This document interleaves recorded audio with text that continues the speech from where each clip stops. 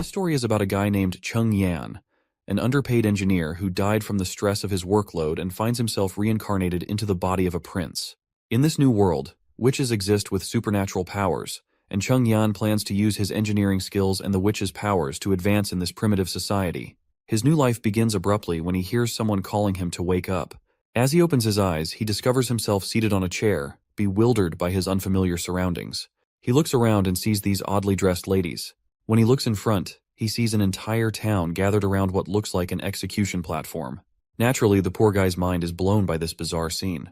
I mean, just a while ago, he was probably crunching numbers or drafting some blueprints, not dodging beheadings. Suddenly, a bald guy addresses him as Prince and reminds him that the time for the execution has arrived and he has to announce his ruling soon. The boy remains clueless for a moment about what's happening, but when he focuses, memories of the body's previous owner flood his mind instantly. Apparently, he's the fourth Prince of Grey Castle, known as Roland Wimbledon. He recalls his father assigning all his siblings to various territories under his control, with the promise that in 5 years, the one who governs best will inherit the kingship. But the boy faces a big problem. He's just an ordinary guy, while his siblings are a formidable bunch, giving them an edge in this competition. The first prince has exceptional martial skills. The second excels in finance. The third princess commands a strong following, and the fifth princess is highly intelligent. Meanwhile, Roland, as the fourth prince, seems to be only a waste of oxygen thus far, with no notable talents. To make matters worse, he's been assigned to a desolate border town, God-forsaken city, where streets are filled with filth and neglect. Here, he must interact with the locals and somehow turn this dismal place into a thriving territory. While feeling sorry for his situation, the old man reminds him once again to make his announcement quickly. That's when the boy realizes he has a witch to execute today.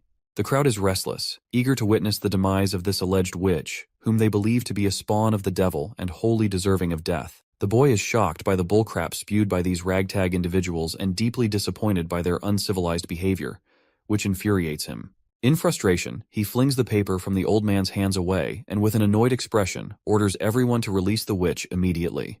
The crowd goes quiet, clearly unhappy with the prince's sudden decision. After seeing the public reaction, he lets out a tired sigh, saying he's beat and suggests they move the trial to another day.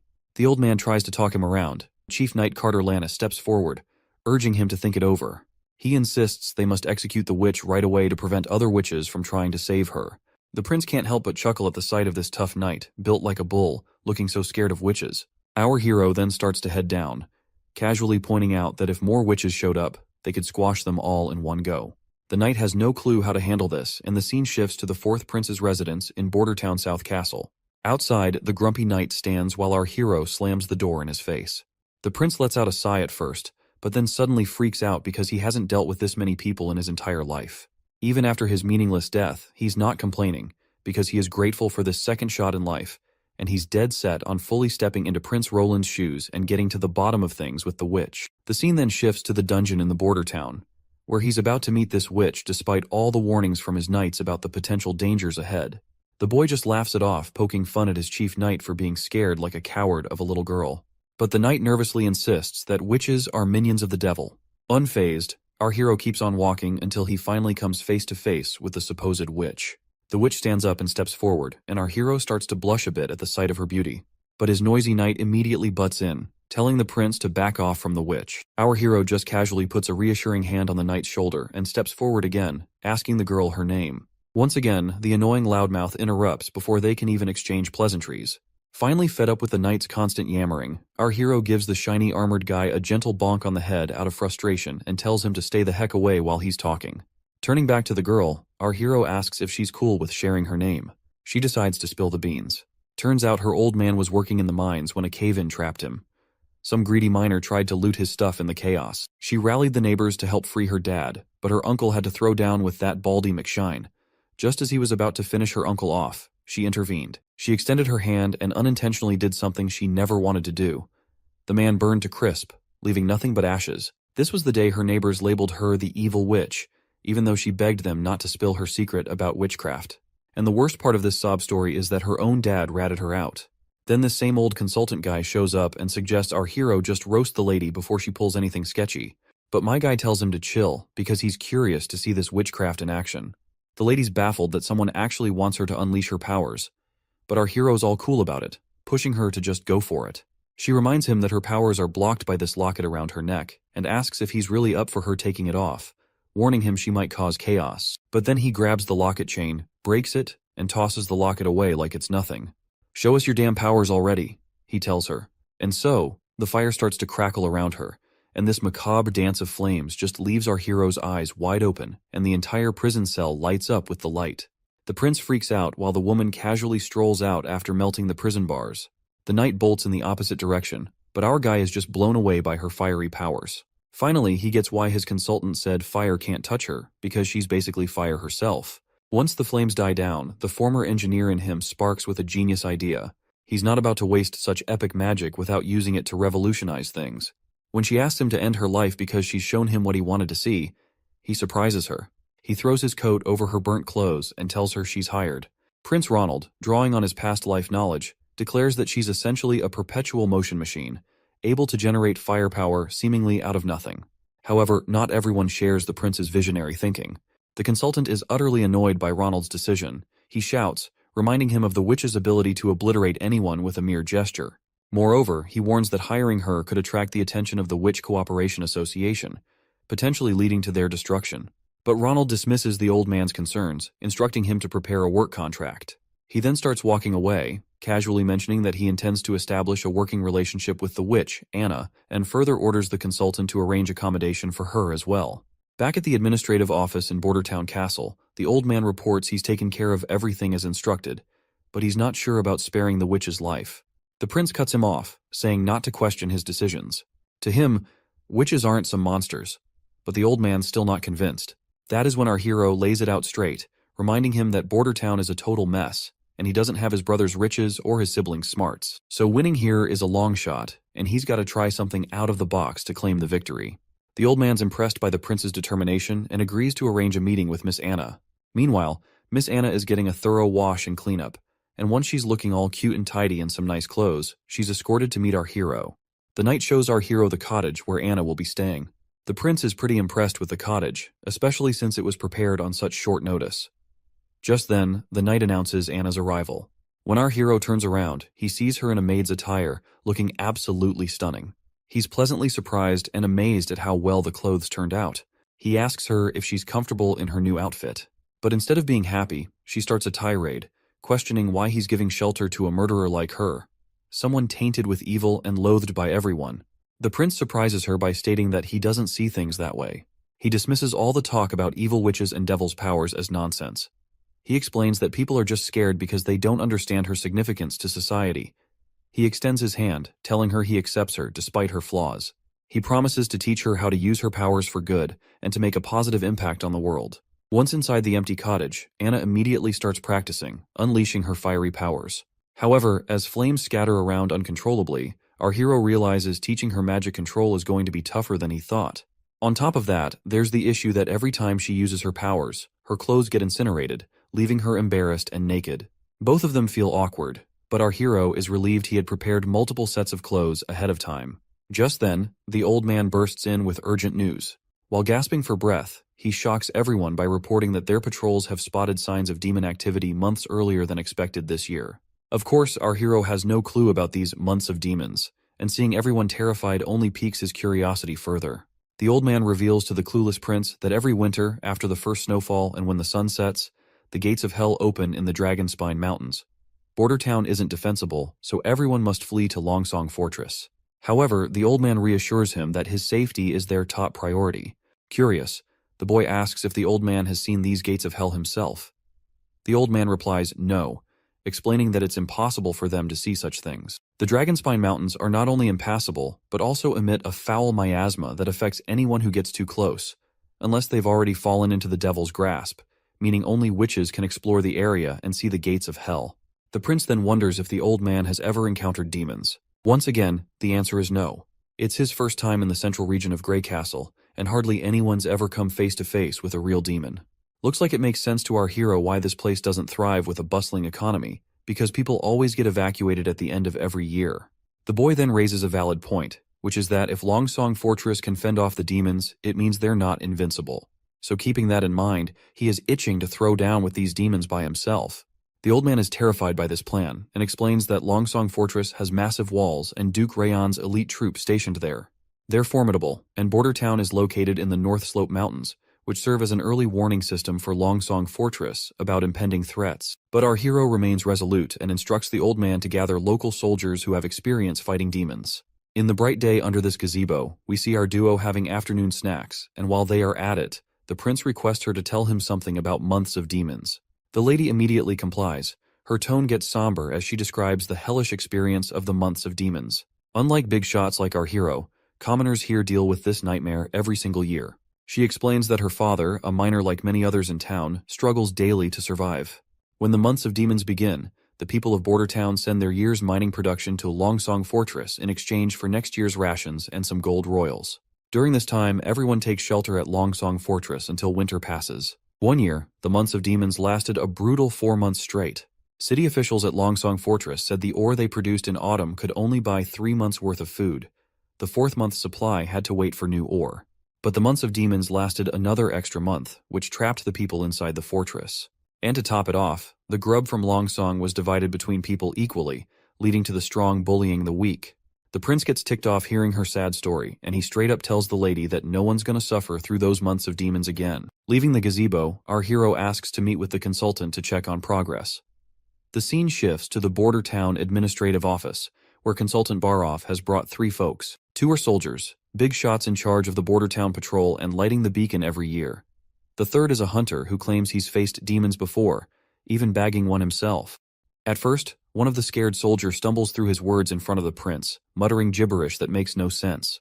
The prince then nudges the other soldier to speak up. The other one then explains that the demons used to be regular critters in the forest, but the evil miasma turned them into savage beasts. They're tough, but still killable. Once the months of demons wrap up, Longsong Fortress sends out cavalry to mop up any stragglers in the area.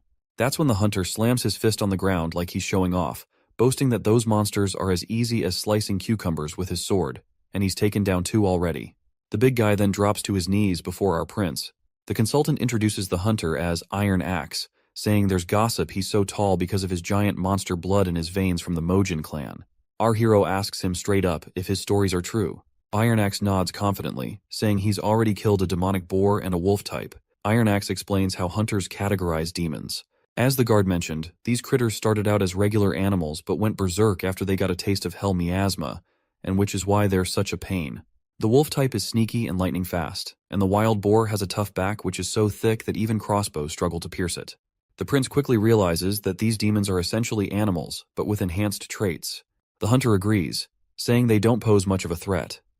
However, he gets serious when discussing hybrid types, calling them the true spawn of the devil. He explains that these monsters are horrifying creations that only hell could concoct. Describing one hybrid, the hunter mentions it had the body and legs of a rugged beast, but also sported huge wings for short-distance flight. What's more, its senses were keen, always pinpointing its prey no matter how well hidden. The hunter barely survived by diving into the Redwater River before losing consciousness. It seems our hero can handle the regular monsters with big walls, but he's stumped on how to deal with those that can fly. He then asks his knight if those hybrid demon types are supposed to be rare, and the knight nods firmly, saying during any months of demons, you'll usually get 2 or 3 of those bad boys popping up. It's enough to give Longsong Fortress a serious headache. The boy finally connects the dots. With a bang on the table, he announces he's staying put in Border Town for the winter. Everyone's jaws drop at his decision, and the knight scrambles to convince him they're outnumbered by monsters. Our hero fires back, suggesting they build a wall from the foot of North Slope Mountain to the Redwater River. But the knight ain't buying it, and waves it off as a pipe dream, saying it'd take them a lifetime to build such a wall. My guy leans back, telling the knight to chill. He promises if he can't get the wall up fast, he'll retreat like everyone else, because he is not about to throw his life away in this place either. The riled-up knight finally calms down, pleading his loyalty to save our hero at any costs. At the bustling gray castle port of Clearwater, we catch a glimpse of the 3rd princess. She remarks on the chilly ocean breeze, signaling winter's approach, then turns to her knight, Rayon, asking about the return of their black sail fleet. He assures her they should be back at port in 3 days if all goes well. The princess notes this is their last expedition of the year and hopes it brings some nice surprises. Back in the palace, the knight wonders how she was already geared up for the throne competition her father sprung on them. She admits she didn't see it coming, but she figures it's all about paving the way for the king's favorite son to take the throne. Still, She laughs it off, saying being good at running things doesn't automatically mean the second son will win. She tells her knight to dig deeper and understand why she's sending out the Black Sail Fleet on this big expedition. After mulling it over, the knight realizes her fleet isn't just about making money, it's about gaining serious influence and power. Since launching the Black Sail Plan, she's rounded up skilled sailors, tough fighters, and key allies to back her play. This is Garcia Wimbledon, the third princess of Grey Castle. She is using smarts and strategy to secure her shot at the throne. The princess then asks about how their plot to off the fourth prince went down. The knight sighs and says there's been no word from the border, meaning their poison plan probably flopped and the spies they sent to do the job are missing in action. She figures her little bro must have wasted no time offing those spies once they got caught. Looks like the poison actually did its job and killed the fourth prince, but our hero just happened to swap into his body, which is why they think their poison plan tanked. She's now planning to kill the hero once he seeks refuge in Longsong Fortress, and tells her knight to sit tight until then. She also snarks that since the poison didn't do squat, it means that Snake Enbies, who sold them that stuff, was lying about it being colorless and tasteless. And as punishment for deceiving the third princess, she suggests her knight to hang that liar immediately. It's quite funny how she's about to drop the hammer on their reliable poison guy, even though the fourth prince really did kick the bucket from that poison. The next scene shows us Anna setting in the landscape of greenery, and there we meet her teacher Carl, who asks her what she is reading today. Is it poetry, or perhaps history of their church? The girl greets her teacher, and before she can say anything, her innocent image shatters before his eyes. He is left staring with wide eyes, and the next scene takes him to a rowdy crowd accusing his disciple of being a witch and the reincarnation of the devil. Seeing her hanging there, he slaps his hands over his face, jolting awake in his office. Once he's finally awake, he breathes heavily, haunted by the vision of Anna's hanging. He believes that if even a pure-hearted girl like Anna could be called evil, then those greedy administrative officials of Grey Castle must be true demons, born from the depths of hell. He angrily expresses that if they hadn't switched to lower-quality stones just to save a few hundred gold, the theater would never have collapsed, and those innocent victims would still be alive. In his eyes, those corrupt individuals are the ones who truly deserve to be hanged for their heinous acts and corruption. Sadly, this country didn't administer proper punishment to them. Instead, the blame fell unfairly on innocent stonemasons, resulting in harsh taxes, rampant inequality, little rule of law, and even labeling a curious and innocent girl as a demon and sending her cruelly to the gallows. He appeals to God for help in punishing these deserving evil people. Suddenly, there's a knock on the door, and when he opens it, he finds one of his young students, Nana, looking really worried and anxious. The little girl timidly asks if she's going to end up like Anna, hanged. The man quickly reassures her with a pat on the head, promising to protect her no matter what. He strolls through town, thoughts swirling about how the powerful have mistreated the innocent while he stood by. Determined to act this time, he vows not to let another girl suffer like Anna did.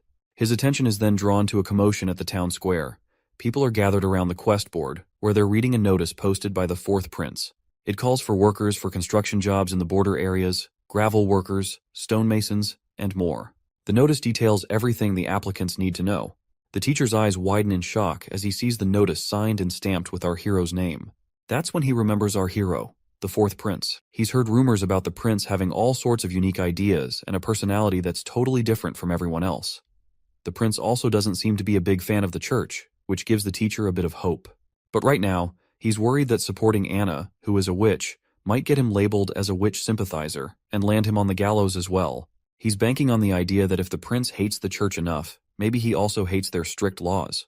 That's the only way he sees to protect other girls from facing the church's severe punishments for being witches. We're back with our hero again, and his knight is questioning him about the dimensions of the wall he plans to build. Our hero says it'll be 15 feet tall and 6 feet wide, enough for 4 people to stand side by side on top. The knight then mentions they'll need to dig a trench as deep as a person is tall to stabilize such a massive structure. With the wall being 15 feet tall and 6 feet wide at the top, the base width will need to be doubled for stability. Even with 350 craftsmen working simultaneously on digging and building, they can only promise to finish before next year's months of demons. The prince curiously asks what the main challenge will be, which is taking such a long time. The knight explains that the real issue lies in laying the wall itself. They'll have to carefully select and polish each rock to ensure they fit together properly. Otherwise, the wall won't hold up well. The prince decides to move ahead with his knight's plan to dig the trench and build the wall at the same time.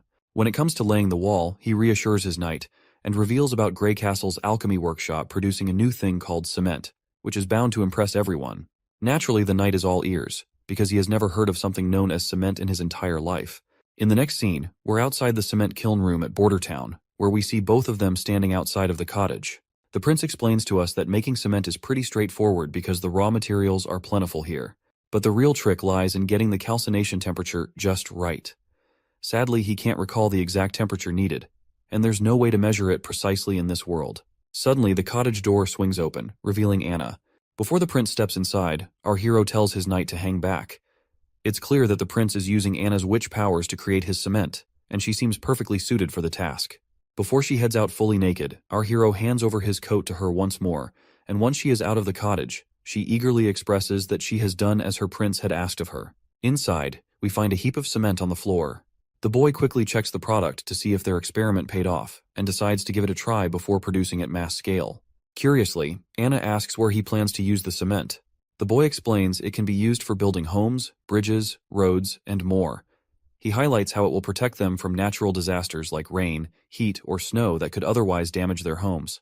He gives all the credit for the success of making the cement to Anna, recognizing her crucial role. Outside the cottage, they finally glue a few square boulders together with the cement, and both the knight and the girl are pleasantly surprised by the result.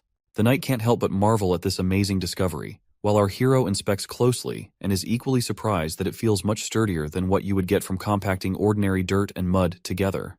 The knight even tries to pry the boulders apart, but despite exerting all his force, he can't seem to budge them, let alone unstick them. The prince reminds his knight that he's been underestimating things because this stuff is better made than he originally thought. The knight is also amazed by this fascinating invention of sticky stuff that turns into solid rock in no time. He's pretty confident that with this, they could easily cover the entire border in 5 years. But our guy dismisses the need for such a grand project, saying even the tallest walls can't keep out enemies from within. Their first enemy is the fight against natural disasters to ensure their people don't end up homeless. He's determined to prove to the world that witches are humanity's most productive asset. From the next day in the cottage, the prince got down to mass-producing cement with the help of the workers who responded to the recruitment notice. They hustled to gather essential ingredients and supplies, giving Anna some well-deserved rest. Meanwhile, the prince kicked off the excavation for the city wall's foundation between the North Slope Mountain and the Redwater River. However, things didn't go as smoothly as expected. The knight was impressed that the prince personally visited the construction site and gave the workers a pep talk at the North Slope. He noted their dedication, but the prince grinned sheepishly, admitting that despite their efforts, all they managed to dig was a rough trench at the North Slope, a makeshift drainage ditch rather than the sturdy foundation needed for a city wall. Even though our hero used to geek out over mechanical blueprints, paired with his civil engineer buddy, they made quite the geeky duo. But now, tackling these civil project details is way beyond his expertise, and he's itching for a pro in the field to brainstorm ideas with. Interrupting his moment of contemplation, the consultant points out that a stonemason has responded to their recruitment notice, claiming to have been a member of the Grey Castle Mason Guild. The prince immediately recognizes the guild as a prominent organization in the country, though he's heard they were disbanded due to a construction accident. He then shrugs it off, pointing out that risks are always present in this line of work. He is eager to secure highly talented individuals, and instructs his consultant to bring the stonemason to see him. The next scene takes us to Roland's administrative office in Bordertown. Our hero lounges at his desk, idly passing the time, while Anna sits nearby, absorbed in a book. Finally, the knight arrives with the person our hero has been eager to meet. To our surprise, it's none other than the teacher who had been fretting about his little witches. Before the teacher can start extolling the prince, our hero cuts in, waving off the formalities and telling him to relax. When the teacher's gaze falls upon Anna, he looks completely bewildered, his mind clearly spinning. Meanwhile, both our hero and the knight are totally dumbfounded to see this unexpected meet and greet. Sensing potential trouble, the prince quickly directs the knight to block the door. The knight immediately follows the command, positioning himself at the entrance, ready to not let this threatening man go away. Our hero finds it hard to believe that a random craftsman could end up being a neighbor of Anna. But then, the teacher suddenly falls to his knees, pleading for forgiveness from Anna for not helping her in the times she needed him the most. That is when it becomes clear to the prince that this man poses no threat to her after all. Anna also recognizes her teacher immediately. The prince then instructs the man to stand and demands an explanation about his relationship with Anna.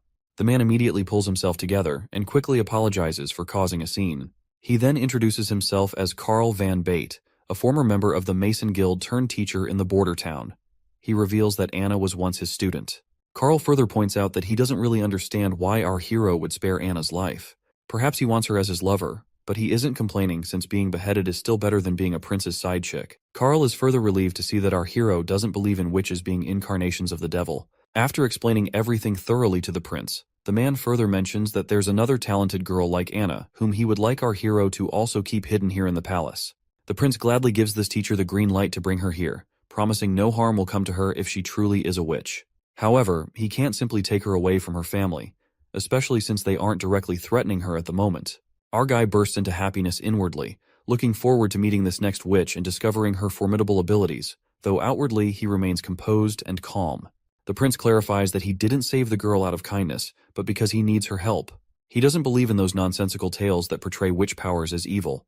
Instead, he sees them as valuable gifts if handled wisely and used responsibly. So whether it's Anna, this other girl Nana, or any other witch, as long as they haven't committed actual crimes, he won't presume them guilty in any way. Once that's out of the way, our hero finally gets down to business and asks the man if he's ever helped build in Greycastle Town.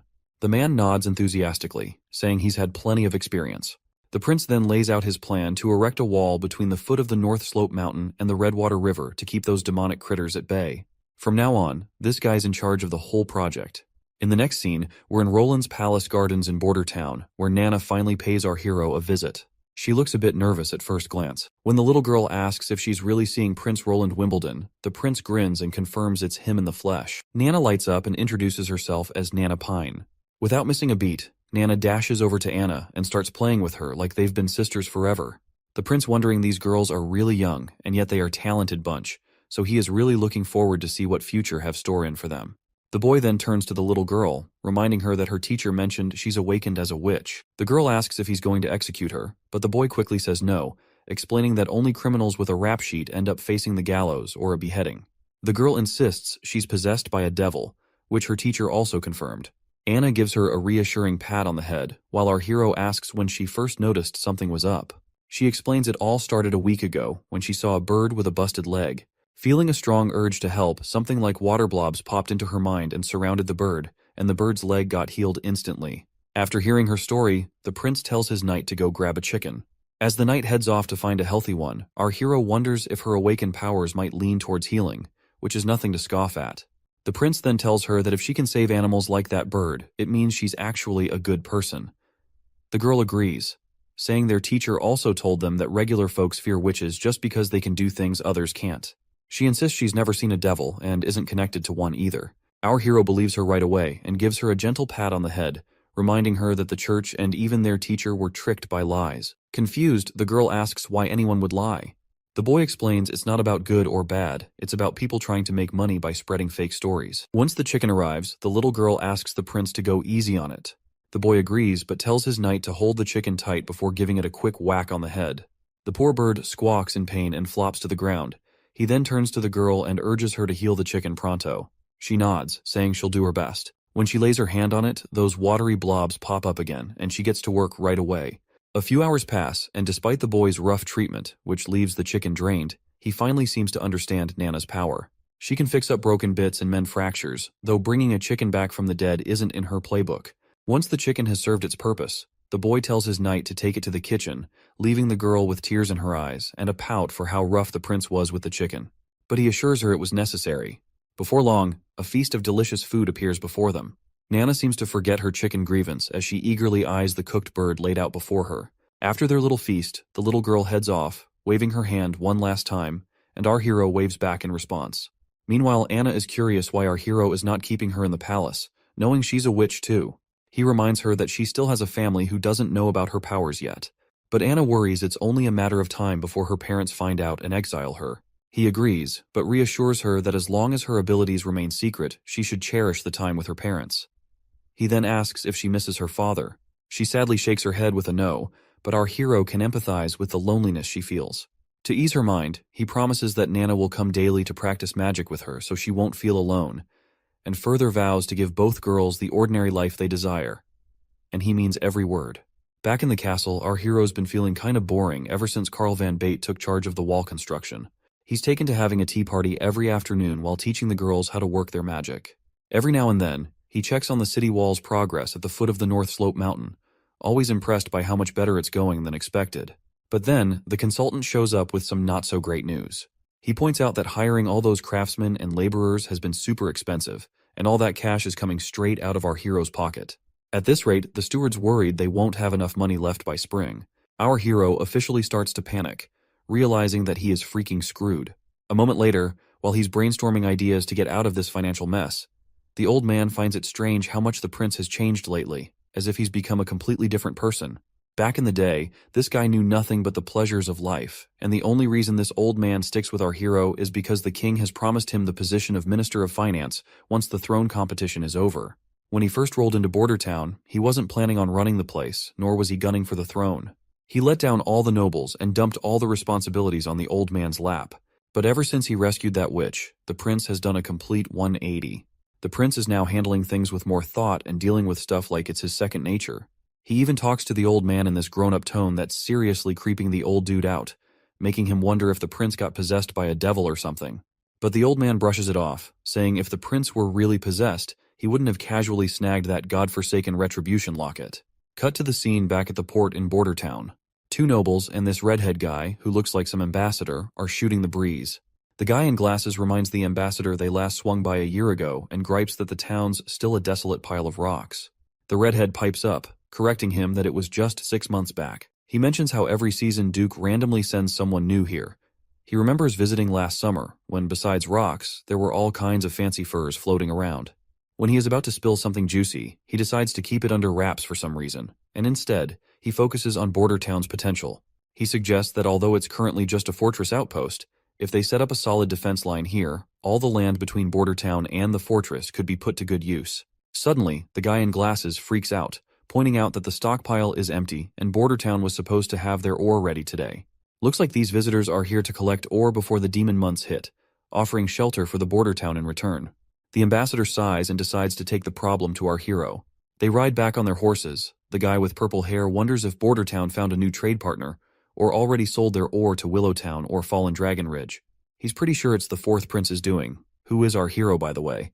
The redhead thinks hard, pondering if the prince has already set up deals with towns further down on the Redwater River.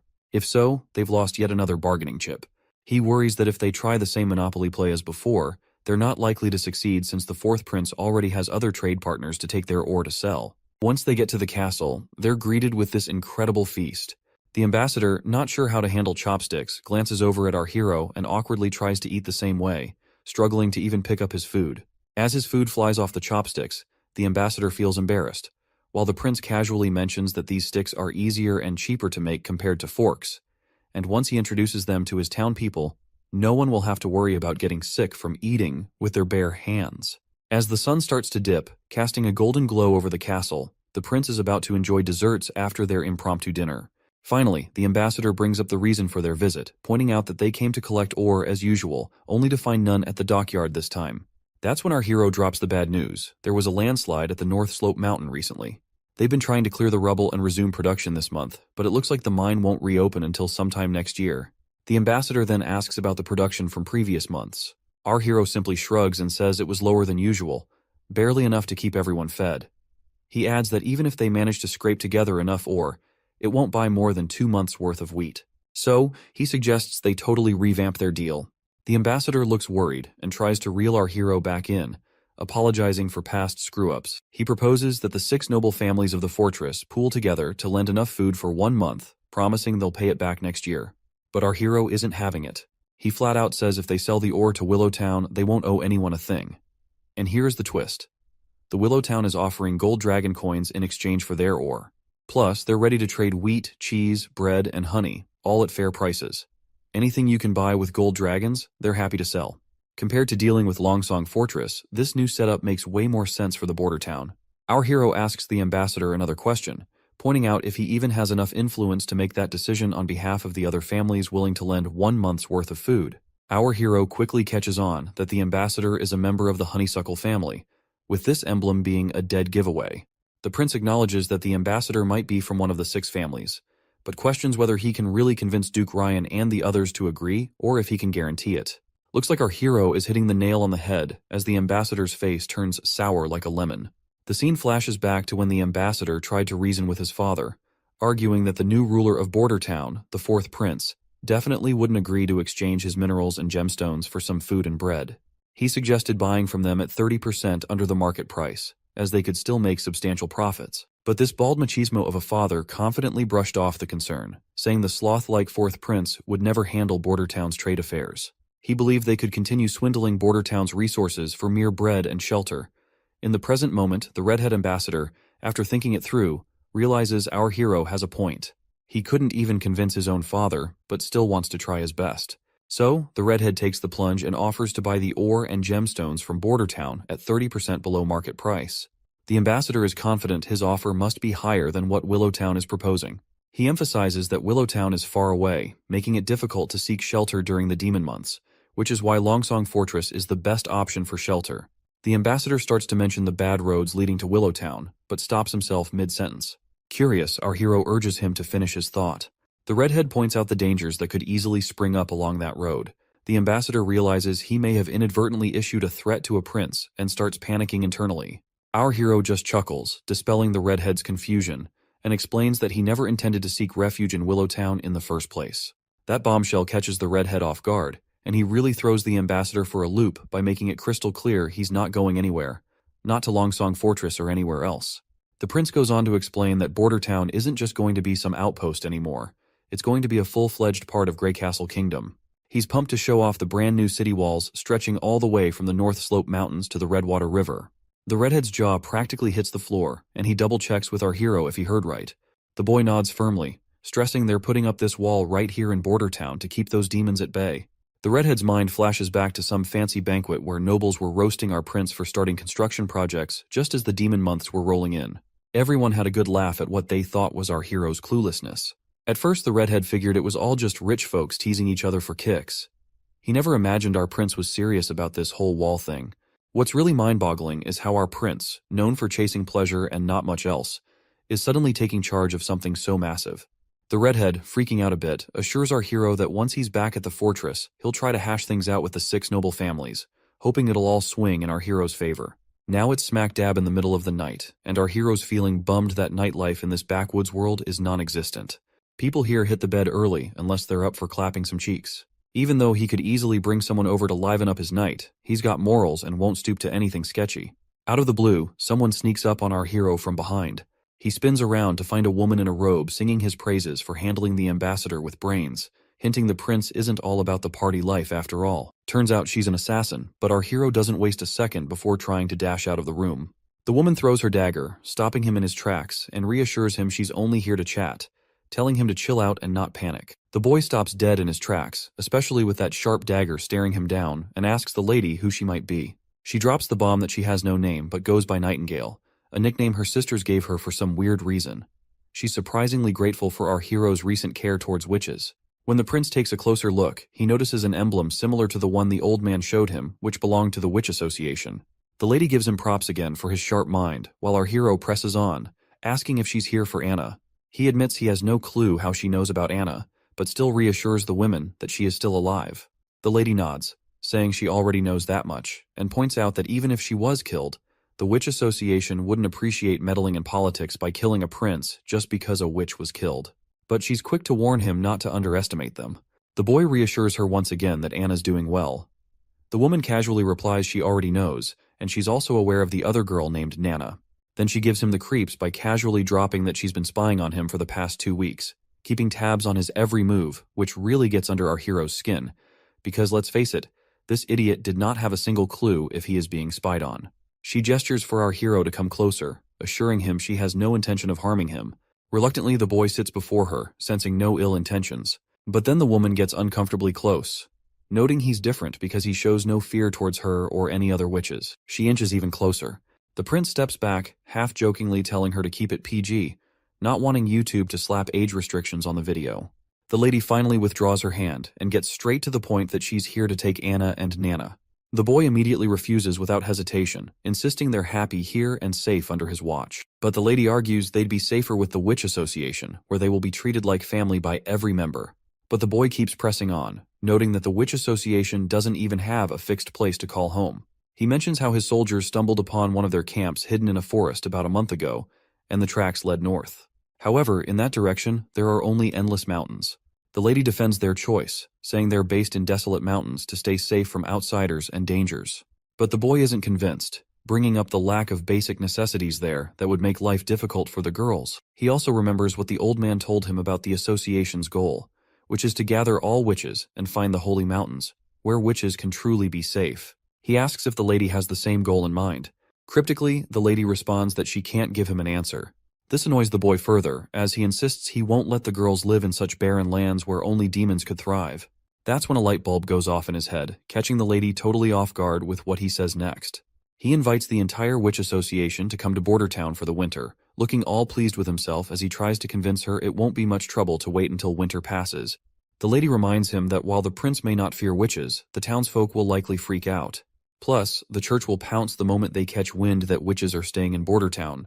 But our hero is adamant, and wants to show everyone that witches aren't evil, especially if they help the town get through the tough months of demons. The lady then mentions another reason why she wants to take both ladies, especially Anna, who's almost the coming of age. Of course, this point sails right over our hero's head until the lady confirms he heard right. She explains that most witches awaken around the time of the months of demons, or when the gates of hell supposedly open. Basically, coming of age is a witch's final stage, and a woman who hasn't awakened her powers by 18 won't ever become a witch. Once a witch comes of age, during the months of demons, demons take over their minds, causing unbearable agony. It feels like something's trying to burst out of their bodies, straining every vein and tendon to the limit. If they survive, they'll recover after 4 or 5 days, but for those who don't, it's a brutal death. That's why witches are seen as the devil's spawn, and their horrific deaths, mixed with church propaganda, make people think they're possessed by demons. The boy then asks what happens once they hit adulthood, to which the lady explains that their powers will stabilize and often get even stronger, with some even picking up new abilities. Our hero questions how valid this all is. Old records claim that witches find eternal peace on the holy mountain and are spared from demons consuming their minds. The lady admits there's nothing concrete about the holy mountain, it's only mentioned in texts. Taking her to headquarters might slightly increase her chances of survival. If witches could live freely without being hunted, the demonic attacks would be way less severe. The boy realizes that Anna and Nana are key players in his big plan, but he's worried about putting them in danger if he goes ahead with it. He quickly agrees to let the lady take Anna if she's up for it. As for Nana, he decides to wait until tomorrow to talk to her about it. The witch is delighted to hear our hero's wise decision, but when he summons Anna and asks her about it, she immediately declines, saying she's not going anywhere. This shocks both adults, and the woman tries to reason with her, explaining that she can sense the demonic energy building within her as she nears maturity. She reminds Anna about the whole puberty talk she had with our hero earlier. Anna then reminds our hero how he promised her an ordinary life, but she couldn't care less about anything because all she wants is to stay by the prince's side. She's confident that the demonic energy won't stand a chance against her, and she's determined to survive the months of demons and conquer her puberty. The woman sighs and decides to give up on convincing Anna, but she makes it clear she'll stick around to watch over her until she experiences her maturity. She thinks Anna is just a naive kid who doesn't understand the dangers.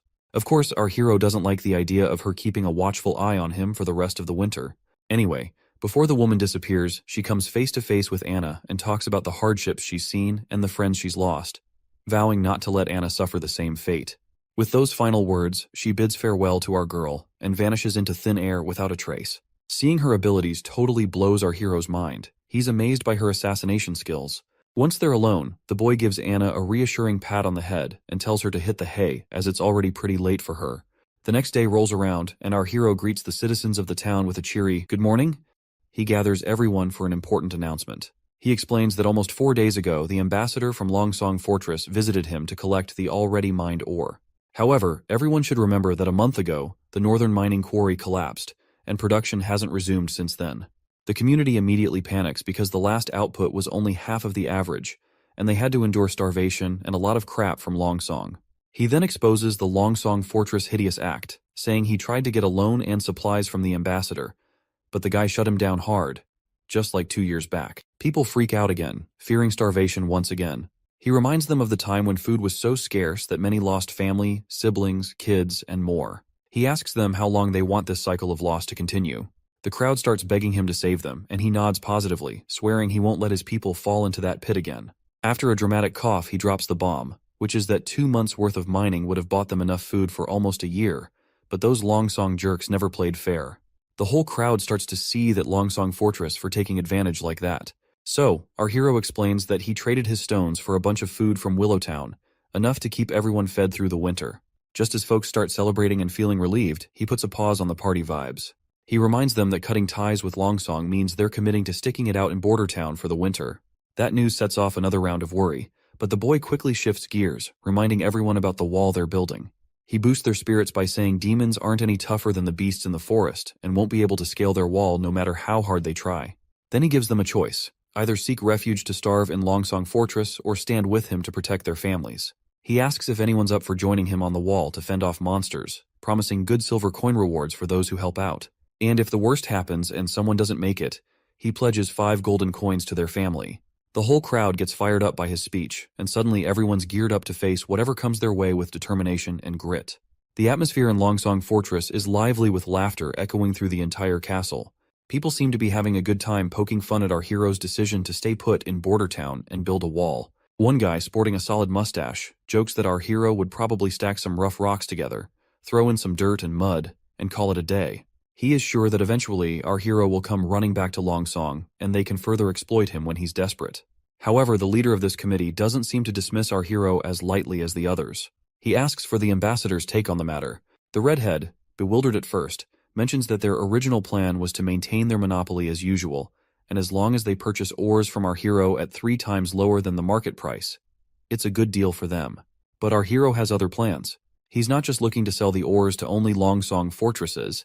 He's willing to cut the price of ores by half, aims to stimulate higher demand and thereby increase overall production capacity and revenue for Border Town.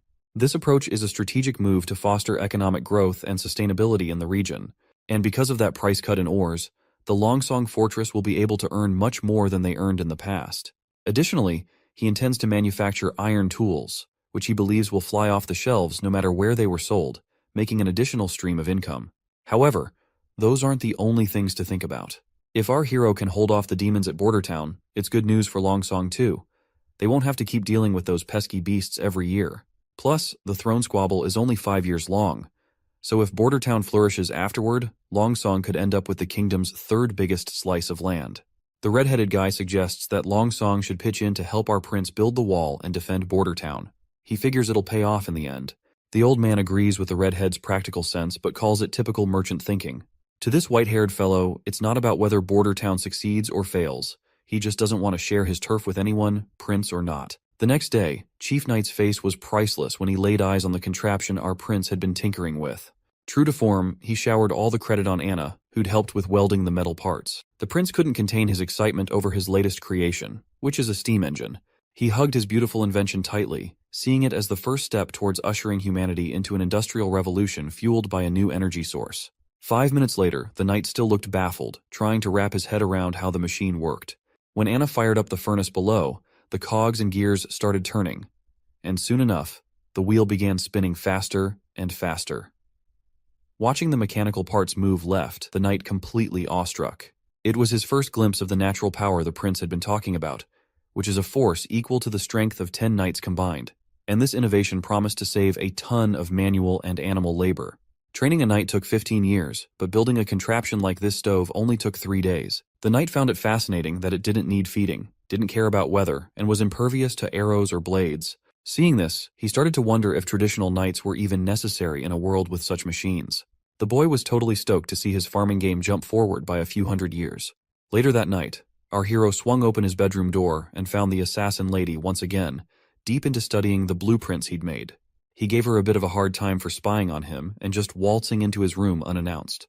But the lady just chuckles, pointing out how the 4th prince was rumored to be a total flop with a lousy personality, yet his inventions were master class. She wondered if those blueprints were for the stove he'd cooked up recently, but the boy was feeling kinda down and out, watching her toy with his secret plans he had kept locked up tight in his office. Seeing her impressed, he attributes all of the credit to Anna once again, and explains that the machine could be used for anything needing a lot of muscle, like getting stuff around or making stuff. The lady smiles upon hearing this, and lets our boy know that she'll be keeping these blueprints, since there are many witches in the association who can make good use of firepower. As she tucks them into her robe, the idiot's eyes accidentally drift over her cleavage, and he stumbles over his words in embarrassment, telling her he didn't give permission for that. She just smirks and says she already has something as payment. Tossing a document at him she pulled from her chest. The boy eagerly grabbed it and tore it open, only to find it addressed to his servant Tyre. The letter sternly instructed Tyre not to repeat the same mistake and was ordered to eliminate the prince during the months of demons. The boy's mind races, recalling how Prince Roland used to exploit her whenever he could, and our hero feels deeply unsettled by these memories. The woman then tells him she snatched it from one of the pigeons, mentioning there wasn't any signature on the letter, but she thinks it might have been sent by one of his siblings. So she asks if he's cool with her digging deeper to find out who's behind these orders. He gives her the go-ahead, and she strikes a respectful pose, saying she'll be taking the blueprints as payment. The next day, he's still hung up on last night's letter when the knight shows up. The guy drops to his knees and spills that Tyre kicked the bucket last night. Apparently, she took a tumble from her balcony, and there weren't any signs of a struggle, and the guards swear they didn't see anyone come or go. The boy's visibly bummed out and tells the knight to have the head servant handle the situation. Once the knight had left the room, our hero called the assassin lady back, and she showed up right on cue. She quickly spilled the beans that the servant had killed herself the moment she laid eyes on her. The boy couldn't hide his disappointment, muttering that he figured she'd know how to handle such things. The lady countered, saying she had tied Tyre with ropes up tight, but the wily servant had stashed poison in her fake tooth, and once she died out of poison, she threw the servant from the balcony to make it look like an accident. Even though her interrogation had hit a dead end, she whipped out another note from her cleavage and revealed that this is what she found out in her apartment. With a sly grin, she points out that the sender called Tyre Big Sister and mentioned a seaside view a lot. She hints that there's a chance the third princess from Clearwater Port might be the one pulling the strings. She suspects Princess Garcia Wimbledon might be holding Tyre's family hostage, using her as a pawn to eliminate our hero. Judging by how Tyre chose to end things, it seems she was trained for years before being assigned here. The boy feels deeply disappointed that his own siblings are so quick to eliminate each other for the crown. Suddenly, the woman leans in close to our hero's ear and whispers that she has to go because someone is coming their way. The boy blushes a bit, maybe catching a peek of her assets straining against her shirt before she disappears into thin air. Just then, the old consul shows up with some good news. A bunch of folks have volunteered to take on the demons during the demon months. This puts a big grin on the prince's face, and he decides he needs to go see it all for himself. But before heading there, the old man genuinely asks if he really intends to have these regular folks go up against the demons. Once outside, our hero also feels bummed out and sees that the consultant's worries were legit. These people don't look like fighters. They seem more like street thugs. On the other hand, the knight is all gung-ho about how he picked these folks based on what our hero wanted. But looking at these poor souls with their frail bodies, it's clear this knight totally missed the mark. The prince just facepalms himself, and it seems like our hero expected a lot from people who barely scrape by. Even the consultant suggests considering other recruits instead of these commoners. But our hero seems dead set on using them anyway, as if he has cracked the code already. Our hero believes that it's all about people power when it comes to building a strong army, whether they're wielding medieval swords or modern tech. The knight suggests starting sword training tomorrow, but our hero waves it off. Instead, he tells the knight to group them up, then hits the jogging trail. He also tells him to bring that iron axe hunter from earlier in tow, and suggests the knight to sit tight and enjoy the show. By noon, the hunters joined our hero's cause. But the knight's not exactly thrilled with this new training approach. Coming from a family steeped in warrior tradition, he doesn't get why these folks are getting rewarded with eggs just for standing around all morning, especially since eggs are pricey as hell. Once again, our hero tells him to chill and enjoy the show. Like, he already knows you can't whip up a top-notch army in a few medieval months, and he is not after muscle-bound brutes who can tear enemies apart with their bare hands. All he wants is disciplined soldiers. To get results fast, he's using military techniques he learned back in college. He's seen how quickly people can unify under this method, and he is betting these folks will follow suit. After a while, the carriages show up and folks eagerly line up for their eggs. People still can't quite wrap their heads around the idea of eggs as rewards. The knight clangs his plate loudly to get everyone's attention and orders them to form 4 lines. He lays down the law that food will be handed out in order, and stragglers would wait till the end. There's a mix of nerves and compliance as everyone queues up. Meanwhile, the knight is still puzzled why the prince is bothering to teach these kinds of basic things to these people. Suddenly, the crowd erupts into murmurs and talks, chanting Iron Axe, who seems to have quite the reputation around these parts. The prince declares a break after lunch, followed by a visit to the guard barracks in town. Iron Axe is appointed as their captain, tasked with teaching everyone how to set up tents. As soon as our hero finishes speaking, there's a buzz of gossip about the prince putting someone like Iron Axe in charge of their platoon. To calm everyone down, he reminds them that Iron Axe isn't local, just like the witches that do not belong to Grey Castle. Our hero stresses that in Border Town, everyone's treated equally, no matter where they're from. As long as they're not criminals, they're welcome here. The prince unrolls a ridiculously long sheet, longer than your average grocery list, and tells the chief knight to pay more attention to these rules than to who gets to be captain. He stresses that everyone needs to memorize and stick to these rules if they want their usual egg during meals. The chief knight scratches his head at the idea of visiting Teacher Carl after dinner, wondering aloud how reading and writing will help fight demons. But the prince brushes off his concerns and says a well-educated army is always more effective. According to him, history has proven this point many times. Next up, we're at City Hall in Bordertown. There we see our hero stagger out of his room, still half asleep. Suddenly, Nightingale pops up out of nowhere and teases him about his newfound habit of sleeping a lot lately. It seems she has also helped herself by eating some of our hero's breakfast. Of course, the boy does not seem to be really happy to see her eating his breakfast and coming inside without his permission. He then starts wondering aloud if she was never taught to be more subtle around royalty. As he takes his seat, the lady adopts a respectful posture and asks if she's being polite enough. Then she casually mentions she knows the prince isn't into all that fancy, unnecessary politeness. The boy finds himself startled to see that she seems to know what he exactly prefers. He sighs and tells her to just eat the whole breakfast so he can at least ask for another serving. She dives into the food while the prince starts flipping through his new blueprints. The lady then curiously asks why he's been ordering so much ice-ons lately, because it's already dead of the winter, and if our hero wants to make his whiskey cool, he can simply put his drink outside. Seeing his wide-open order book, Prince Ronald realizes that she must have seen everything he has been ordering lately. So, he spills the beans that he's trying to make cheese. And to do that, he needs things to stay below freezing. While the girl praises our hero for his clever ideas, inside our hero's mind, we discover he just fed her a lie about making cheese, because he is making something even more confidential, which he does not want to disclose to her, because he doesn't fully trust her like he does with Anna and Nana. He wants to gather more intel about her before revealing his true secrets. He is apparently focused on developing guns, which are easier to make than steam engines. He fears that if anyone discovers his methods, it could seriously derail his ambitious plans. Also, the ice-ons he ordered is basically known as saltpeter, a substance wealthy folks use to cool drinks in summer. And this name, ice-ons, is just a fancy name given by the nobles. But what's crucial is that saltpeter is a key ingredient in making gunpowder, adding another layer of secrecy to his activities. The boy then changes the conversation by asking if witches train assassins as well, aside from searching for the Holy Mountain. The lady mentions that they're a group of oddballs who came together because of their dream of finding the Holy Mountain, and she only joined the Witch Cooperation Association about 2 years ago. Hearing this, the boy asks if she worked for someone else before joining the association, and wonders if there are people who accept witches. Putting down her plate, the lady laughs at the idea, calling it ridiculous. Sadly, she reveals that if her previous owner had known she had become a witch, he wouldn't have let her through the front door. Furthermore, she admits that if she hadn't been useful to him later on, he would have disposed of her quietly and quickly. The boy becomes more curious and demands further explanation about her past, but the lady decides to stay silent, promising a detailed account when the time is right. She also reassures him not to sweat it, mentioning she's been free for the last 5 years and has no plans to be anyone's pawn. The boy stays quiet, looking kinda down, and 5 days breeze by since that chat. Out in the courtyard, we see our hero has finally finished his first gun after tackling loads of production hiccups, and he is thrilled to keep this beauty all to himself. One big reason he's been working on steam engines was to churn out guns in bulk. So, he had to nail a prototype first before ramping up production. But at this rate, he worries he'll only crank out 4 of these bad boys by the month of demons. Meanwhile, the knight's scratching his head over how these supposed muskets will help in fighting demons. The boy just tells him to round up the village's top hunters and form a killer squad to wield these weapons. But the prince finds himself completely creeped out when the knight suggests using patrol guards instead of hunters. Well, looking back at those soldiers, it seems our hero's reluctance to entrust these guns to these puny frail patrol guards is indeed justifiable.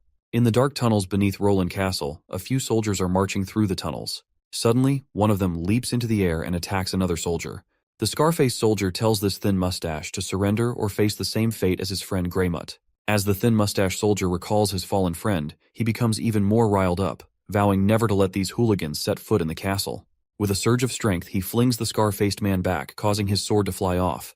Thin Mustache then readies his own sword and thrusts it into the left shoulder of Scarface, declaring that, "This is for Greymut." As he bleeds, Scarface scoffs, amazed that an ordinary guard patrol like the Thin Mustache soldier could hurt him. The Thin Mustache gets annoyed upon hearing this, and makes it abundantly clear that while Scarface was wasting time gambling and sleeping in pubs, he and his friends were training every day to protect their hometown. He swears he won't let Longsong and his partners disrupt their village's peace. As the Thin Mustache leaps to finish off his opponent, another cocky guy joins the fray and stabs him right in the chest. The poor guy writhes in pain from the dagger wound and collapses to the ground. Meanwhile, the other intruders stand over him confidently.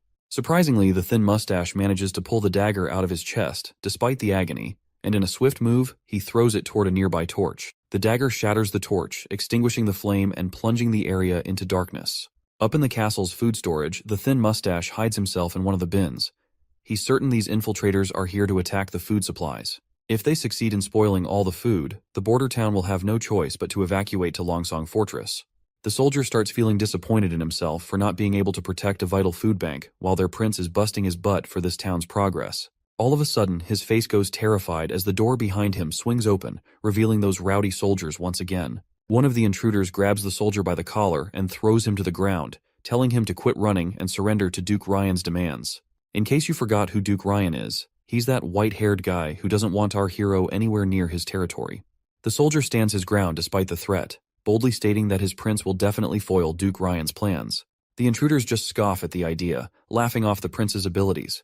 Then, the leader tells his lackeys to take out the soldier and mess up the food while they're at it. Without hesitation, a lackey smacks the thin mustache guy hard on the head. Before losing his consciousness, the poor soldier wonders if this is how he will meet his end. But it seems fate has other plans, as Nightingale suddenly arrives on the scene. She questions the intruders if they're enjoying themselves in someone else's territory, but warns them their party is about to get shut down real quick. The intruders demand to know who she thinks she is. Nightingale coolly replies she's just a local from the border town. She questions why these clowns are here and suggests they look like sewer rats creeping out of the drains.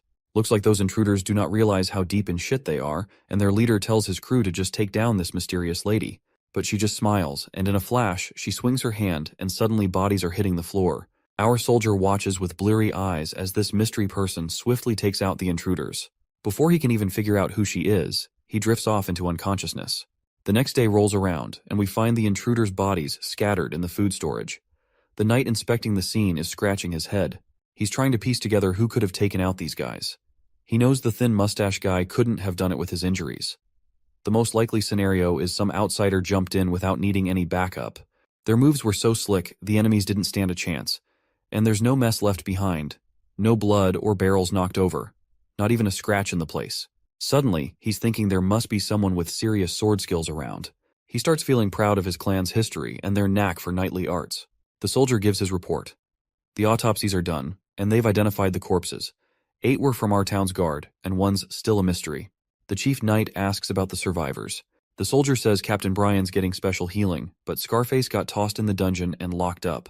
The knight tells the soldier to wake Scarface pronto for interrogation. Meanwhile, the prince feels annoyed that he hasn't made any real progress yet, and these guys are already trying to bring him down. But he's thankful Nightingale swooped in and saved the day. Nightingale reassures him that those intruders couldn't have gotten to him anyway, with Anna sleeping right under his floor. That's when the prince gets an idea. He proposes that Nightingale become his secret bodyguard, offering her a gig that pays better than Anna's. A sweet place to live with a garden, 2 days off each week, and paid vacations. But even with all those tempting perks, she politely turns down his offer, explaining she can't leave the association and her friends there. The prince suggests bringing everyone to town since there's plenty of space after the construction. He assures her there won't be any discrimination, and they can live freely. Once again, she declines, saying she'll think about it in the future, leaving the prince feeling a bit awkward after being turned down. Moving on, the boy asks if she safely sent Nana back home after healing the soldiers. She confirms she did, mentioning Nana was scared when she saw the injured soldiers. But that's not surprising. Given her experience is mostly patching up chickens, healing a person covered in wounds was understandably terrifying for her.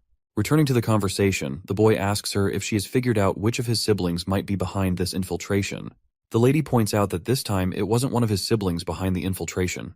The culprits bribed the patrol guards of the border town. Their plan was so sloppy they left 2 witnesses alive who didn't even have the guts to kill themselves before getting caught. She assures him they'll figure it out soon, since the chief knight is already grilling one of the infiltrators. She also mentions these guys were surprisingly wimpy and tearful compared to the 3rd princess's infiltrator. While everything is peaceful outside the castle, we see our hero strolls alongside the chief knight, heading to visit the thin mustache soldier. When the soldier spots the prince in the room, he's totally thrown and jumps in his bed. The prince starts off by praising Brian for his guts and the fight he put up. But Brian gets emotional, saying it was his buddy who really stepped up, the true hero who sacrificed his life. But the prince reassures the soldier, saying his friend's funeral will give him the recognition he deserves for his bravery. As for Scarface, he's getting the full punishment. He's set to hang in 3 days, and the prince hopes Brian will be well enough to see it happen. Thin Mustache then mentions Scarface supposedly has noble blood. hinting it might stir up trouble with Longsong Fortress.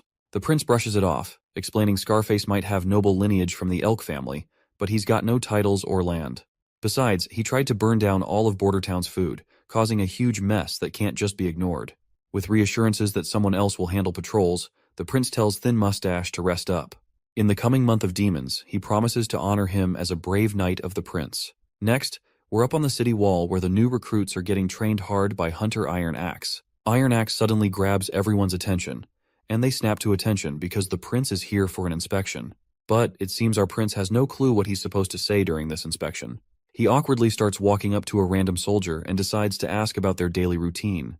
With a friendly smile, he asks the soldier how he feels about the training and if he's been eating well lately. The soldier looks really nervous in front of the prince, while our prince seems to be copying something he saw on TV once. Out of nowhere, the soldier drops down to his knees, leaving the prince totally puzzled and kinda weirded out, wondering if he's missed something. Meanwhile, the soldier's got tears in his eyes. Not just him, but everyone's really moved that the prince came to check on them personally. The boy reaches out and tells the soldier to get back on his feet. It looks like all those good meals our hero fed them have really perked up the soldiers. Then the prince reminds everyone they can speak up if they have suggestions or complaints, and promises to make sure everyone gets enough to eat. Out of the blue, that shy kid from earlier pipes up. He says there aren't enough soldiers in their civilian army, and with the way they're training, he's worried they won't stand a chance against the demons when they attack. Whispers and murmurs start buzzing around, everyone thinking the same thing, and wonders if the prince plans to hire mercenaries to fight off demons. But our hero cuts them off with a hand gesture, and with a big grin, he asks the soldier for his name. The soldier Vanner replies nervously. Our hero gives Vanner props for his sharp eye, and agrees that relying solely on a civilian army to defend the entire wall doesn't not make any sense. However, he points out that demons are just mutated animals and beasts, not as smart as humans, and Iron Axe has proven this by taking on those monsters directly. Iron Axe nods in agreement, saying those creatures are exactly as the prince described, but he admits hybrids are a whole different ballgame, posing a tougher challenge altogether. The prince comes up with this idea to strategically place fences, ditches, and hills to guide the dumb beasts into traps they set up. He figures it'll work since these creatures are pretty simple-minded. Iron Axe still seems worried about getting too close to these beasts. He says spears and bows won't cut it against them if push comes to shove. Our hero smirks and agrees, knowing traditional weapons won't do the trick. That's why he's cooked up these new weapons that are more dependable than a whole squad of armored knights. The crowd's buzzing to see these new toys. We're out on the testing grounds, and suddenly there's this massive explosion that rattles the whole place. Our hero's over the moon that his gunpowder invention worked like a charm, but the others are just freaking out. Iron Axe even mutters something about this explosion being God's wrath. The explosion blows a big hole in the ground and even takes out the test rabbits in the process. The prince tells everyone to get up close and examine everything to gather test data. Our hero is pumped that they can create such a powerful weapon just by mixing a bunch of elements in the right ratio. With everything wiped out by the blast, the hunter suggests they wouldn't have to worry about monsters if they had this bad boy doing its job. But the prince reminds them they won't have enough gunpowder before the month of demons.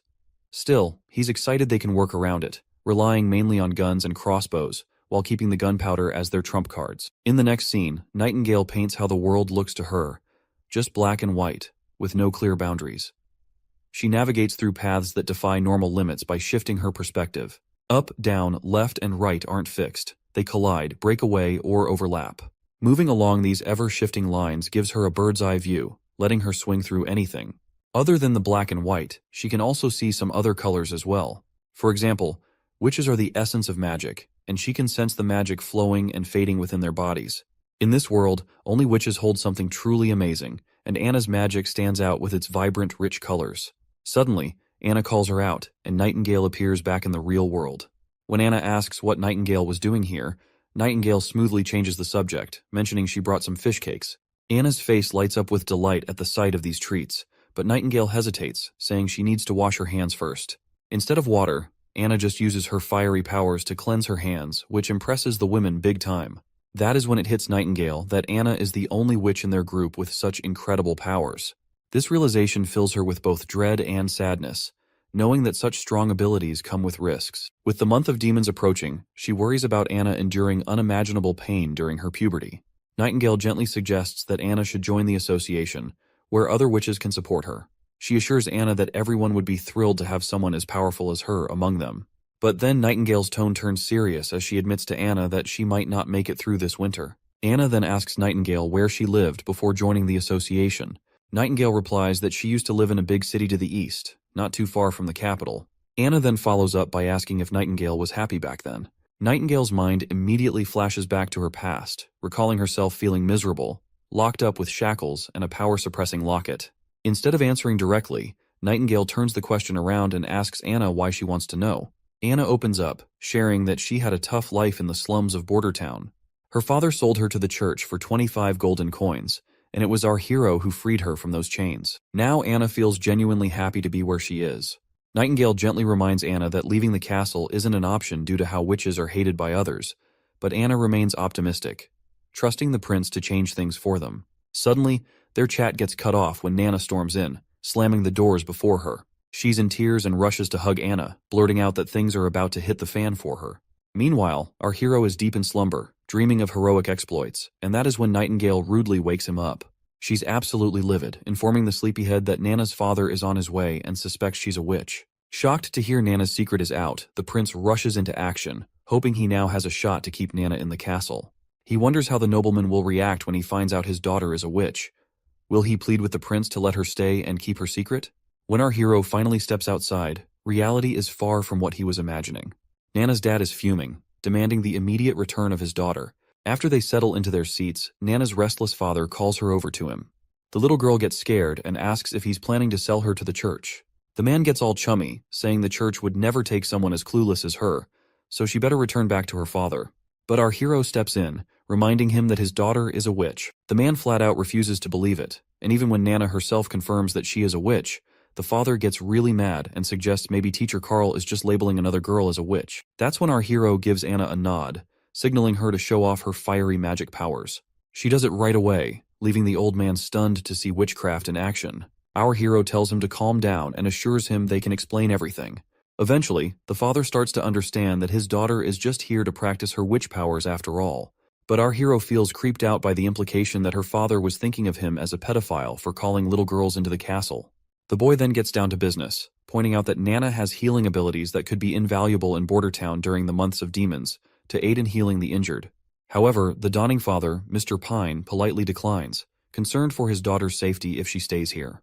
Our hero reveals that opportunities often come with dangers, mentioning that from what he's heard, Nana's grandfather and Mr. Pine's father were courageous knights. The Pine family's noble lineage comes from their grandfather's heroic deeds.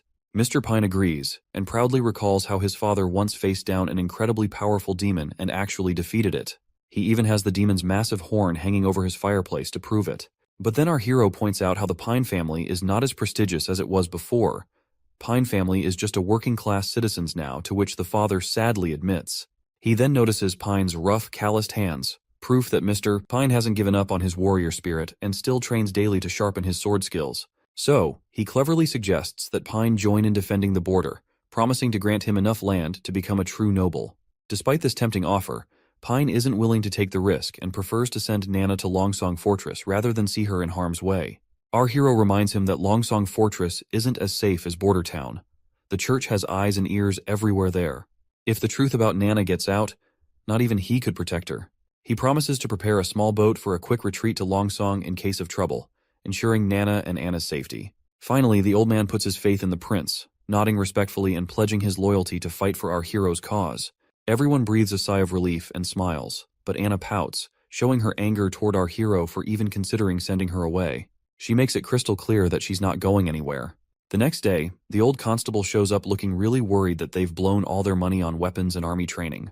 He's fretting that if things keep going like this for a few more months, everyone's going to starve for sure. The boy facepalms himself and gives him permission to use his savings for their budget. The old man agrees but grumbles it won't solve their long-term problems.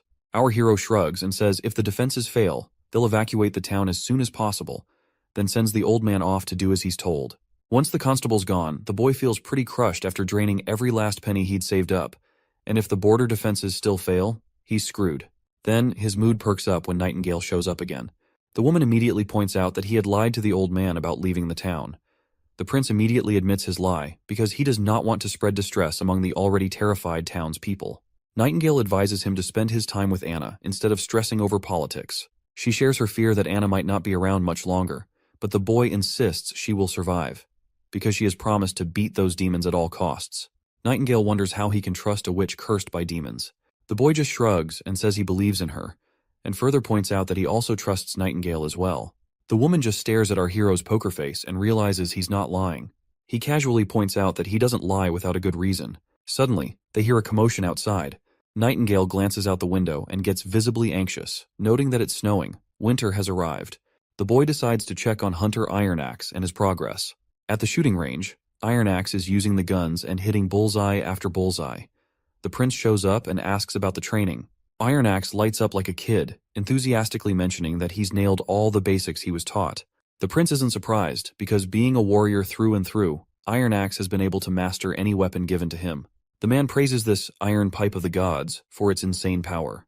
He grits his teeth, saying if he had this pipe when he fought that hybrid monster, it wouldn't have stood a chance. Ironaxe drops to his knees, overwhelmed that the prince entrusted such devastating power to a humble hunter like him, and promises not to let his prince down.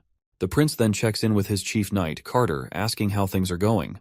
The knight looks a bit serious and mentions they could really use more than just the 2 guns they have. Our hero gets it and assures him that 2 more guns are already in the works and should be ready soon. He admits they rushed the gunpowder development because the months of demons are finally here. I'm starting to feel like this comic is turning into a manhwa version of Game of Thrones. Anyway, once he climbs up the city wall, the soldiers greet the prince right away. Seeing them bow their heads makes our hero feel sheepish, wishing he had taught them some proper military etiquette. The hunter points out that there aren't many demons after the first snow, but our hero tells him to stay cautious regardless. Suddenly they catch a sight of something, and there they see a demon in a distance. The soldiers start to panic, and one of them even asks if they should sound the alarm. Our hero tells the soldier to decide for himself, since he has more experience after their training. Finally, the soldier decides not to sound the alarm and puts his bow down. Our hero is relieved to see that his training of these soldiers is paying off, because dealing with the presence of the demon should be handled with caution instead of acting on impulses. The beast starts walking toward the wall, picking up momentum. The prince squints his eyes and gazes closely, wondering if it's a mutated fox. The hunter agrees, pointing out that the animal has recently been possessed, so it's not that threatening. The wolf gears up to jump over the wall, and the hunter quickly gets ready for the attack. Chief Knight Carter steps forward, shielding the prince. Just as the beast lunges at them, the hunter lets loose an arrow that flies through the air and instantly brings down the beast. The prince peers down to see the creature lying dead on the ground. The knight lets out a sigh of relief that they avoided a close encounter. Meanwhile, our hero notices the strange black blood and can't help but wonder why it's like that. He's also puzzled about why witches can snap out of demonic influence, but these animals can't. Curiously, the boy asks if someone bitten by a demon could turn into a mindless ghoul. The hunter immediately dismisses the idea, saying there's no such thing as ghouls. Our hero breathes a sigh of relief, glad he won't have to deal with a zombie apocalypse. He then asks if the meat is edible. The knight started to freak out upon hearing this, and questions why the prince would consider eating cursed meat. The hunter agreed, recalling how he once fed a chunk of demon flesh to hunting dogs, which led to their deaths immediately. The boy sighs in disappointment, thinking it's a total waste of good meat. Both the knight and hunter are shocked that the prince was actually considering eating it, but our hero immediately reminds them how scarce food has gotten, and it would have been great if they were able to chow down on the meat they were about to hunt down. Suddenly, a soldier barges in, blurting out that someone's hurt. Apparently, it's not one of the regular guards, but a worker from the northern mines. Next thing you know, Nana's sitting alone when Nightingale suddenly pops up, asking if she's bored. The little girl jumps a mile after getting scared out of her wits, and the woman quickly apologizes for scaring her like that. Nightingale then mentions that Anna's still busy working, and might be back soon. Nana asks if Anna's still tackling those dirty mounds, and Nightingale nods in agreement. Nightingale then sits down on the chair and grabs Anna's tea out of habit without her permission. It seems Nana is feeling a bit down because of her new job. The prince has assigned her to heal the wounded guards. It's not that she's unwilling to do the job, but seeing the injured soldiers traumatizes her. She wants to overcome her fear to keep using her abilities effectively, and wishes she were as courageous as Anna. Suddenly, Nightingale spots someone coming, and a soldier bursts in with urgency, telling Nana to come downstairs pronto, because there's a badly hurt patient who needs her help. Down in the infirmary, the injured man screams in agony, begging his prince to relieve his excruciating pain. Seeing the soldier there, desperate for his life, makes our hero anxious as he wonders if this man's burns are from the steam engine malfunction in the northern mines. Nana arrives at the scene, trembling in fear as she approaches the burned miner. Her father gives her a reassuring pat on the head. Nana gulps down her fears, calming herself immediately, and declares that she's ready to proceed. Once the curtains are drawn around her, she takes a deep breath, summons her magical ability, and begins healing the man. Shortly after, the injured man is completely healed, looking as fresh as a freshly picked cucumber. Meanwhile, the father is really amazed and proud of her little girl after witnessing her healing abilities for the first time, and calls it nothing short of a miracle. Knight Brian happily mentions it's all thanks to Nana that he's also back from the brink of death. The prince freaks out upon hearing this and quickly tells Brian to keep it down. He reminds him that when Nana healed him, she snuck out without her dad knowing, and he doesn't want to deal with her angry father. Now that the injured man is awake and fully healed, he can't believe he's actually alive. Prince Roland assures him it's real, and proudly reveals that Nana, who is one of the witches, saved his life. Later that night, when our hero gets back to his room, Nightingale greets him and asks why he had to spill Nana's secret so early. And that's when we flash back to the moment when the miner is shocked after learning about Nana's true identity. He starts freaking out and reminds everyone about witches being devils. But her dad got annoyed real quick and set him straight that his daughter wasn't involved with any devils, and she was the one who saved his life. Out of nowhere, the miner sits up and drops to his knees in front of the little girl, apologizing big time for his earlier words and thanking her deeply for saving his life. Back in the present moment, our hero reflects that it was the perfect time to reveal her as a witch, considering how well it all played out. Plus, if they're going to use her powers against demons in the coming months, hiding her identity as a witch wouldn't have been an option anyway. He also stresses that since the church folks have already left for Longsong Fortress, there is no one to bully his girls. The lady asks him if he had already planned everything from the start. The boy immediately agrees, saying the snow has blocked the roads to the fortress and the seaports are under his control. The church has no means of learning what is going on in Border Town, let alone taking direct action against witches. This gives him a sweet 3 months to change public opinion about witches being the reincarnation of evil. He points out how Nana is now seen as an angel instead of a villain in the eyes of the soldiers she has recently healed. They can continue using her power to heal everyone, which will help boost everyone's morale. Once they remove prejudice from the civilians' minds, everyone will be happy. Nightingale has no clue what our hero is trying to achieve by all this, so she asks him why he is doing so much for the witches. Our hero reminds her once again that his border town does not discriminate by origin, and someone as loathed as witches should live on this land like every other person. The woman's eyes widen hearing our hero's big plans, and it's clear she's got something important to get off her chest. She admits she wasn't straight with our hero before. The prince is taken aback by this revelation, and the woman starts explaining how her sisters in the association have been moving around for ages, losing hope along the way. All they want now is a safe place to be happy, even if it's just a castle. At first the boy is confused by her confession, but then he's stunned to realize she's actually open to bringing all the witches to the border town. But she quickly brings him back down to earth, warning him that if witches come to the castle, he'll be facing off with the church. The boy reassures her, saying the church's main headquarters is far away. Even if they find out about witches leaving the border town, they won't march all the way to Grey Castle just for him. He's already plotting to gather enough influence to rival the church and create a world where witches can live alongside regular folks. He dreams of expanding that world to Grey Castle, or maybe even the whole kingdom. The next scene takes us to the capital of Grey Castle. There, soldiers on their horses are marching down the road when their captain suddenly yells for everyone to stop. This person looks really pumped as they finally return to the castle.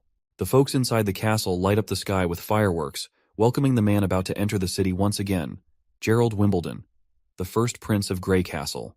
It's hilarious to see that these suckers have explosive material to make fireworks, even though it's been only a few chapters since our hero invented gunpowder in this primitive society. Anyway, the gates come down and Prince Gerald heads into the city with his crew. Once inside, he gets straight to the point and tells everyone he's here to claim what's rightfully his from his father. 3 shady characters show up, bowing before their prince and reporting that they've already done what they were tasked with. Prince Gerald then asks if they've managed to switch out the royal guards of the king as planned. The lackey admits there's been a snag in the plan due to some issues, and they've only been able to replace the guards in the king's chamber. The man waves off the concern, saying as long as he and his crew can get into the castle, they're good. The lackey quickly reassures him that there won't be anyone stopping their entry. The old man then mentions that Prince Gerald's fate star, the Heaven Star, is leaving the equinox and will be gone from this hemisphere in about 4 months. He asks if Gerald remembers what that star activity symbolizes. Gerald's mind drifts back to childhood memories of playing with his younger siblings. Then, he snaps back to reality and admits he already knows what those stars mean. This means he's ready to break the rules of the challenge their father set for them, and Prince Gerald will be taking the throne of Grey Castle. Outside the king's room, the prince catches a weird odor and asks his lackey about the strange smell of blood. The old guy explains that the king had called for a servant girl who noticed the staff change when she left, so they had to get rid of her. Seems like things are getting interesting because the king hasn't been around women since their mother passed away, As he's about to enter, the old man points out there's no guard patrol, making it easier to move around. The prince scoffs that he's not sneaking in like a rat. He's here proudly to discuss inheriting the throne with his father. But if talking fails, he'll try something else. He grips his sword and leans toward the door. The scent of blood just gets stronger. Once he takes a peek inside, he finds blood and smashes through the door. Inside, he discovers his brother standing there, and the third king of Grey Castle, Wimbledon, lies dead with a dagger in his chest. The assassin behind this is Timothy Wimbledon, the second prince of Grey Castle. Seeing his older brother, Timothy claims he didn't want to do it, but had no choice. Just like the first prince had no choice other than to come here. Almost instantly, a bunch of soldiers pop up right behind the first prince and surround him, catching him off guard. The older brother asks his younger sibling how long he'd been planning this. Timothy explains that the decree their father set was like a chess game. He admits he planned to play by the rules, but the third princess started playing dirty. He also points out Gerald as a dirty player, suggesting the first prince wouldn't have rushed all the way across the kingdom to the capital without a heads up from his astrologer lackey. Seems like his lackey has also betrayed the first prince, though the old man clarifies he never lied. When the heavens move from the equinox, it symbolizes a seeker who's lost their way, but also foretells downfall. The first prince gets annoyed and yells at his younger brother, reminding him how he was the favorite son, given all the advantages by the king. Yet he killed their father. In response, Timothy grins shamelessly, pointing out the first prince's hypocrisy, since he was also there to kill the king if talking didn't work out. The first prince trembles, probably after seeing his brother dropping truth bombs so brutally. He asks Timothy if he intentionally lured him here to get rid of him as well. Timothy just shrugs, saying he didn't plan to confront their sister just by staying put to kill his older brother. He's kinda impressed their sister also saw all this coming before the decree was even written. Timothy goes on to explain he wants to end this royal decree early because his Valencia city isn't like their sister's Clearwater port, which is breeding warriors like rabbits. He needs an army, a big enough one to challenge her sister, and that's only possible if he's rocking the Grey Castle crown. The first prince gets furious and charges at his brother, but the soldiers quickly intervene. One of them strikes him from behind with a spear, forcing him to drop to his knees in front of his younger brother. Timothy devilishly informs his brother that he'll be framed for killing the king and labeled a murderer, and he will face the guillotine for his crime as well. The soldier pins the first prince down, but he keeps protesting, asking if Timothy even has the right to judge him, and vows to expose Timothy's crimes to everyone in public. But Timothy has covered all his bases. He's prepared a potion called the Silencer. Once someone drinks it, they won't be able to utter a word. After executing his brother, Timothy plans to play the grieving role perfectly. With no one else in line for the throne, he'll become king without breaking a sweat. He further tells his brother to curse his sister for the terrible fate he's about to face, while the first prince's mind flashes back to a memory once again, and the soldiers start dragging Gerald out of the place. The cunning fox who betrayed the first prince starts calling Timothy king, declaring that the crown is already his. Timothy gives the man a verbal high five for a job well done, but then he pulls out a presumably poisonous pill and tells the man to swallow it if he doesn't want to be betrayed later. Timothy looks at his father, gritting his teeth in frustration at seeing him dead before his eyes. The scene flashes back to the past when Timothy reported to the king that Gerald was on his way to the capital with intentions to forcibly take the crown. Timothy asked if the king had a plan to prevent this. The king just grinned manically, leaving the boy confused. In the next moment, the king pulled out a dagger, swung with all his force, and thrust it into his own chest, dying immediately before Timothy's eyes. Right in the middle of things, Timothy is pissed off, trying to figure out who's stirring up trouble in the fight for the crown. He's dead set on finding that bastard and showing them what happens when you mess with royalty. Looks like the women who visited the king earlier must be involved in this mess. In any case, we're back at the border town castle where everything's been pretty smooth lately. The steam engine prototype in the mines got fixed up, no accidents, and demons haven't been causing trouble either. Our hero's been chilling out, brainstorming how to boost the town's economy and fill up his empty wallet back again. But then, bam! His peaceful moment gets crashed by the knight barging in with bad news. A massive horde of demons is swarming outside the walls. Down at the border, below the wall, a bunch of monsters are howling their heads off. Up above, the soldiers look freaked out at the sheer numbers. And let's not forget Vonner. He was just a regular miner who ended up joining the army just to eat damn eggs. One of the beasts charges at the wall and directly hits it with full force, leaving the entire wall shaking, and that also did quite a damage to the wall, but the monster immediately falls to the ground and the wolf-type monster starts marching down. Hunter Iron Ace quickly tells everyone to gear up their spears. As soon as the wolves are right on top of them, the terrified Vanner gathers his guts and stabs those beasts at the captain's command. One of the wolves manages to climb up, but the captain swiftly whips out his gun and blows the monster's brains out. With the immediate threat dealt with, Iron Ace tells everyone to stay focused and keep an eye on what's ahead. Suddenly, a soldier screams as they're attacked, their belly pierced deeply. Seeing their guts spill out terrifies Vanner to his core. The knight and the prince finally arrive at the scene. The knight tells Vanner to chill out and remember his training. Once the soldier regains composure, he snaps back to his senses and orders the others to take the injured soldier to the hospital while everyone else holds their ground and fights off the demons beneath the wall. The prince can't help but smile at the sight of Vanner showing such discipline. He's glad that all that egg-eating didn't go to waste in training the civilian army after all. Suddenly, something catches their eye on the ground, something so freaky that even our hero starts to freak out. The hunter, equally spooked, quickly pulls out his gun, saying they've officially stumbled onto trouble for the day. Our hero's mind is spinning at the sight of this behemoth, a disgusting creature that seems to break all the rules of biology. He never thought he'd come face to face with such a mutant monster. The soldiers rain arrows down on the behemoth, but it's like shooting toothpicks at a tank. The arrows just bounce off its thick, mountain-like shield. They look to their leader, asking what the heck they should do next. Meanwhile, the monster keeps stomping along, each step rattling the whole dang ground. Realizing they need more firepower, our hero tells his crew to get their muskets ready. When the monster gets close enough, they start blasting away, but it's about as effective as trying to stop a T-Rex with a water gun. The soldiers start freaking out when even the muskets can't do squat against this monster. The prince quickly tells them to chill and orders Vice Captain Vanner to round up some guys and grab dynamite from storage. After dishing out orders, he tries to get everyone to listen, but bam! The giant behemoth demolishes the wall they busted their butts to build. At this point, the prince is pretty darn sure they're screwed. He didn't figure the monster would be this tough and calls for an immediate retreat before shit goes down real bad. As the wall crumbles, Nightingale swoops in and saves our hero from a nasty fall. Once they're back on solid ground, the boy asks her what she's doing there. She explains she came because she was worried, and now it looks like her worries were on point. She asks our hero how he plans to handle the monster. He assures her he's still got a trick up his sleeve, and right on cue, Vanner strolls back with dynamite in hand. Our hero jumps in, shouting at Vanner to light the fuse and chuck the dynamite under the monster's legs. Meanwhile, poor Vanner's freaking out in this life-or-death situation. Finally, he gets the fuse lit, plops the dynamite down, and bolts out of there while the fuse starts sizzling. Once that fuse burns down, boom! The whole place shakes with a massive explosion, hitting the monster square in the gut. Everyone starts busting out victory moves as they watch the monster crash lifelessly to the ground. The prince is grinning like he just aced a test. But their celebration is cut short when they spot more beasts roaring back at them, even though they're just regular old critters. But they are in numbers. The soldiers scramble to get their shields up, and our hero is standing there clueless and panicking. The boar suddenly lets out a roar and charges right at their group. One soldier, lying on the ground, can't believe his eyes as he sees this girl stepping into the fray. But this ain't just any girl, it's Anna, and she's no ordinary lady, and you better get that to your head. Anna stares down the monster, showing no fear. She taps into her powers and throws fire right at the boar.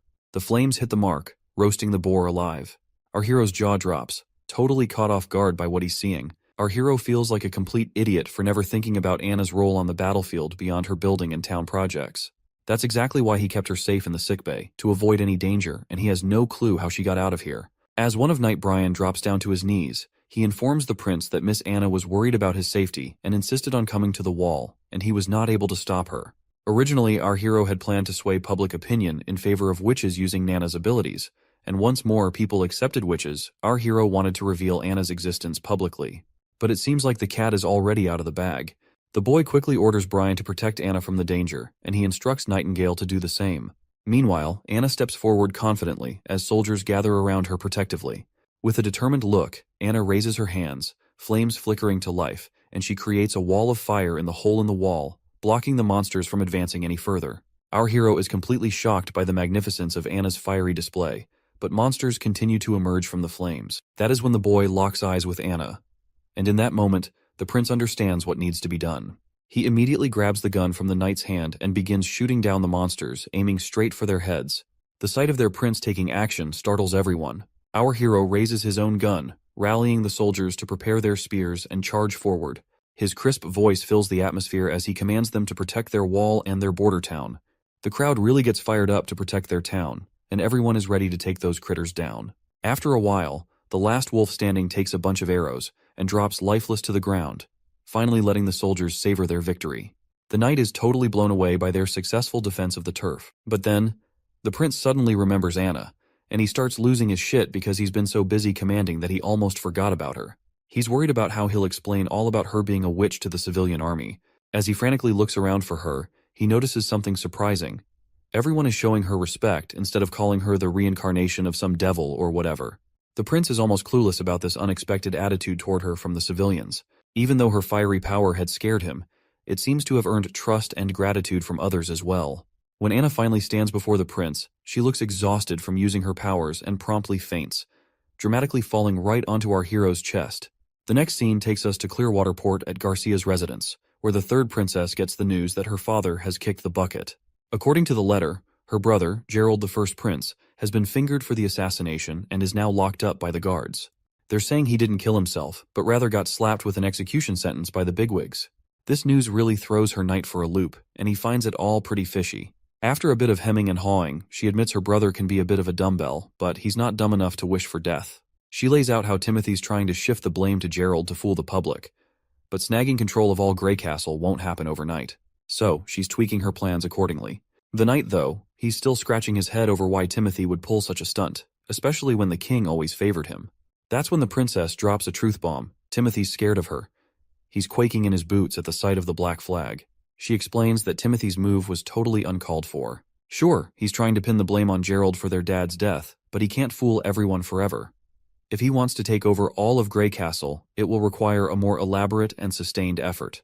Therefore, she decides to adapt her plans accordingly. The lady decides to set sail for Grey Castle tomorrow. Her knight asks if she's planning to go head-to-head with Timothy. She tells him that if Timothy isn't waiting out the 5 years to let the decree end organically, she won't either. The knight looks anxious and mentions that the whole kingdom must be mourning the king's death by now. She jokes if he wants her to shed a tear too.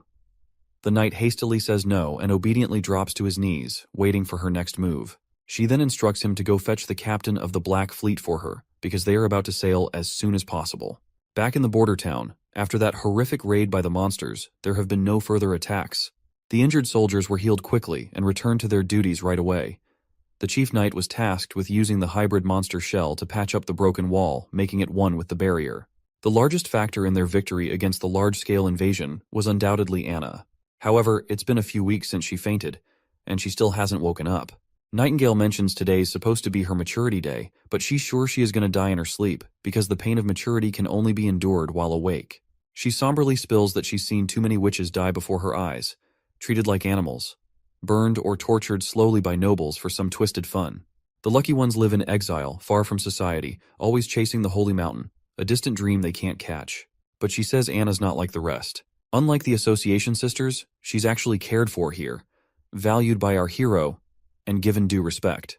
This, Nightingale explains, is what the holy mountain truly signifies: a life free from prejudice. In Anna's case, she has already achieved this. As the memories of Anna flood our hero's mind, her strength, her resolve from the day one to the moment she vowed to stay with the prince, he clutches her hand tightly, refusing to let her slip away. Just as midnight strikes, Nightingale notices Anna's puberty beginning, sensing the magic within her body stirring. A candle nearby starts glowing with an eerie green hue, startling our hero, who wonders if it's the work of demonic spirits. But there's no visible change in Anna herself. Then, unexpectedly, the candle's flame dwindles, causing a wave of anxiety, especially for the young Nana. The candle flickers back to life with that bright green energy, surprising everyone again. Suddenly, Anna opens her eyes, which shocks everyone present. Prince Roland hurries over, immediately asking how she's feeling.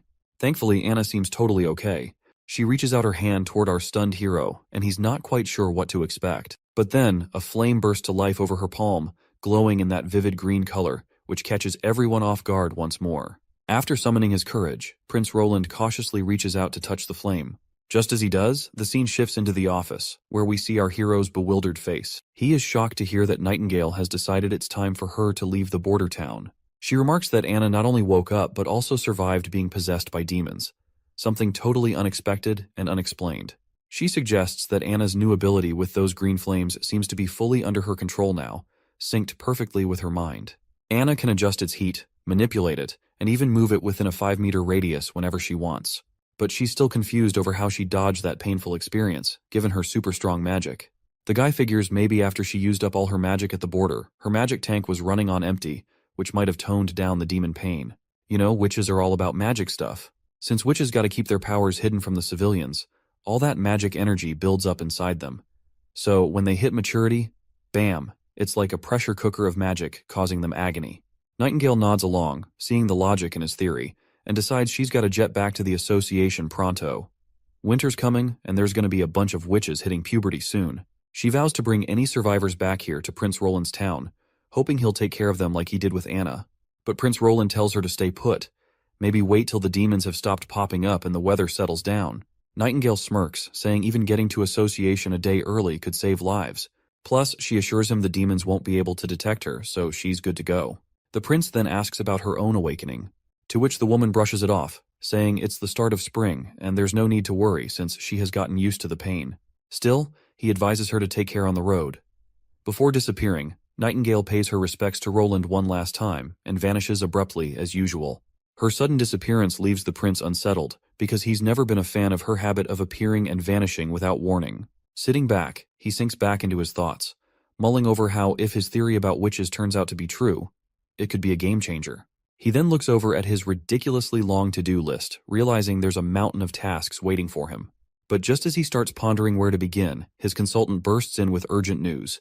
A messenger from Longsong Fortress has arrived.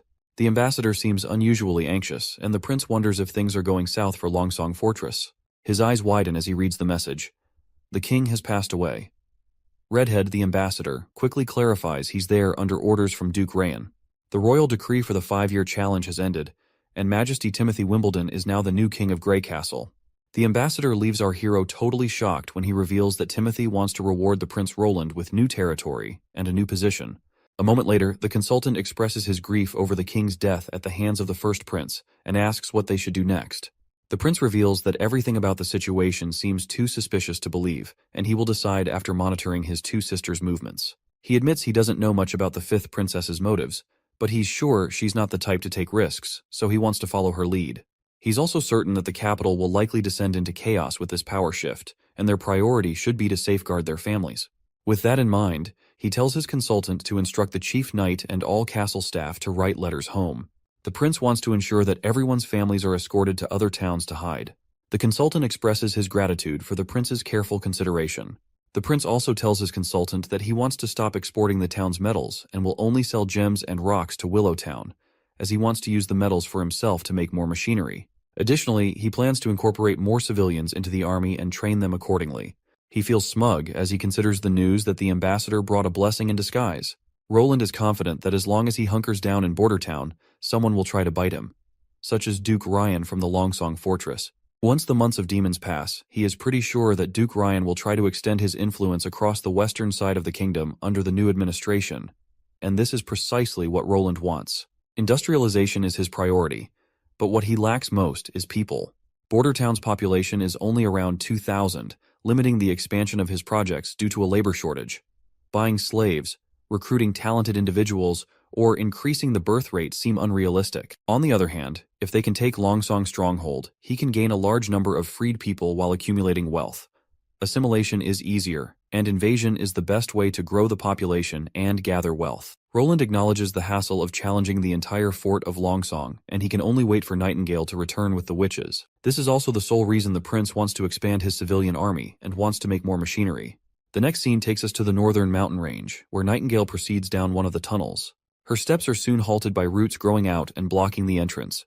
Nightingale immediately introduces herself, and the lady known as Leaf withdraws her roots and gets delighted to see her friend back. After exchanging pleasantries, Leaf reveals that one of the two witches, Erin or Ashley, failed to make it to maturity. They then decide not to dwell on gloomy things and proceed to get inside. Nightingale is looking forward to seeing her friend Wendy, and as soon as Wendy is called over by her friend, she spins around and greets Nightingale warmly, playfully calling her Veronica. Wendy takes Nightingale's hand in hers, causing Nightingale to blush and assert that she's not the same weak girl as before, preferring not to go by Veronica anymore. Wendy insists she shouldn't deny her past because it's a part of her. Nevertheless, Nightingale is glad to see her friend, and they embrace each other tightly. Wendy then inquires about Anna and whether Nightingale managed to help her through her maturity. With a smile, Nightingale reveals that Anna didn't need any saving at all. In fact, what they've discovered is going to change things for all the witches. In a few moments, Nightingale spills the beans to her sisters about the prince and how he's letting everyone stay in his border town without any discrimination against witches. Wendy's not buying it at first, but Nightingale swears up and down that the prince not only said it, but also saved Anna and Nana. Not only that, the prince does not believe in any bullshit about witches being possessed by devils, and stresses that witches get their power from themselves. To seal the deal, Nightingale reminds everyone about her ability to smell lies, so they can trust her when she says the prince is serious. She spills about his plans to protect witches and even go against the church if he even has to. Then she pulls out the steam engine blueprints, proving they can build a kick-ass sanctuary to rival the Holy Mountain. Just as Nightingale's painting this picture of paradise, some lady with green hair barges in, telling everyone to shut up. She seems like their teacher, and Nightingale quickly shows respect by bowing her head. The teacher gives Nightingale the stink eye, wondering aloud if she's saying the Holy Mountain they've been chasing forever is just a bunch of hot air.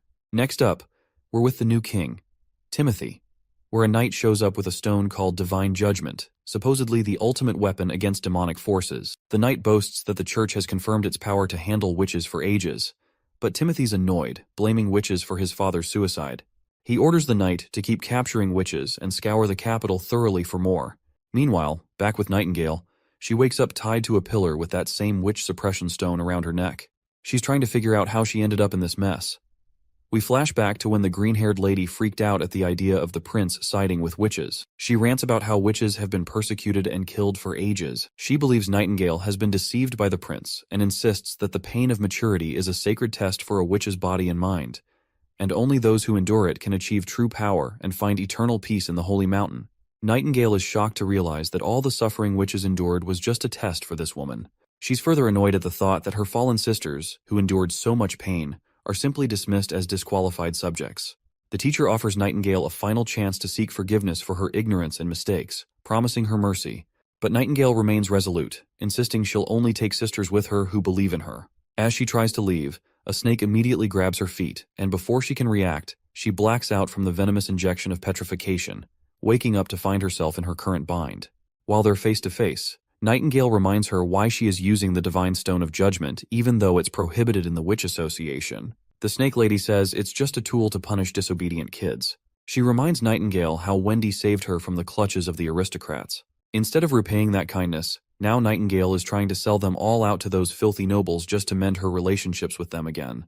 Nightingale denies any such motive, emphasizing she only wants her sisters to live freely without fear of starvation or the pains of maturity, and believes everyone deserves the right to choose their own path. She points out how much Border Town has changed, pointing out that the steam engine blueprint she brought is just one of many miracles. The Snake Lady scoffs, saying she can't make heads or tails of the blueprint and tosses it into the fire, declaring that a hunk of steel can't move like it's alive and she's no fool. She then grabs the hot dagger and holds it just inches from Nightingale's neck, letting her know this is her last chance to beg forgiveness for trying to deceive the Witch Association. If Nightingale doesn't comply, she threatens to skewer her heart and turn her into an example for others. Even though she is staring at her death, Nightingale remains defiant. Instead of bowing her head, she'd rather take that dagger straight to her heart. That's when Wendy steps in, reminding them how many sisters they've already lost and they can't afford to lose another. The Snake Woman grows agitated, demanding to know if Wendy also believes Nightingale's lies. Wendy denies it, stating she's not planning to go to the border town, but she agrees with Nightingale that everyone should have the right to choose their own path. Wendy then asks if anyone wants to bail with Nightingale to the town, but nobody speaks up.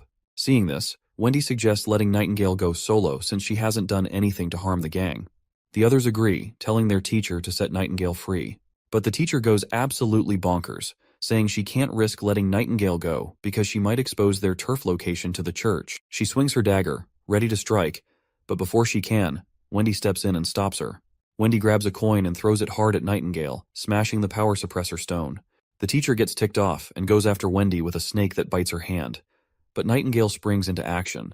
Before the teacher can react, she's screaming in pain with a sword in her chest, causing her to collapse to the ground. Before anyone can react, Nightingale and her friend start to disappear and exit the tunnel. Wendy doesn't seem to be in good spirits because the poison from the snake bite is spreading across her hand. To stop it from spreading further, Nightingale reluctantly grabs her dagger and severs Wendy's hand from her body.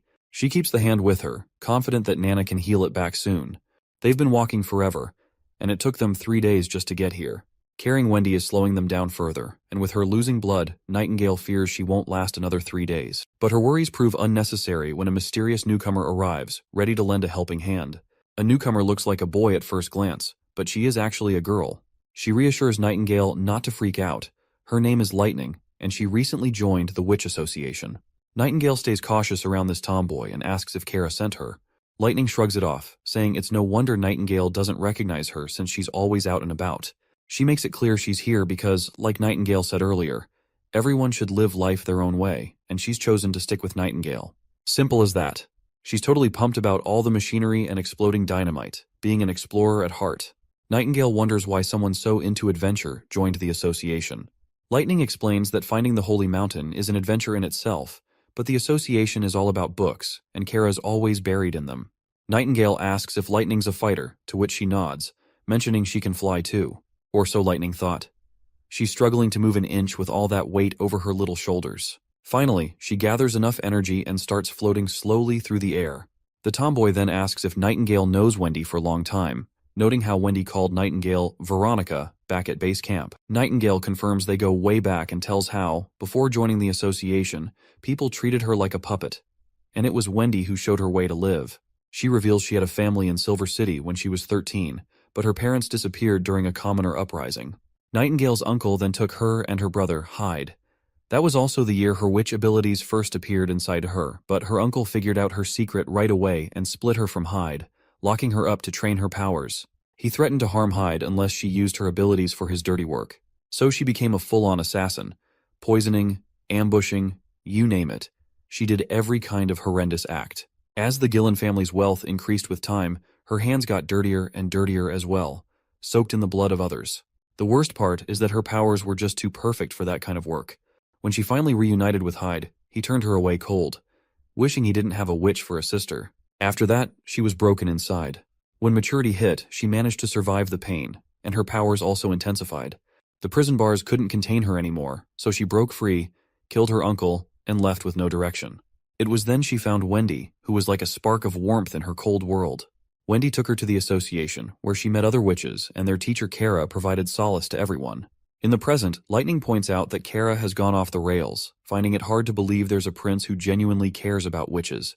After finally reaching Border Town, we find our duo inside this familiar, quaint cottage. The prince can't seem to stop sneezing, wondering who might be thinking about him so much. Just then, a commotion grabs their attention.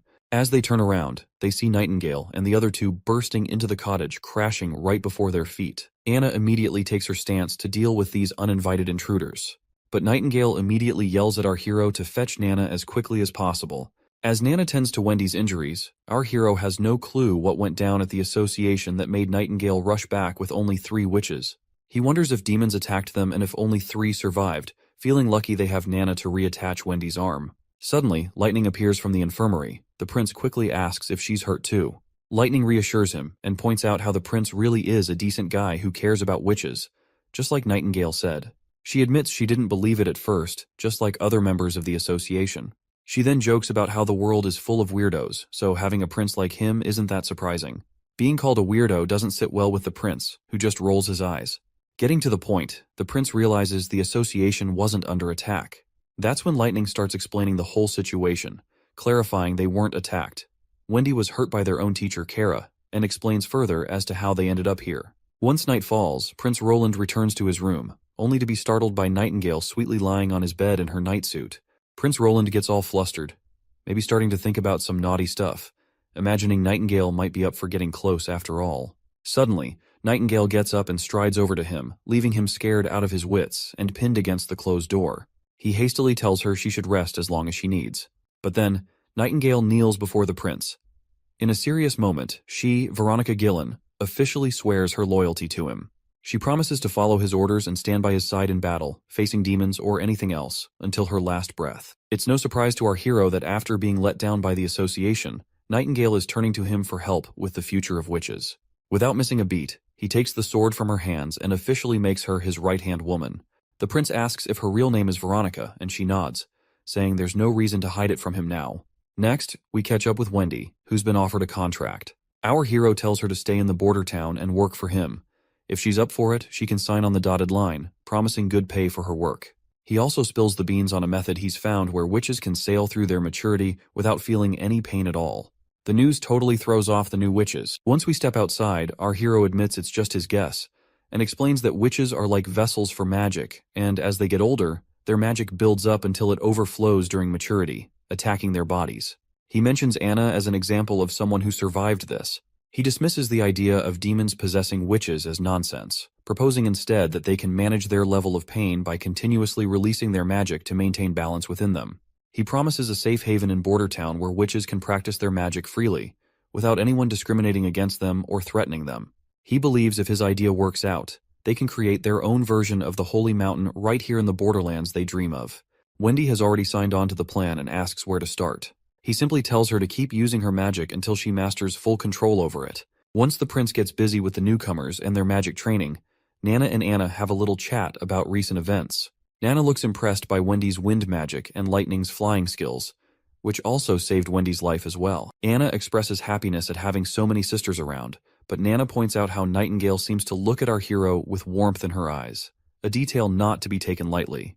Anna is clueless about what Nana means, but the little Nana warns her friend not to blame her for not giving a heads up, and if Anna doesn't make a move, Nightingale might just win over our hero. Suddenly, they hear the alarm ringing, a clear sign something's wrong. The report comes in that a demon monster has arrived. The hero rushes to the wall and meets his soldiers. He squints to spot the danger but sees no demons in sight. The prince wonders if it was a false alarm and questions the hunter who raised the alarm. The hunter tells him to look closer, and when he does, he sees a dark blob of mist forming. As he takes a closer look, he's shocked to see a hybrid monster right before his eyes. The hunter reveals it's the same hybrid that nearly killed him a few years back. Hearing this, the boy connects the dots. This monster must have some intelligence, unlike regular beasts that just charge and die. But this monster survived for many years, and it always retreats when it senses danger. When the beast reaches the wall, it suddenly stops, leaving everyone puzzled. Unexpectedly, it jumps into the air, and the prince orders his soldiers to attack it immediately. Before they can react, the monster is already airborne, crashing onto the wall above. Our hero is stunned to see how cunningly it targeted the wall's weakest spot, which confirms our hero's last remaining doubts about this monster's intelligence. Once the demon makes it to the other side of the wall, soldiers report it's heading toward the town. The hero commands his 2nd Civilian Division army to accompany him, while the backup division holds the wall for now. Our hero marches toward the town with his platoon, regretting underestimating the smarts of these monsters. Finally reaching the monster's location, they're hit with the gut-wrenching news that it's already devoured someone alive in town. The trail of blood before our hero's eyes sends a terrifying chill down its spine. But he does not succumb to fear, and annoyingly orders everyone to stay on high alert. The monster pops into view once more, snatching another civilian. Prince Roland immediately cautions everyone as the soldiers look helpless against the monster, unable to use their guns for fear of hitting civilians in the chaos. Not only that, the soldiers can't even get close to this monstrosity. Iron Axe commands his soldiers to get on rooftops and higher ground to aim precisely without harming civilians. Soldiers immediately climb up to the rooftop to take their positions. Despite the odds, soldiers manage to shoot over the monster's overgrown head, but they slightly miss their mark. The monster glares back with an annoyed face. But before it can strike, Iron Axe closes in and blasts the monster's head right away, finally avenging the innocent lives taken by this monster. In the Hermes perimeter, north of Grey Castle, a gigantic mutated creature crawls its way toward the towering wall. The knights on the wall tremble as they witness the enormity of the approaching monster. Upon finally stepping on the rooftop, the creature drools and immediately perks up at the sight of the humans nearby. Without hesitation, the monster opens its massive mouth, unleashing an entire army of monsters marching out from its belly. The soldiers realize they're trapped with no escape route in sight. Still, they immediately start running in the opposite direction while a creature in the sky keeps following the soldiers. Eventually, when they reach the inner city's north wall, they find themselves waiting for the gate to open. The girl reveals to us that the whole outer city has been wrecked by the monsters. They've got to defend the church, but with only a handful of soldiers and monsters right on their tails, it looks like a tough fight ahead. But then the girl pulls out a red pill and instructs the soldiers to take it and annihilate the enemy. Without hesitation, the soldiers obey her command. As they swallow the pill, they feel a surge of energy coursing through them, empowering them to march forward against the monsters. Before these foolish soldiers can get slaughtered by those monsters, the gate finally drops, revealing a cocky figure striding out. He declares himself as part of the Judgment Army and orders everyone to clear the path. These soldiers are clad head to toe in sturdy armor, appearing like elite knights. The lady is bewildered by the sudden appearance of this so-called Judgment Army, having no clue who they even are. However, she doubts that mere humans stand a chance against the hybrid monsters. But it looks like we're about to find out if these soldiers are all talk, or if they've got the goods. As the monster and army of judgment comes face to face, the sky monster swoops down. One of the knights on the ground immediately grabs hold of its gigantic sharp claws, and the other knight takes a stance and sends a spear flying with godly speed, piercing the monster right through the head. The woman is completely blown away by the soldier's speed and strength, which is matching the power of hybrids. As these badass knights wreak havoc on the monsters, the scene shifts to a church spire. On the balcony, we see 3 archbishops using a telescope to observe the Judgment Army. Seeing those monsters dead on the ground, they seem pleased to see that their army appears to be winning against the monsters. Archbishop Taefun shakes his head, noting the worst part of the battle was the total annihilation of the reinforcement armies sent by the 4 great kingdoms. Archbishop Heather chuckles in agreement, commenting on how those kingdoms sent thousands of soldiers who ended up as mere cannon fodder. She's clearly pleased, seeing it as proof that the border defenses of those kingdoms can't hold a candle to the church's mighty Judgment Army. However, a third individual interjects, pointing out the heavy toll of using so many pills in the process and the loss of much of the judicial army, which forms the core of the church's power. Taefun clenches his teeth, emphasizing that they had no choice because the beasts of the wastelands have appeared exactly as foretold in the Bible. He warns that time is running out, and unless the continent unifies and gathers its strength, destruction awaits them all. The arrogant lady chuckles again, saying humans are basically monsters committing horrifying acts just like demons, so maybe wiping out humanity isn't such a bad idea after all. This really ticks off the old man, who tells her to cut out the blasphemous talk and stop defying God's will. But the girl just brushes it off with another sassy comment, saying God never promised humanity would survive, and further challenges the old man, asking if he's sure God cares more about humans than demons. The old man looks even more ticked off, but he stays quiet. Maybe because deep down, he knows there's some truth in what she's saying. Well, even Archbishop Maine thinks the same way as that woman does, but he is also sure that God only favors those who come out on top. Back in the border town, they lay the fallen soldier to rest. Our hero gathers everyone's attention and announces that they are gathered to mourn Mr. Aggie from the Civilian Army 2nd Division. The prince goes on with the usual talk about the man's heroic deeds in sacrificing his life to save their hometown, bidding him a final farewell as they cover his grave with mud. Chief Knight Carker is deeply moved by our hero's compassionate gesture, noting he's never seen someone of noble birth show such respect for commoners whose names he didn't even know. Our hero points out that giving a proper farewell feels right, especially since Bordertown has never held proper funerals for those lost to the monsters, and they deserved more than a hastily dug hole. Besides, the prince believes that holding these funerals serves the purpose of decency and boosts morale.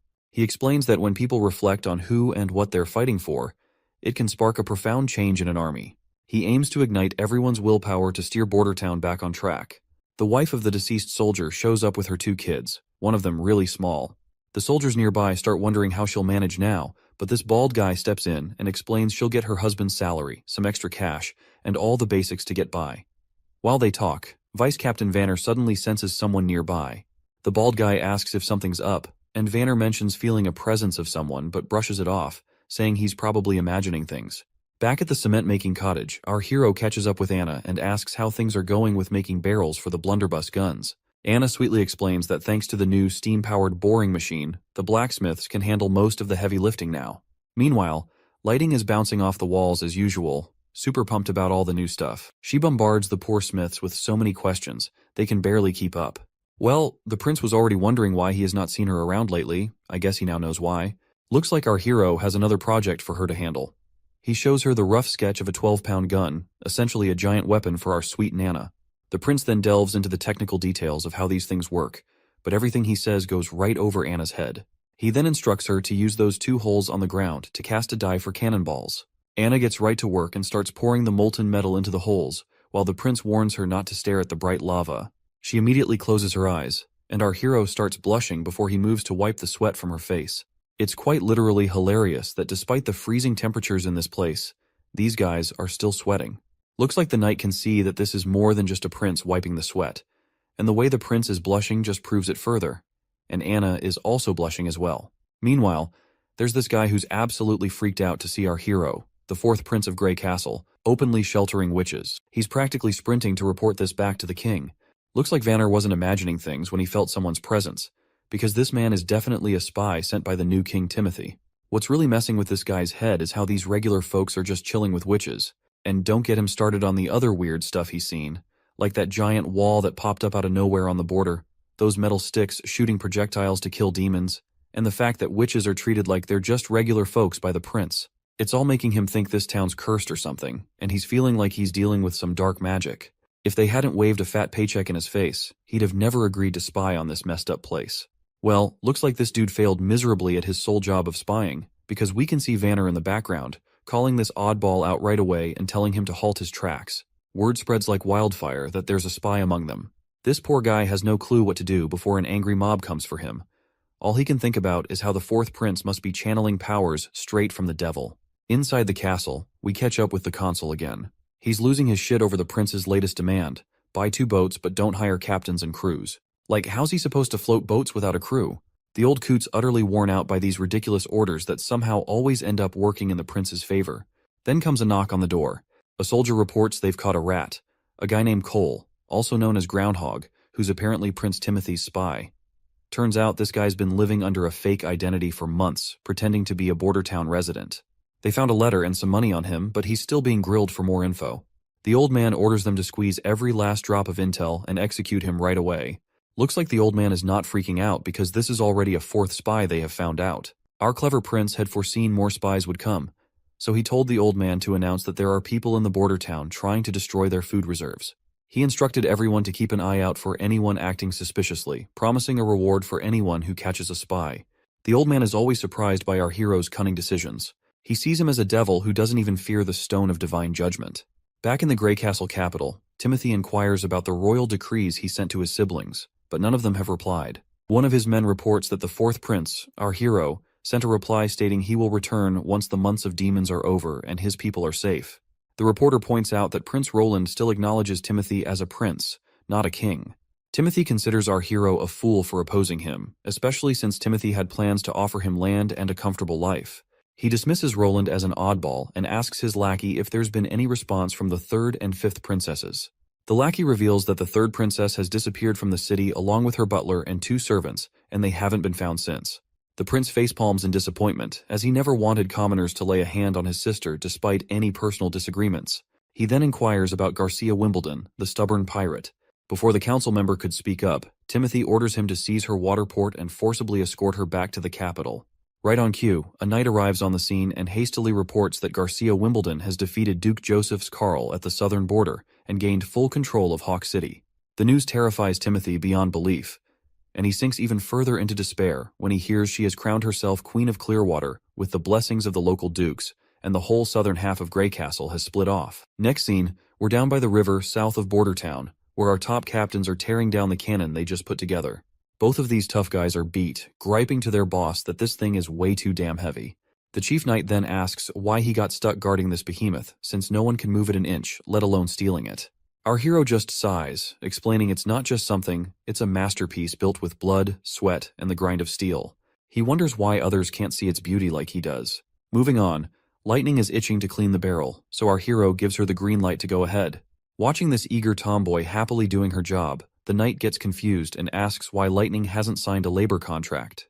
Our hero explains she insisted on working for free as long as the prince kept inventing interesting stuff. All she needs are food and clothes, and this broke idiot couldn't pass up such a steal of a deal. After Lightning finishes cleaning the barrel and reports it's empty, she eagerly waits for the next step. Before we move on, our hero tells his soldiers to remember the first step, making sure there's nothing stuck inside the barrel. Next up, they need to load in the gunpowder and slap that cannonball on top, making sure to push it down real hard to get rid of any air. Then, they stick in a fuse to light up the party. Once everything's set, the prince tells everyone to clear out and lights the fuse. It starts sizzling right away, so everyone covers their ears to save their eardrums. Boom! The cannonball goes flying straight at the dummy and punches a hole right through its chest. While the hunter prays to God to see such devastating power, Vanner is also blown away. Even after smashing the dummy, the cannonball keeps going for another 100 meters, proving our mission's a total win. A 12-pound cannon can theoretically reach thousands, so these results are solid for a first shot. The knight respects the weapon's power, but worries it's too heavy to lug around. Cleaning, loading, and carting cannonballs and gunpowder is a hassle.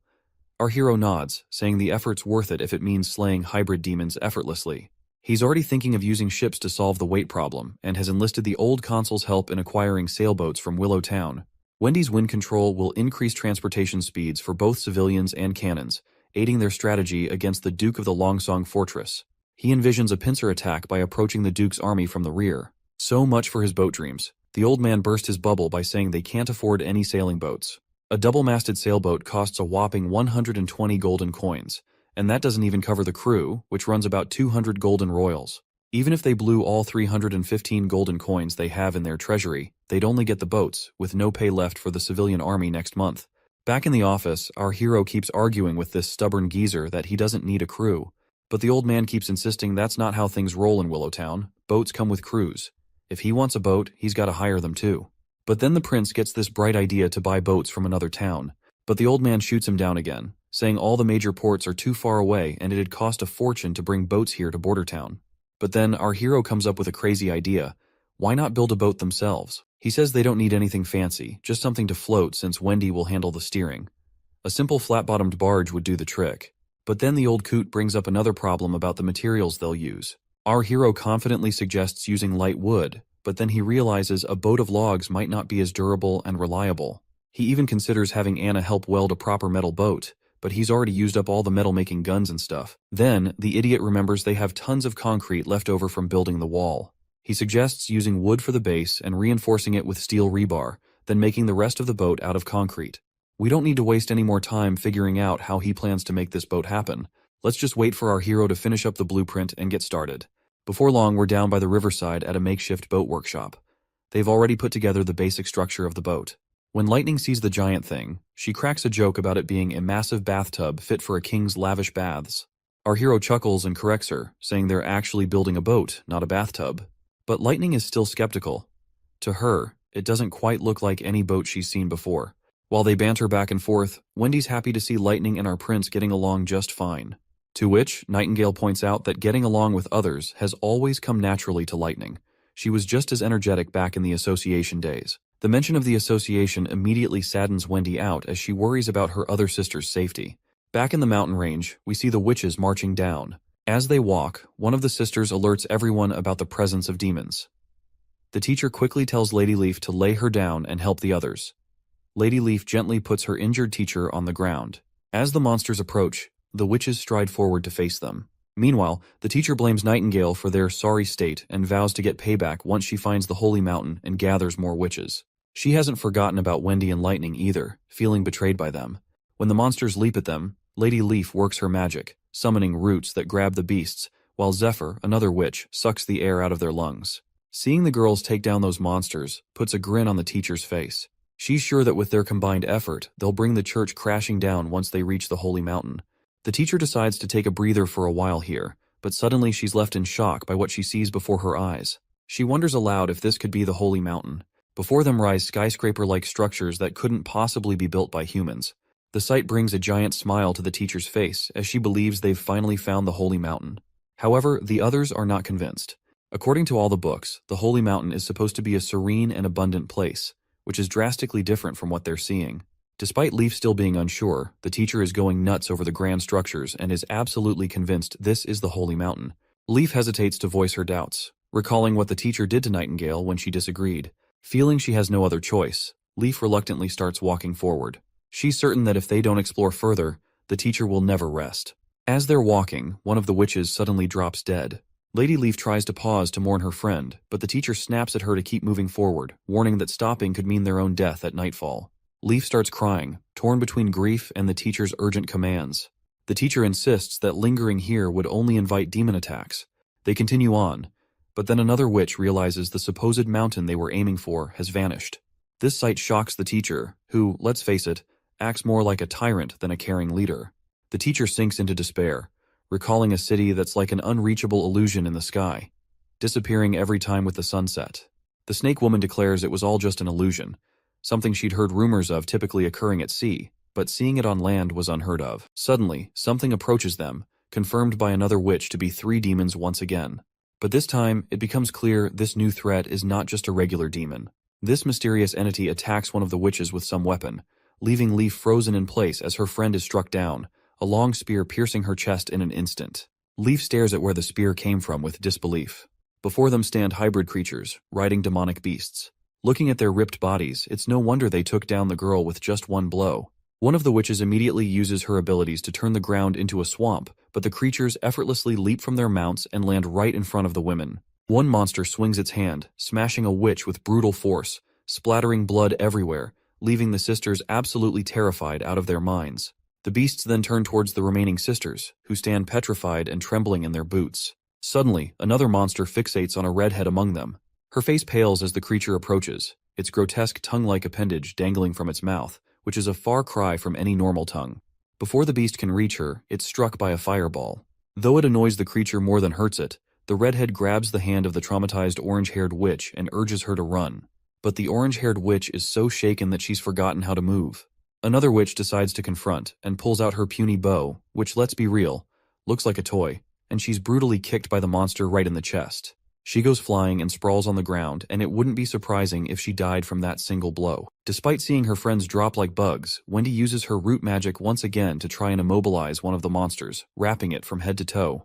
The snake lady sends her snake to crawl around the beast, and together they bring the formidable creature to its knees. Wendy urges everyone to run while she keeps the monster restrained. Meanwhile, the other monster immediately retrieves a spear from its back. As it tries to throw the spear, its feet sink into the swampy ground.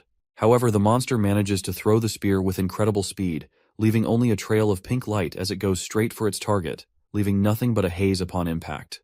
Well, surprisingly, Wendy manages to narrowly avoid the attack, but suddenly the other monster unleashes its electrical powers, zapping everyone in range. Once everyone is down, only Wendy and the cocky snake woman remains. Wendy still does not want to accept this reality as how their world turned upside down in a short time. The monster walks forward toward the snake lady, and in the next moment the monster extends his giant hand and grabs her right away. As he lifts her up, she unleashes her poisonous snakes, and one of them bites the thing we thought was a tongue protruding from the monster's mouth. As soon as the snake sinks its teeth into the monster's appendage, a red fog starts leaking out. The monster annoyingly grabs the snakes with its bare hands and squeezes them hard enough. Tears of agony well up in the teacher's eyes while Wendy watches in horror. Suddenly, the demon drops the snake woman to the ground, while he himself appears to be choking and struggling for breath. You know what? This snake bitch totally deserved every bit of it, because she was getting under my nerves ever since she popped up into this story. Anyway, the monster's legs tremble and it collapses to its knees. The red mist completely drains from the container on its back, and the giant creature slumps lifelessly to the ground. It seems Wendy has started to piece together how to deal with these creatures. She then looks at the other monster flailing in the swamp, screaming and trapped. She spots that weird appendage, and takes a wild guess it might be their weak spot. Summoning her strength, she rushes over to her fallen sister and grabs the crossbow.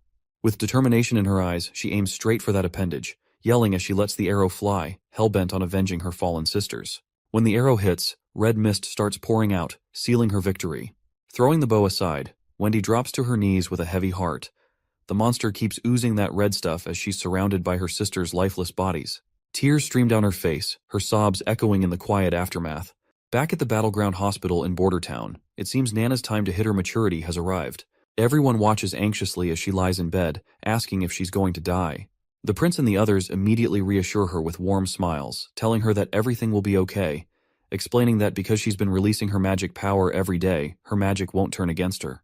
Wendy gives her a comforting pat and agrees with our hero's words as well. Nana's worried father moves closer, urging her to squeeze his hand if the pain gets too much for her to bear. The others join in, deciding to lighten the mood with some coin magic tricks and storytelling. Their lively atmosphere helps lift Nana's worries. Anna then also steps forward, reminding Nana that everyone is by her side, gently kissing her forehead like a caring sister. As midnight approaches, everyone remains seated around her bed, patiently waiting for her to hit maturity. Lightning, true to her energetic self, only seen not bored. On the other hand, the prince looks like he's on the verge of fainting, yawning uncontrollably. Just watching Lightning's energetic behavior is enough to tire him out. He turns to Nightingale and asks if there have been any magical fluctuations in Nana's body. Nightingale shakes her head, mentioning it's been a long wait and she hasn't noticed anything unusual. The prince gives himself a slap on the face to stay awake, already planning to build a clock tower once the months of demons are over, because he finds waiting aimlessly too tedious. Suddenly, Nightingale hears a rooster crowing. The prince pulls aside the curtain and is momentarily blinded by the morning light. Anna wakes up too, startled by the sudden brightness. It's clear the next day has officially arrived, and everyone is pleasantly surprised as Nana wakes up at daybreak. Lightning bursts with happiness, and her father breaks down in tears. Everyone is incredibly relieved that Nana has successfully passed through her maturity ordeal without any issues. After some time, the prince leans over to Nightingale and asks if she's absolutely sure today is Nana's maturity day. Nightingale nods, mentioning the change was subtle but definite. She agrees with our hero's theory about witches, how daily magic practice can boost their powers and ease their hardships. If all witches get good training daily, they could make it to adulthood without issues. Wendy joins in, saying since the prince is the only one welcoming witches, they could turn Border Town into a sanctuary. She pledges full support, and the prince lights up, saying he's been thinking about this for ages. But since openly inviting witches could get him cancelled by the kingdom, he plans to spread rumors about a sanctuary to let the witches come by themselves. However, if he becomes the king, there will be no one stopping him to invite witches. Wendy drops to her knees, promising to help him become king. She swears her loyalty and says her life belongs to him now. The next day, our hero's sail ship finally makes it ashore. Two soldiers take a close look and start pointing out all sorts of technical flaws that make this boat unlike any they've seen before. Once they finish their inspection, they decide to head back to cannon training. Meanwhile, some daydreaming soldiers, trailing behind Vice Captain Vanner, start talking loudly about wanting to be as formidable as Hunter Iron Axe. But then one of them gets serious, pointing out they've been training forever without firing a single shot, and wonders when the prince will actually let them loose in a real battle. Another soldier mentions how those in the Flintlock team have already been at it for days, practicing battle tactics on the walls. That's when Vanner starts to wonder if our hero really plans to use the cannon team against demonic beasts. But, considering how heavy and bulky the cannon is, it's not exactly ideal for transporting up onto the walls. Finally, it clicks for Vanner that their master's strategy involves using the cannon on the sailing boat, not just against beasts, but against a strong army. At the west shore of Redwater River in Border Town, we find the cannon team undergoing training under the command of Hunter Iron Axe. They've been tasked with aiming the cannon in a specific direction. The chief knight remarks on how hardworking the cannon team looks, and our hero agrees, noting that both teams are pushing themselves to earn 5 more silver coins than the others, which fuels their determination to succeed. The prince plans to move operations to Littletown once the soldiers are well trained on the ground. Curiously, the knight asks if our hero means the concrete ship they built, and our hero nods, saying that's what he's calling it. He points out that the workers managed to wrap up everything in these few days when the snow was light. They not only slapped on some anti-rust treatment, but also threw together a shed for storing cannonballs. And hey, Wendy's got herself a platform now to play around with her wind powers to stir the boat. Chief Knight finally gets why our hero was so bent on training Wendy to handle her magic. Then Prince Roland drops a bomb on the poor knight by making him the commander of the boat. The knight freaks out, saying he's never sailed a ship in his life. Our hero shrugs it off, saying it's no big deal because the witches will be the ones running the show anyway. When the soldiers finally let loose a cannonball, it goes boom.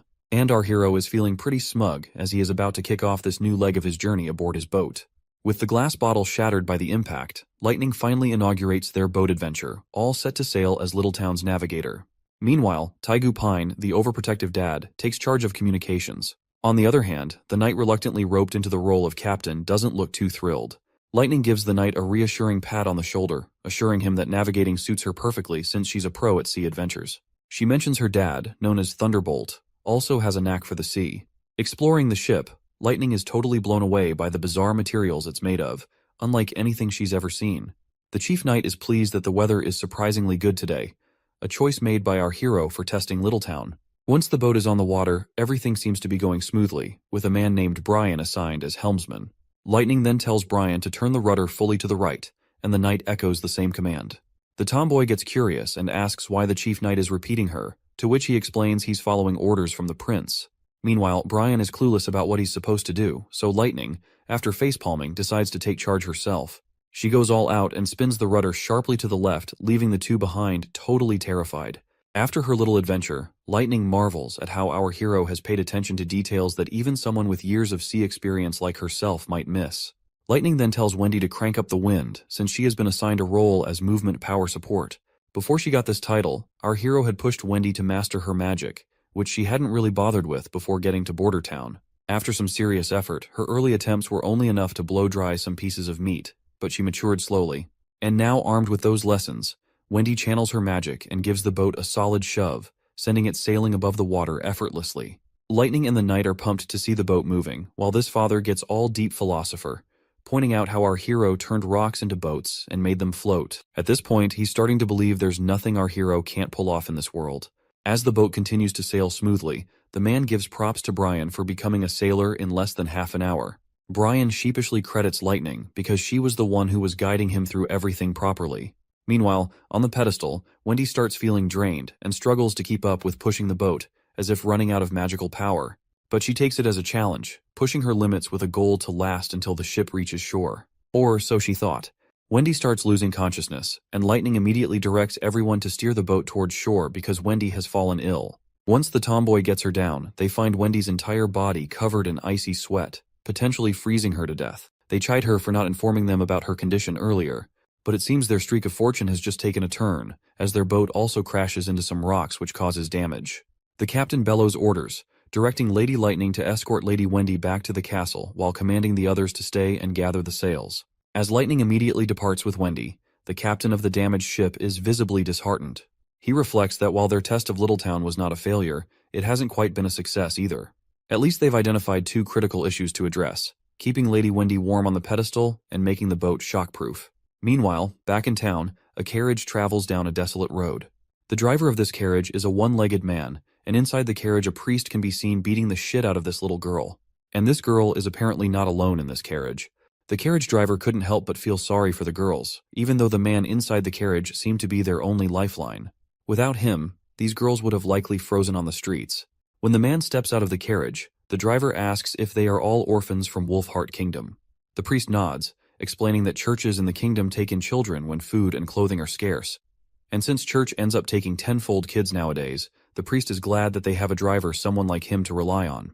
Grateful for the well-paying job, the driver appreciates earning 20 silvers to transport these orphans. And since he does not have one of his legs, driving the carriage just suits him perfectly. Little does the driver know, these girls aren't ordinary orphans, they are witches. That's why the priest pays him so generously. But the priest doesn't disclose this detail, just urging the driver to keep going without questions and promising payment upon arrival. Once they stop at a hotel to grab some food, the priest tells a woman that he's brought some tender kids for her to take care of.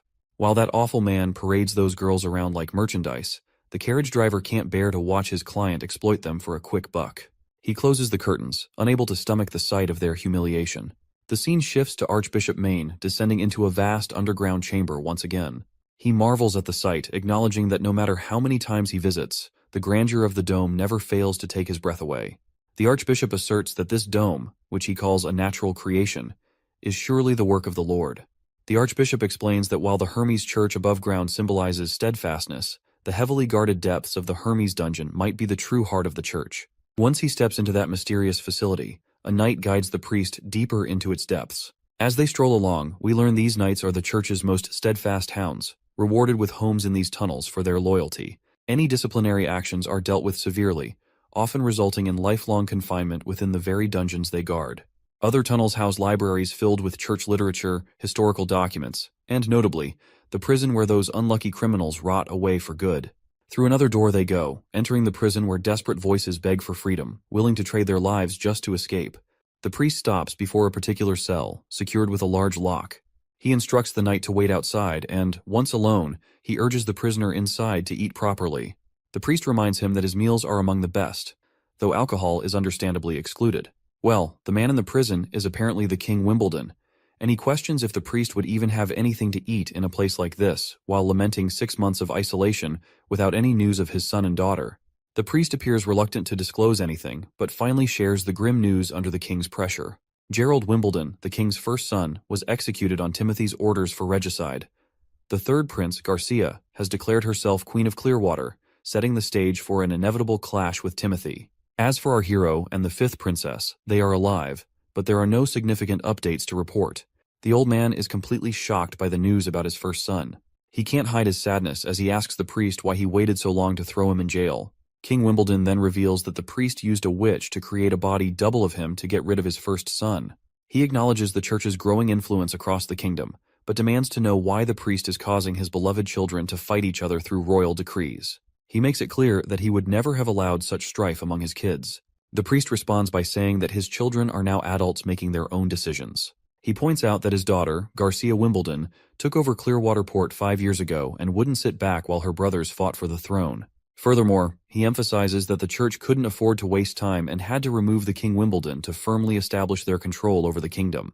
The priest declares that the continent will no longer be divided among the 4 great countries which are Dawn, Wolfheart, Everwinter, and Greycastle. Instead, it will unite as one land under the church's rule and governance. The old man, looking defeated as hell, drops to his knees. Blood's dribbling from his mouth, but he still manages to spit out that he'll be waiting for the priest in hell. The priest, not giving a damn, brushes off the whole hell thing, saying their moves are all part of the church's grand plan. The king kicks the bucket right there, probably poisoned. But who knows? The priest sees this as their golden ticket to power, and he is preparing to take down the real enemy they have ahead of them.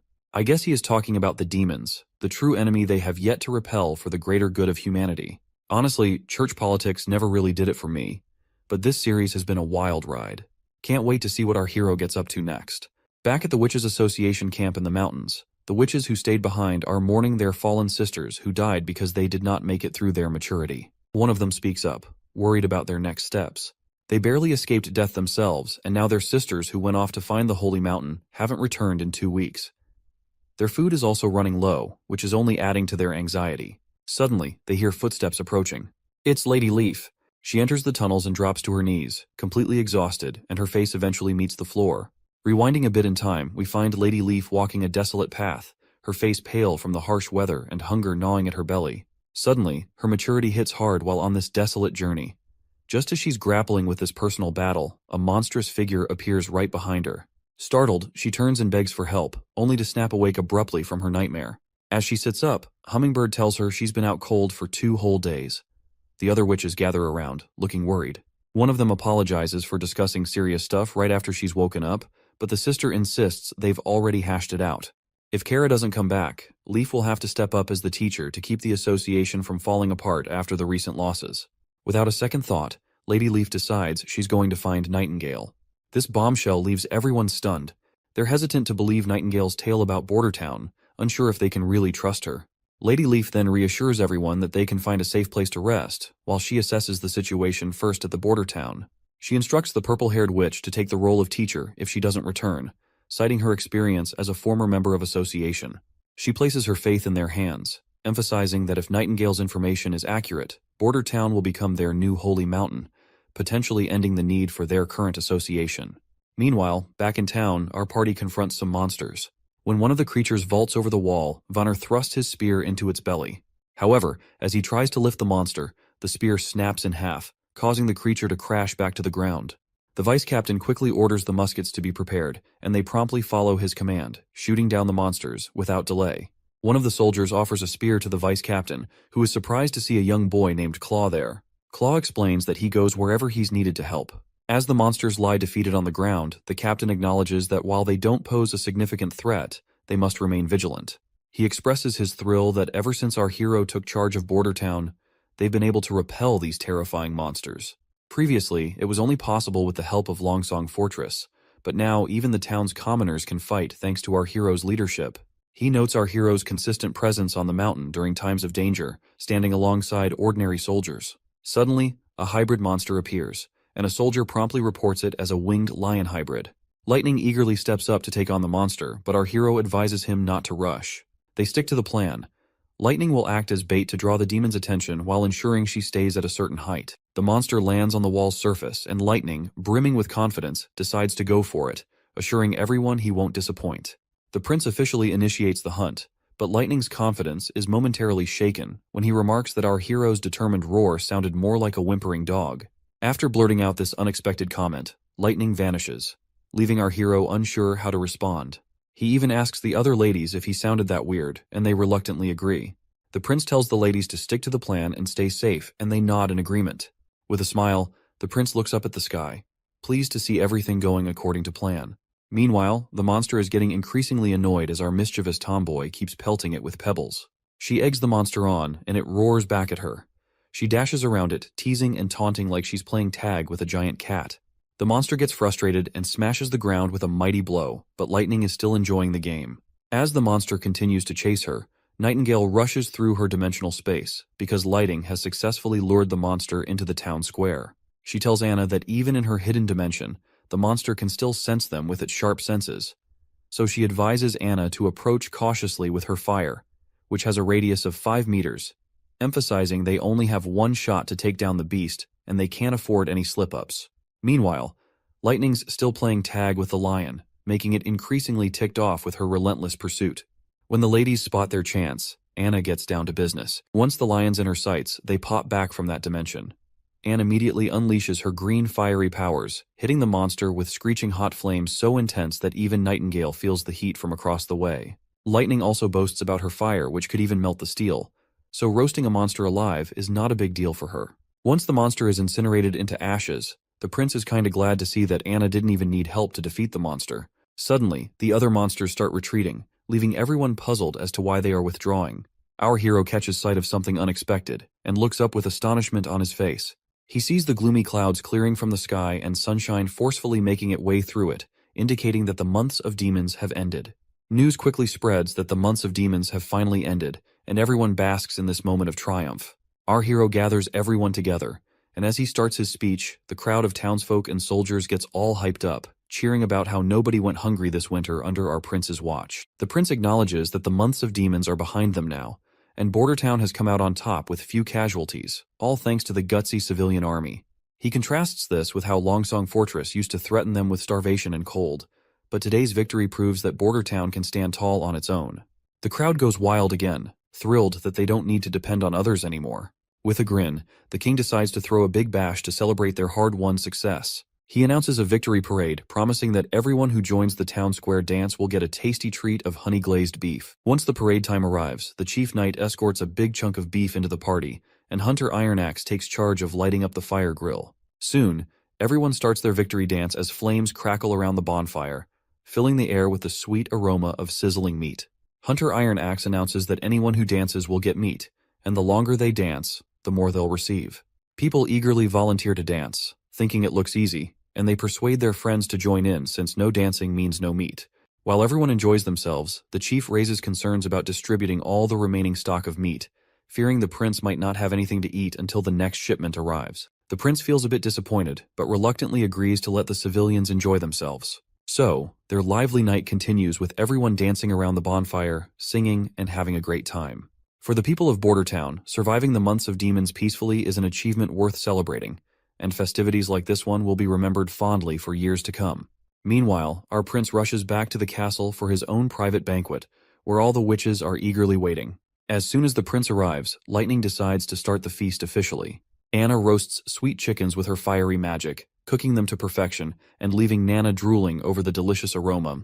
Nightingale shows off her skills by expertly slicing the meat into many pieces. Meanwhile, the tomboy and Nana are having the time of their lives, because having an outdoor barbecue party is the best thing they can wish for in their lives. Our hero is also having a great time, especially seeing everyone so happy. He believes they deserve this kind of luxurious treatment, thinking that people with such incredible abilities shouldn't be treated any less. Suddenly, the boy finds himself getting a sweet smooch from Lightning, right on his face. Nightingale and Anna are absolutely blown away by this unexpected move, and our hero's reaction is just as stunned. When the tomboy is asked about this abrupt kiss, she points out that women may kiss the territory ruler during celebrations, and it's a tradition. Meanwhile, Nightingale feels annoyed and a bit jealous, while Wendy clearly sees the tension. As the prince and Lightning go back and forth, we see Anna feeling a little down, probably because she wanted to kiss the prince too. Once midnight strikes, our hero feels dizzy from too much drinking. Suddenly, his dizzy mind perks up when he spots Anna in the distance. She gets really close, and our hero blushes. Right away, he starts explaining himself, saying the smooch with the tomboy was just an accident, to which Anna agrees. The prince further clarifies that Lightning is young, and he didn't look at her that way. Anna agrees once more. Anna then gathers her courage, and admits she was waiting for them to be alone, because she's not as bold as Lightning. As they get closer, just inches apart, Anna gives him a gentle kiss on the cheek. Meanwhile, Wendy's holed up in her room, buried in a book. She's totally baffled by how these books about the church's origins skip any mention of gods and just slap the title Pope on everyone. It's all a bit too much for her to wrap her head around. Just as she's mulling it over, Nightingale breezes in, catching Wendy mid-brainstorm. Wendy snaps the book shut, instantly lighting up to see her friend there. Wendy mentions how Lightning had gone to sleep while calling for Daddy, like a child. Nightingale chuckles and takes the book from Wendy's hand, reminding her that reading late at night could strain her eyes, especially in poor light. Suddenly, Wendy catches Nightingale off guard, asking if she's troubled by thoughts of the kiss Lightning gave our hero. Nightingale blushes and denies it, but Wendy presses her, telling her not to lie. Reluctantly, Nightingale clenches her teeth and admits the kiss is bothering her. Meanwhile, Wendy reassures Nightingale that Roland Wimbledon is the fourth prince of the kingdom, and their mission is to help him seize the throne and become the king of Grey Castle. She's confident he'll protect the witches under his rule, and when the time comes, Marry a princess or a duke's daughter to secure the next generation. Wendy explains that as witches, they can't have children. It's a limitation granted by the heavens in exchange for their powers, and she hopes Nightingale understands this. Outside, as the party winds down, the townsfolk are busy with cleaning duties. They're already nostalgic for the months of demons, thanks to our hero who made their days unforgettable with his inventions and victories. They're also curious about what the artillery division will do now that the demons are gone. Vanner assures them they'll find out tomorrow. The next morning begins with the sound of horns, gathering all the soldiers for an announcement from our hero. Iron Axe informs them that since they've successfully protected Bordertown from the demons, every member of the civilian army is now a private soldier under Prince Roland. However, he gives them the option to leave if they wish not to continue. A knight asks if being in the private army means they'll become knights. Hunter Iron Axe clarifies that a private army is a professional military force dedicated to protecting Prince Roland and his territory. They'll undergo year-round training focused on battle readiness, stricter discipline, and will receive higher salaries. The soldiers aren't totally sold on the better pay part, so Iron Axe lays it out. There's going to be a military ladder in this private army. With those who achieve outstanding results in battle will be promoted. Military officers will receive higher salaries and even land of their own. That news fires up the troops, who are now all about this new challenge and the rewards that come with it. But Iron Axe sternly reminds the excited crew that being members of the private army means their conduct must be far more disciplined than before. He emphasizes that any deviation from the code of conduct will result in severe consequences, such as forced labor or even execution. The squad members visibly tense up at the stern warning, and Iron Axe challenges them to reconsider their commitment if they have doubts. Despite the harsh conditions, Vanner remains steadfast in his determination to keep serving our hero, Roland, no matter what challenges arise. Seeing no one willing to leave the private army, Iron Axe raises his voice again with the authority of a seasoned captain, reminding them that they are now Prince Roland's private army. He declares that their training and conditioning will begin immediately, establishing a tone of strict discipline from this point forward. Back in the castle, Lightning reports to Prince Roland about the plans for the private army. She explained that due to the lingering snow outside the city, the soldiers will be crawling more than running during their 4-mile daily routine.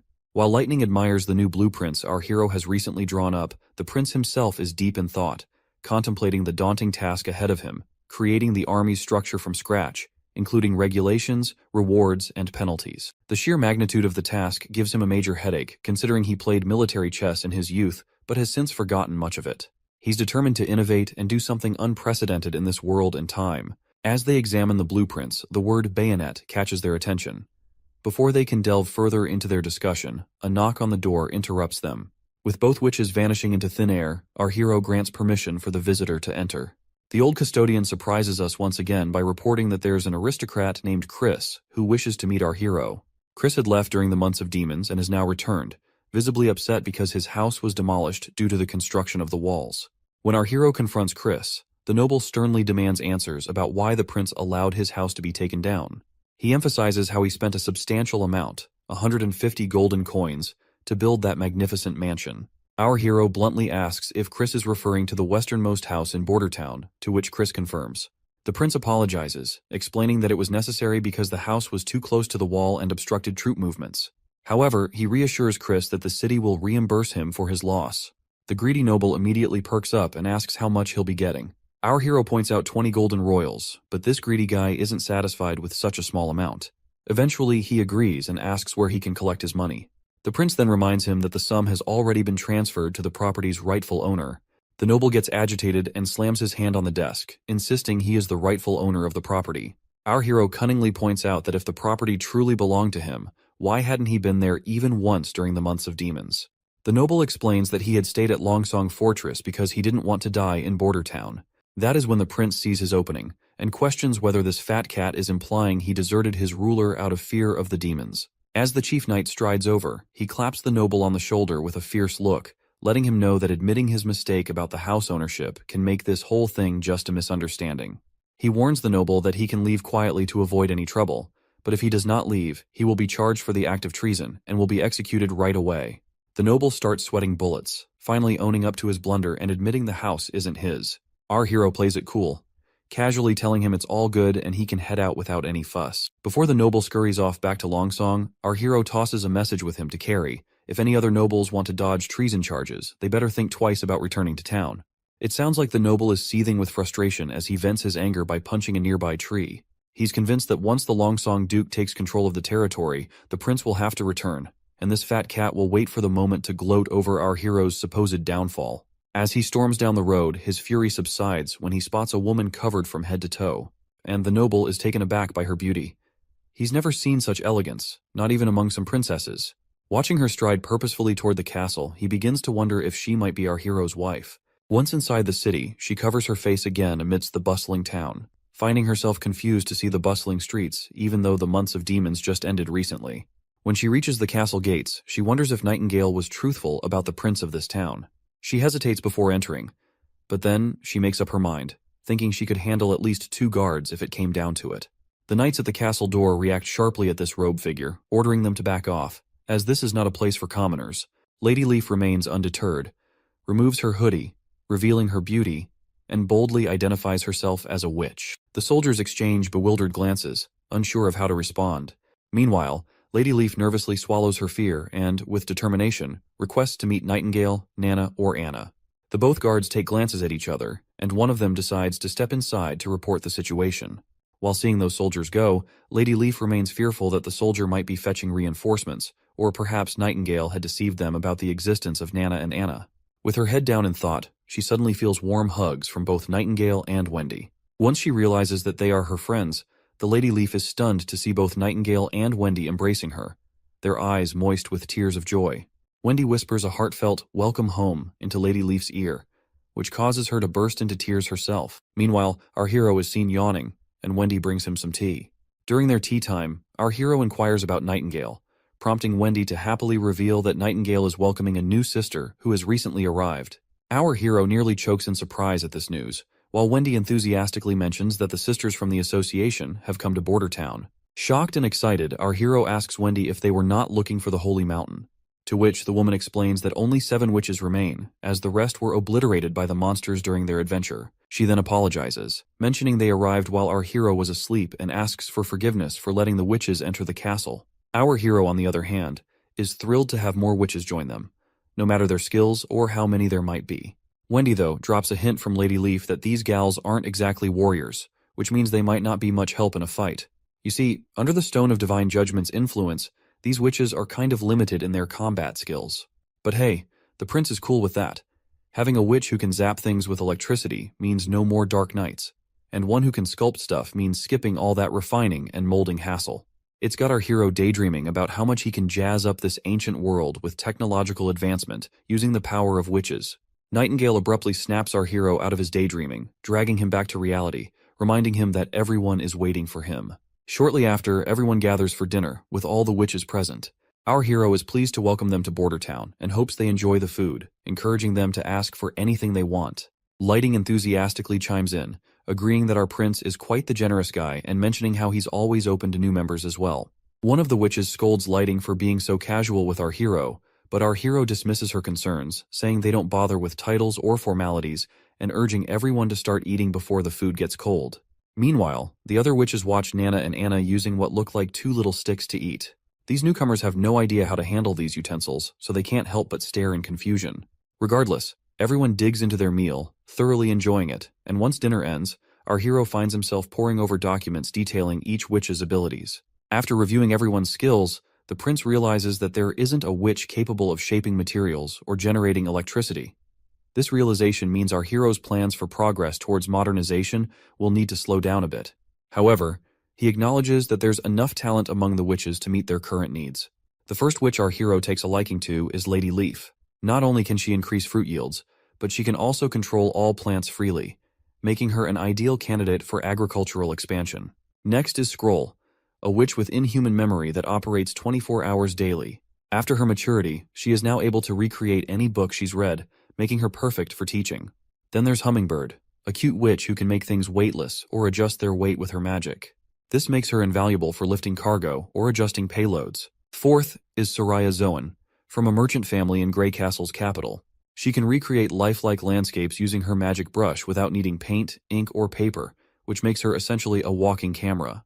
Echo, the fifth witch, hails from the southern continent and can replicate any sound, making her a master of sound illusions. Finally, Lily, who just turned 16, has the ability to prevent food from rotting, potentially helping with food preservation. but our hero has yet to figure out if her powers can also kill bacteria. However, after Lady Leaf, the seventh witch, known as Moon, is the most intriguing witch. A young girl who doesn't talk much but is a priceless asset because she can magnetize metal. Her ability was upgraded after maturity, and now she can magnetize almost anything. Nightingale reveals that Moon was regarded as the most useless in their camp and often bullied by their teacher, Kara. But for our hero, magnetism means he has a way to generate electricity, which is the oldest trick in the engineering books, and all credit goes to Faraday. With electricity, they can have light, and it won't be long before another miracle happens in his territory. He decides not to categorize the witches into battle and non-battle categories, but instead prefers to place them into three large categories. The first category is self-reinforcing, consisting of passive abilities that are not affected by the Stone of Divine Judgment. The second category is summoning, and as the name suggests, the magic is summoned outside the body, but with an area of effect of 5 meters or less, and these abilities can easily be suppressed by the Stone of Divine Judgment. The third category, power attaching, is all about directly attaching magic to their target. The process is slow, consuming a hefty amount of magic, and can be interrupted by the Divine Stone of Judgment. However, once the conversion is done, the added properties become intrinsic to the object. They remain effective even in the presence of a Divine Judgment stone. Once he sorts everything out, he calls it a day, knowing that things are about to get a lot more hectic from here on out. While Roland is about to hit the sack, we catch all the witches gathered in one room. They're grilling Nightingale, asking if they can dodge the agony of maturity by using their magic powers every single day. Nightingale shoots back that Anna and Nana are living proof of this theory. She claims she's spotted changes in both girls' bodies using her fog. Their consistent magic use has beefed up their magic vitality, and at the same time, softened the pain of anti-phase. Or you can call it maturity as well. She doubles down, saying if they burn through all their magic right before their awakening, they'll breeze through the anti-phase with almost no pain at all. Wendy chimes in too, confirming they never got to exhaust their powers in the past because they were always on the run from the church and never dared to unleash their full abilities. Lady Leaf finally understands why she felt no pain during her own antiphase. She suffered while making her way back to the association. It was probably because her magic was exhausted after battling those demons. Once Lady Leaf finally understands the cause of their suffering due to the antiphase, she is terrified to realize that there was no holy mountain they were chasing after. However, Wendy immediately reassures her that the holy mountain may not be a physical heaven-like place. Instead, this town is more than the holy mountain to every witch because there is no discrimination here. A witch then suggests that if all this turns out to be true, then perhaps other witches might have also found their way around antiphase. However, she reveals that she had sent letters to the other witch associations in the kingdoms of Wolfheart and Daw, but received no replies. Nightingale reveals that Roland is trying to gather all the other witches by spreading rumors in the cities about this town being the holy mountain, hoping they'll gain confidence and come to this place too. Another witch admits she still doesn't understand Prince Roland's motives, questioning why he's taking an interest in them. One lady speculates he might want them as dancers like other nobles. Nightingale gets mad at this portrayal of our heroic prince and tells everyone they'll understand him better once they've lived here longer. Wendy agrees, speaking from her experience living there, vouching for Prince Roland. She advises them to be prepared to sign a working contract with the prince tomorrow. So, the next day rolls around, and everyone gathers in the dining room. Prince Roland lays down the law, telling everyone to carefully read through the contract details before scribbling their names. He urges them to start practicing their abilities according to the plans in the contract. Lady Moon pipes up nervously, worried she'll mess things up during her practice once again, like that time she almost bonked Lady Lily with an iron pan. Roland quickly reassures her, saying he will assist her in her training. He then tells Lady Scroll, Leaf, and Lady Soraya they are going to meet him privately. Later on, we find ourselves in our hero's office, where he starts his questioning. He kicks things off asking about the incident where they encountered creepy creatures, and only 7 witches made it out alive, including the teacher from the association who bit the dust in the Badlands. He wants to know if those things they saw were hybrids. Everyone clams up, especially Lady Leaf, who faced those beasts alone. She trembles a bit and finally speaks up, and states that they weren't demons but more like devils from the underworld. She mentions that they had tall frames and they could control demons, and they had magic as well, just like witches. The boy turns to Lady Soraya, asking if she was there when those monsters showed up. Anxiously, she confirms, and our hero slides a paper towards her, urging her to sketch out what the monster looked like. If you're confused about if Sister Leaf was the only survivor, then how did Soraya see those monsters? To clarify, Lady Leaf allowed some of the witches to retreat while she fought the monsters. Anyway, Lady Soraya conjures her special pen, leaving Roland in awe of her skill. She starts sketching, and with some deft strokes, what appears on the paper terrifies both our hero and Nightingale. Soraya feels drained after completing the drawing, and Lady Leaf wastes no time pointing out that the monsters in the picture are exactly the devils they encountered. She explains how one devil could throw javelins at lightning speed, while another could summon lightning itself, all alongside their immense physical strength. Lady Leaf also notes their weakness. They couldn't sustain their special attacks continuously, which she exploited to defeat them solo. Roland is shocked to hear that Lady Leaf took on those monsters alone. She then clarifies that she discovered a weakness under the devil's masks, a tube that was vulnerable. Kara's snakes bit the tube, severing it and causing the monster to perish, though it also cost Kara her life. So, the Lady Leaf used the same strategy to defeat another monster, discovering that there was red gas inside the tubes, which dissipated and caused their deaths. Prince Roland quickly realizes this sounds exactly like a respiratory system. But looking at the pictures, he's unsure if these creatures are aliens. Their skills and weapons don't seem to match up with typical alien descriptions. She then reveals they also encountered a floating city in the sky. No matter how much they tried to approach it, it always remained distant. Lady Leaf points out that the floating city might be a mirage. Our hero asks if they can draw it, because if it's actually a mirage, then the real devils could be somewhere in the Badlands, and the red blood mist above the city is what the devils breathe. Soraya starts drawing again, while Prince Roland considers that the flatlands to the west of the mountain range are unknown territories, so it's not surprising that other beings might live there. He then turns to Lady Scroll, asking about the ancient text Kara read about searching for the Holy Mountain. The girl explains that Kara never let anyone read it, but she once peeked at it. However, the text is scrambled and sloppy, and its contents are unimaginable. Prince Roland instructs Sister Scroll to recreate the ancient script for him, but she insists it's misleading nonsense and shouldn't be delved into. Despite her reservations, she conjures up a book as commanded, quickly closing it and explaining it's meant for his eyes only, fearing others might end up crazy like Kara. The prince nods, and later we find Nightingale snacking while Roland immerses himself in the book created by Sister Scroll. He asks Nightingale if she's not curious to see it, to which she simply walks away, uninterested in anything that might mess with someone's head. Roland argues that reading text won't drive anyone insane, and besides, he can't fully understand most of it because its language and grammar are archaic. He points out there's no mention of a holy mountain so far, only references to a bloody crimson moon and a massive stone door. He can decipher each word individually, but piecing them together is proving challenging. Suddenly, his eyes go wide as he gets something crucial from the text. The line he reads states that, "We regular humans don't stand a chance against these devils." Roland keeps reading from the book, telling how the divine stone of judgment couldn't hold up against the devil's relentless attacks. These monstrous enemies, scary as heck just with their brute strength, brought down the holy city of Tequila. They scattered all over, climbing mountains and crossing rivers to escape the underworld's door. The writer then spills that she's on her deathbed, being eaten alive by the devil's power. No medicine can help, so she's writing to her buddy Nataya for a favor. She explains how Alice's Judgment Army experiment is wrapping up, successful in making warriors who can stand toe-to-toe with the devils.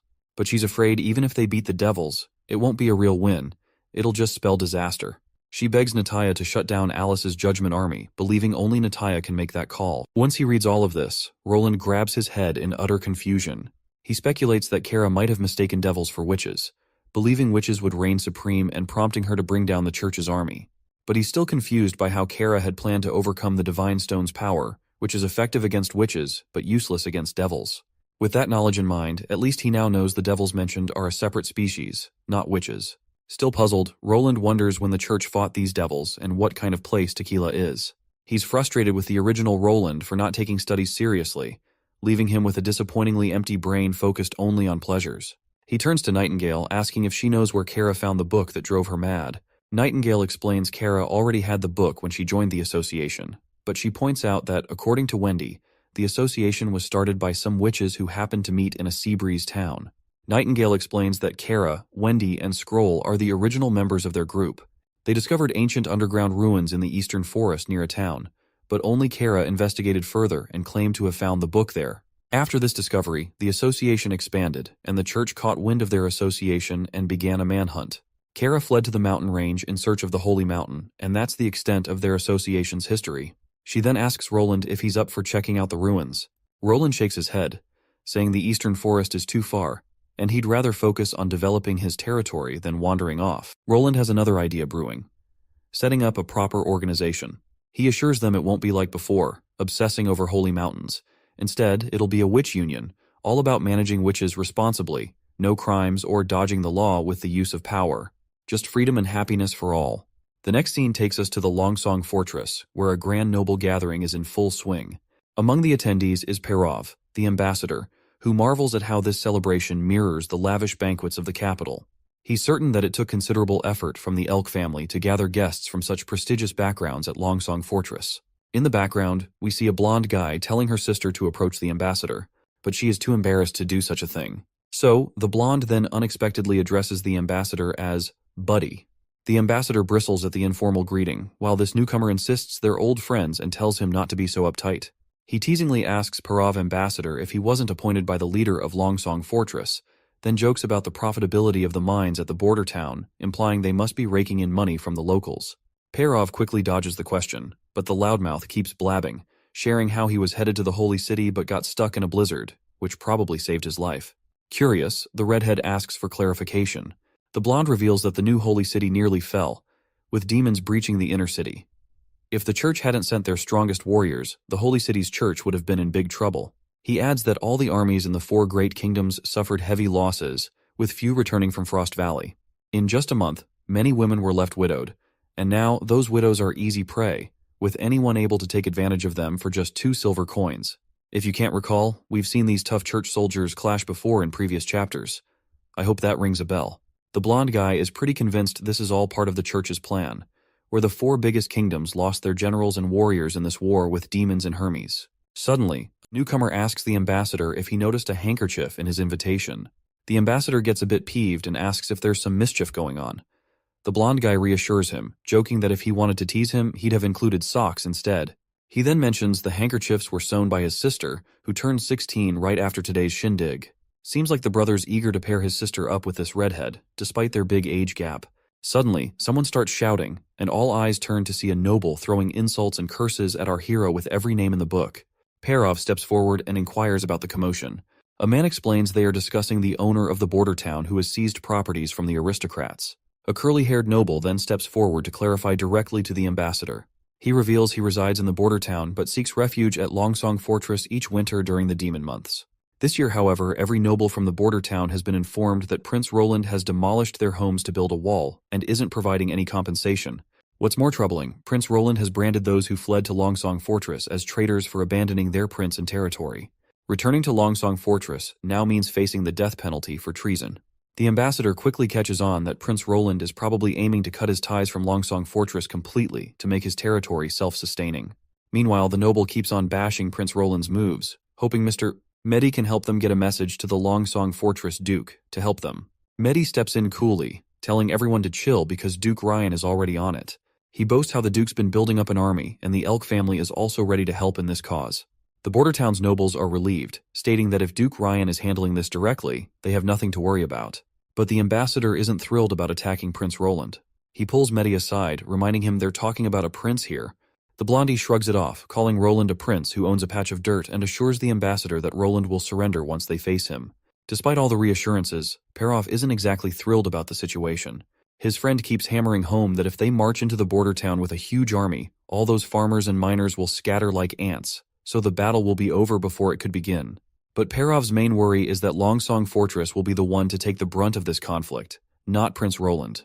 He can't quite wrap his head around how Prince Roland will use regular folks to take on the Duke's army, but he has this uneasy feeling that Roland will come out on top somehow.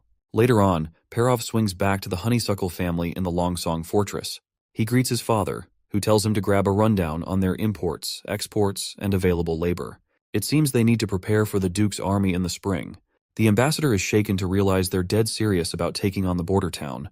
His old man tells him Duke Ryan's already called for recruits once the snow melts, and all 5 major families gotta pitch in knights and soldiers to back him up there. Perov asks his father how many soldiers they're sending. The old man, kinda surprised Perov's suddenly interested, lays out the knights and common workers they're sending, which are over 100 men in total. Perov gets really worked up hearing this, and begs his father not to hit the battlefield. The Baldy asks why, and Perov just says straight up he's worried sick about his old man's safety. Hearing that, the Baldy starts laughing his ass off at Perov's concern. He considers Longsong Fortress to be an elephant ready to squash the border town like a measly ant, so he ain't sweating it. He reminds Perov that Prince Roland only got a handful of knights and maybe 50 guards. But the redhead ambassador keeps his protest. He points out how everyone underestimated Roland's mud wall, thinking it would crumble after a night's rain. But surprisingly, it held strong. People also doubted the border town would not survive the winter, but Roland stood his ground till the end of the months of demons, earning everyone's respect. The Baldy gets more riled up hearing this and tells his son to shut it. He points angrily at the portraits on the wall, his tough-as-nails ancestors who stood firm in the battlefield. And as their descendant, he's not backing down from any battlefield either. The poor son couldn't help but take his father's insults, who just doesn't seem to get how unpredictable Prince Roland can be. He's pretty convinced it won't be long before Honeysuckle gets tangled up in this fancy politics and gets devoured by our prince. Back at the border town's castle, our hero reveals to us that he's kept his promise and granted some land to Nana's father, Tiggy Pine, making him a viscount. The land, south of the river across from town, is still dense forest for now, but Roland promised it would be the first to develop once the border town expands. Every business share on this land will belong to the Pine family, and surprisingly, the big man agreed wholeheartedly, opting to enjoy his undeveloped forest for hunting until then. On the other hand, Roland also officially bestowed knighthood upon Brian, and he will win land every time he racks up military achievements. Our prince has finally figured out an effective way to utilize his desolate land.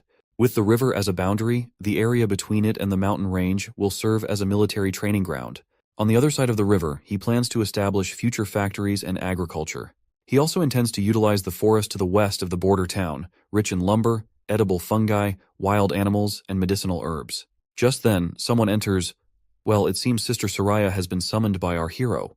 The prince greets her warmly, motioning for her to come closer and sit down. He asks her about the progress on her work at the city hall. It turns out our hero tasked her to draw passport-sized images of everyone in the border town to compile a comprehensive report. Each person received 10 bronze coins just for sitting in front of her and posing for these sketches, and Soraya, still puzzled by the whole affair, diligently drew every visitor. But right now, our hero has called her in today for a different task. When Sister Soraya asks what he has in mind, the prince eagerly slams his hands on the table and tells her happily to draw a few trinkets just for fun. Soraya is a bit confused by this unusual request, but she agrees nonetheless. She asks if she should draw them from her imagination. Roland instructs her to draw a soldier holding a heavy crossbow on the paper. Soraya picks up her magical pen, and Roland specifies to draw the soldier in armor, detailing his environment. Looks like my guy has found the perfect way to use a ChatGPT-like bot to generate images for him. Anyway, the lady starts drawing anxiously while the prince watches closely. Once she finishes, he takes a look and remarks that it's surprisingly realistic. He then instructs her to draw a small circle at the top and middle of the card. Soraya follows his instructions as he continues to give commands on what she should draw. Eventually, after making one card, he tells her to create an entire deck and promises to teach her how to play with the cards. After creating those cards, he decides to play the first round with her, and they end up spending the entire day immersed in the game. The prince clinches the final round by slamming down his most powerful ace up his sleeve, leaving Soraya taken aback by its sheer power. She challenges him to another round, but he decides to postpone it for another day as it's already getting late. Soraya feels a bit disappointed, but agrees nonetheless. As the yellow hue of dawn settles in, a sweet melody fills the air, and Sister Soraya quickly recognizes it as Lady Echo's singing. She explains that it seems Lady Echo has learned the poem Soraya had taught her. We also catch up with Anna after a long time, and she seems to be enjoying that sweet singing. Lady Scroll walks into the scene and informs Anna that Sister Soraya is calling everyone. Anna replies that she wants to read more and is also enjoying Sister Echo's singing. Purplehead then reveals that even Echo admires Anna for her abilities among all the witches here. In response, our Anna asks why. Lady Scroll explains that Echo isn't from Grey Castle but hails from the southernmost continent. She was brought to Grey Castle by slave traders from Clearwater Port, where she was trained in techniques to seduce men to fetch higher prices. Though her current life is better, her past remains a mystery which was full of sorrow, and she was torn from her family and landed far away from home. Anna feels sad for her, and Lady Scroll adds that for Echo, having a power like Anna's is like winning the lottery, considering her singing isn't exactly a career booster. The sister then gives our girl a reassuring pat, saying she doesn't need to worry about anything since witches are no longer desperate and destitute in this place. Anna, being the first witch our hero met, gets all the credit from Lady Scroll for becoming a reason for comfort to the others. Purplehead notices something that creeps Anna out. She points out that her hair is a bit long and asks if nobody has cut it. Anna blushes, saying she cuts it herself all the time. Lady Scroll assures her that she's going to give her a proper haircut and proudly claims that back in the association, she was the one who cut every sister's hair. After a while, she brings her tools, ties Anna's hair with a cloth, and proceeds to cut it while telling her that she used to make a living with this barber profession. Anna then hesitantly asks a question, mentioning that the book she read yesterday had many stories where the prince always ends up marrying the princess and making her his wife. She asks why the prince always has to marry the duke's daughter. Sister Scroll explains that's just how things are, but Anna immediately questions why, asking what if a person doesn't like princesses or noble ladies. Sister Scroll responds that regardless of personal preference, the prince would still have to marry someone of noble blood because it's likely he will become king, and a king's marriage is dictated by political affairs. Additionally, it's crucial for a king to have pure blood offspring. Anna is definitely thrown off by this revelation because she might have been hoping for a chance to marry Prince Roland. But I guess she doesn't have a shot since witches can't reproduce. Even Lady Scroll understands that much, and she doesn't want Anna to feel upset about it. Once she is finally done cutting her hair, Anna looks cute and beautiful, and Lady Scroll decides to change her stories from now on. She tells Anna that she's heading back to her room and instructs her to come find her if she reads anything she doesn't understand. But before she can leave, Anna speaks up again, saying our prince isn't like the ones in the stories, because he does what he wants, no matter what. Purplehead asks why she thinks that way. Anna reminds her that if he were just any prince, he wouldn't have saved her. A while later, we see our prince holding a piece of paper with the Pythagorean theorem written on it. He teaches Sister Scroll a bit about algebra and tells her he'll be writing a few more equations for her to memorize.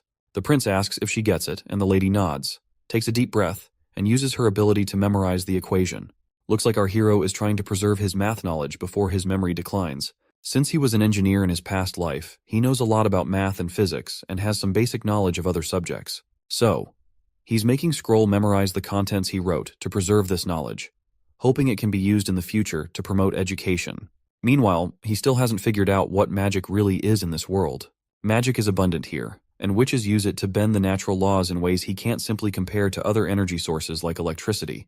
The only way to truly learn about the origin of magic power is to understand the universe itself. He starts thinking about Einstein's discoveries and all that jazz, and figures that maybe scientists in his world had already stumbled upon this magical power, but they had no way to prove its existence since there were no witches around. Suddenly, his daydreaming is interrupted by Lady Scroll, and as the hours pass by, our hero decides to call it a day. The girl gets up from her spot, but before she leaves, she says she's got a question she wants to ask. The boy gives her the go-ahead to speak. So she asks him why he decided to take witches in, and if he wasn't scared of the church threatening him.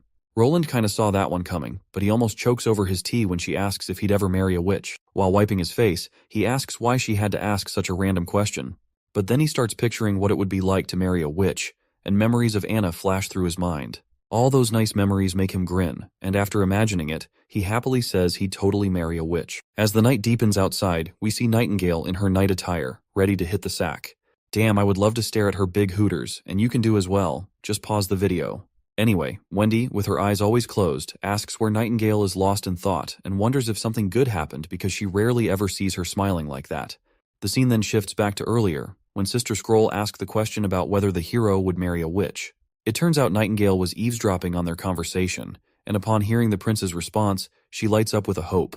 Meanwhile, in the present, Wendy persistently asks the source of her happy smile and wonders if she won a good game of cards. The next day arrives, and we see our soldiers being grilled by their captain, Iron Axe.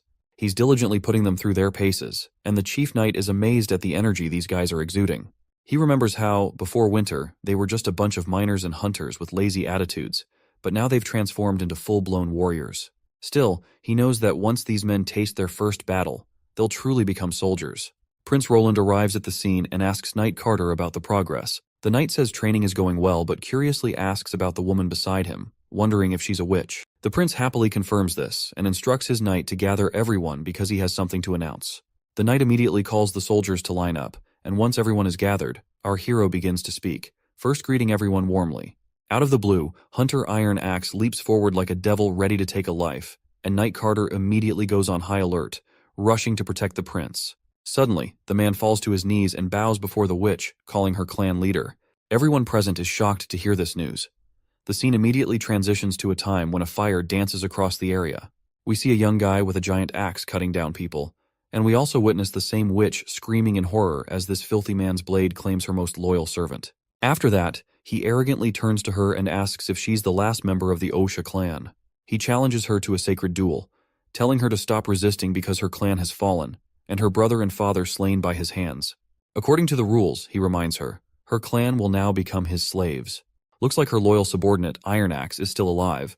So, as this creep makes his move and grabs her chest, Her servant steps up, telling him to back off. But bam! Someone decks the guy from behind really hard, and he goes down like a sack of potatoes. This filthy guy keeps humiliating her by stepping over her body. He orders his buddies to haul her off to Clearwater Port, thinking they've hit the jackpot. Meanwhile, her servant is barely hanging on, slowly closing his eyes as consciousness fades away, and the bad guys start loading up their things to make their getaway. In the present moment, Iron Axe further reveals that after losing her, he refused to join any other clan. His sole goal became saving Lady Echo. He explains how he searched countless slave markets all the way from the far south Clearwater Port, but found no leads. He drops to his knees, swearing to the three gods he'll stick to Prince Roland's side for the rest of his life. He admits he failed to control himself when he saw her, so he feels deserving of punishment. The prince steps in, telling him to chill and to get up. The prince then hints that maybe helping the Iron Axe get his revenge for his clan isn't out of the question. Iron Axe lights up, asking if they're really going for it. The prince confirms, saying it's not happening right now, but they will be in future. Iron Axe is thrilled by this news and reassures Lady Echo that she'll eventually be able to return to their homeland. She responds by stating that she's no longer the clan leader. Well, it now finally makes sense why she admired Anna for having powerful magical abilities, because she wanted to stand up for her clan, but she was too powerless against those intruders. Meanwhile, our hero is lost in his own thoughts because what Iron Axe described about the extreme south is really intriguing. Basically, in the south, there is a black goo that flows from the ground and burns for days without evaporating. As he thinks harder, his face lights up as he realizes that he's found an oil jackpot, not just some underground stuff, but a full-on oil fountain.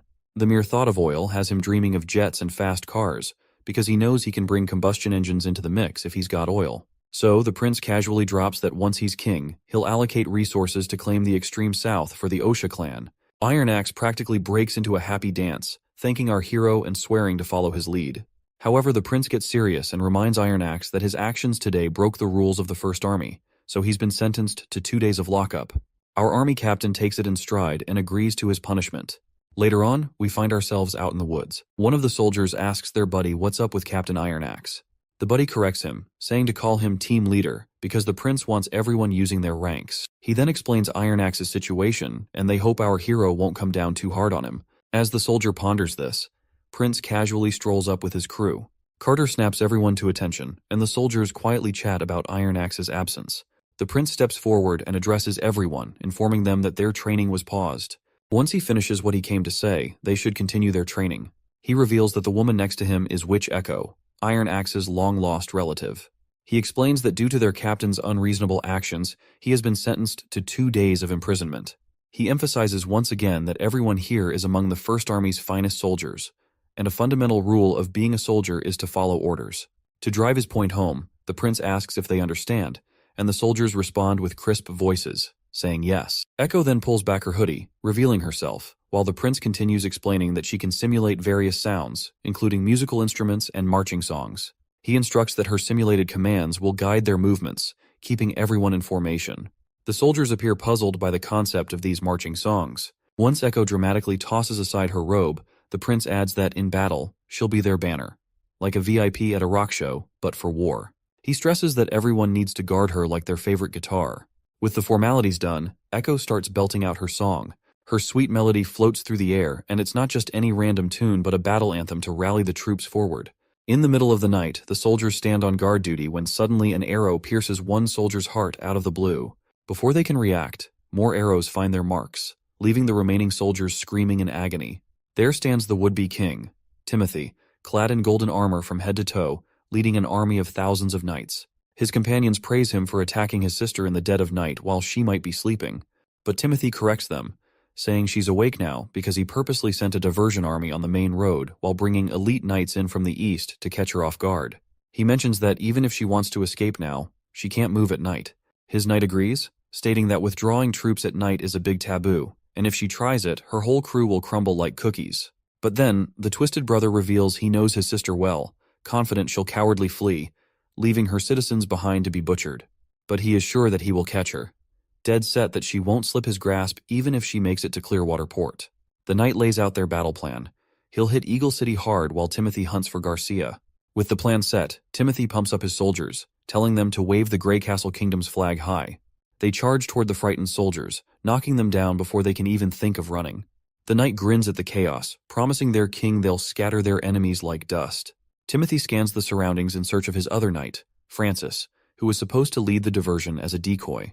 Since Francis hasn't returned yet, the king is convinced that the greedy bastard must be off plundering Garcia's treasures for himself. Suddenly, his knight's face goes pale as he points his finger at front. Once he looks in that direction, they see a silhouette of a massive army, which is led by Garcia Wimbledon, proudly waving her flag as Queen of Clearwater. With confidence in her tone, she rallies her soldiers not to fear, and they raise their spears, ready for action. While she smiles confidently, her brother, however, is totally pissed off to see there with her army. But even as confident as she might be, he's sure that this will be the last time she acts brave, because he's looking forward to destroying her and her army. Meanwhile, we're at the entrance of Garcia's Eagle City, and there we spot Francis. As he enters the city, he sees terrified locals who immediately shut their doors and windows upon seeing the platoon. Francis is starting to get suspicious by now. He knows the third princess isn't dumb enough to leave the walls undefended. Suddenly, his nose picks up a weird smell, and he tells everyone, "It stinks here. Head to the town hall." Well, it seems like something is indeed rotting inside the sewerage. Once they reach the town hall, the knight enters the hall along with his soldiers.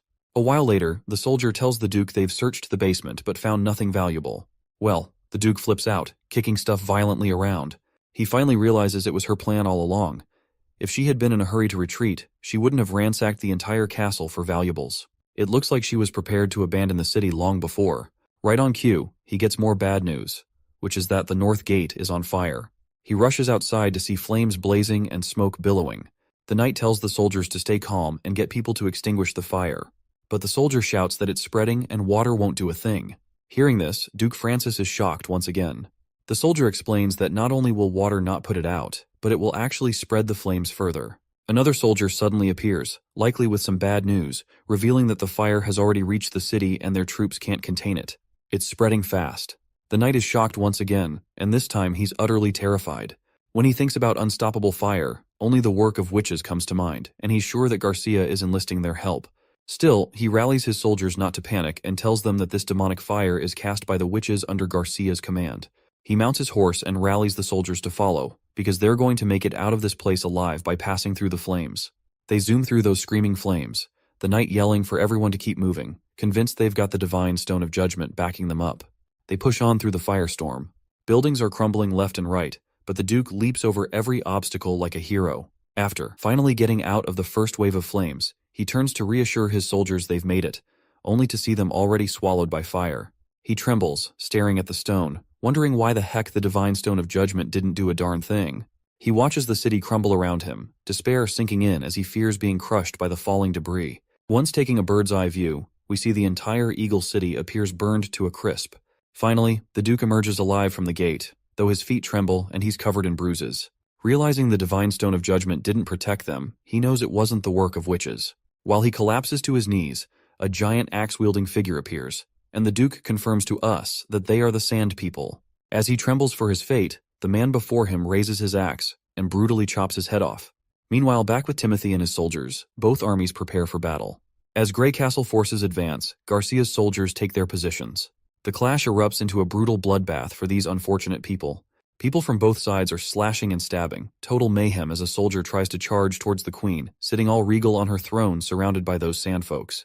She just raises her hand, doesn't even bother to say a word, and with a flick of her finger, those sand dudes rush forward and chop the horse's legs clean off in one go. Poor soldier hits the dirt, and before he can even blink, the sand guy swings his axe again, ending him with one brutal whack. Timothy's crew starts freaking out.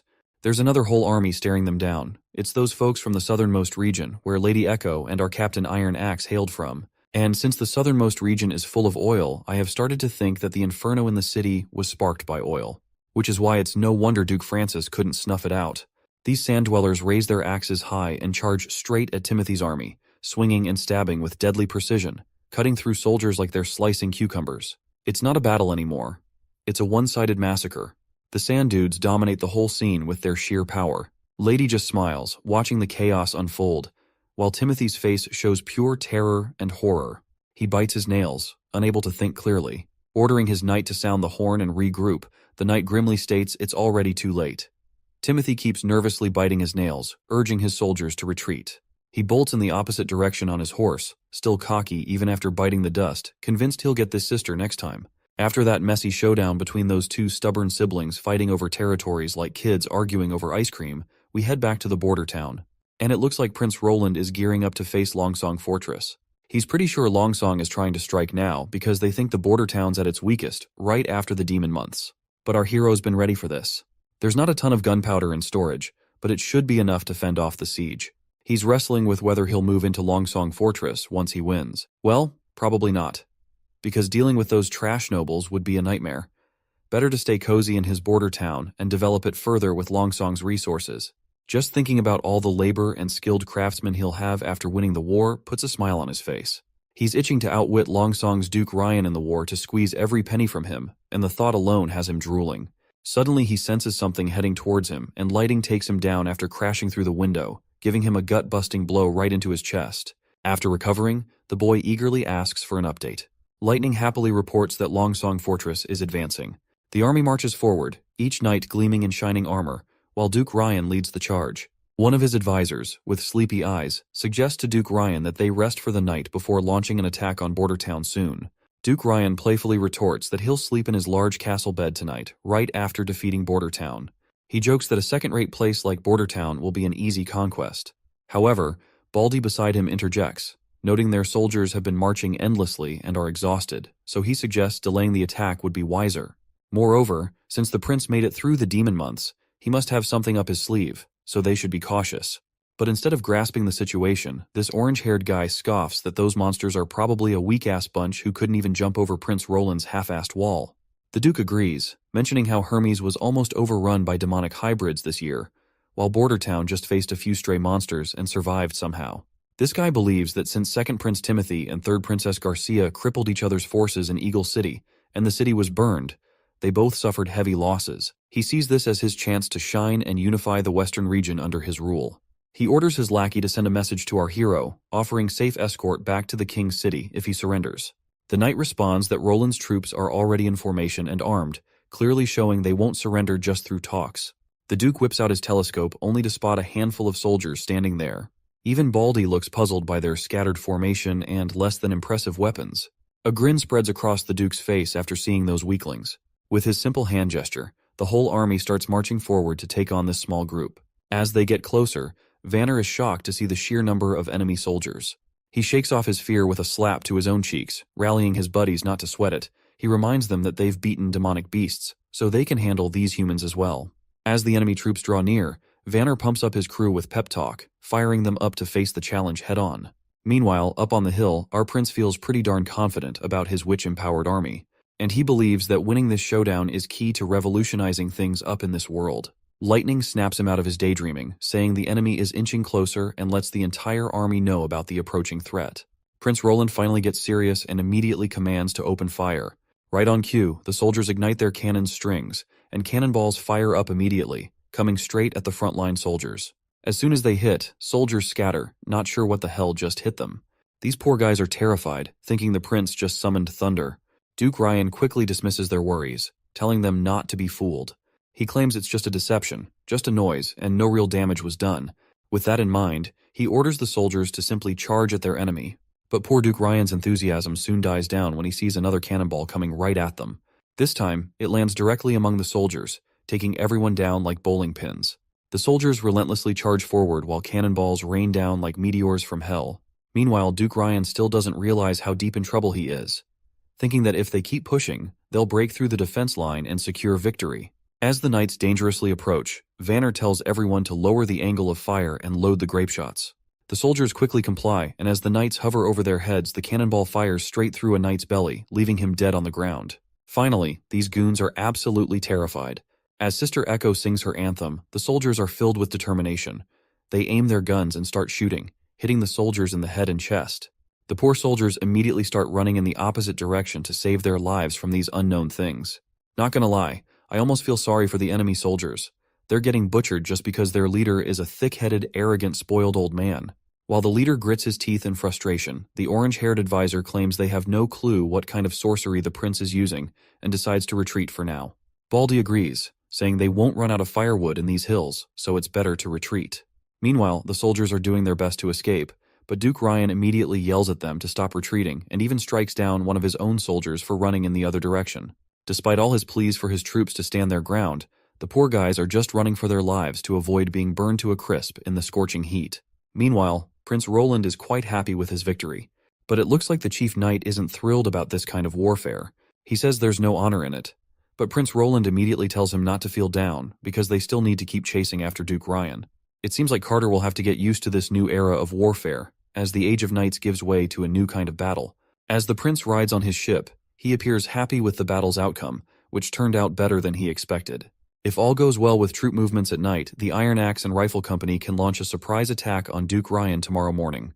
He's excited about leading the first army in the world backed by technologically powerful witches, each playing their respective roles. Suddenly, Anna appears on the scene and asks why he's sporting such a creepy smile.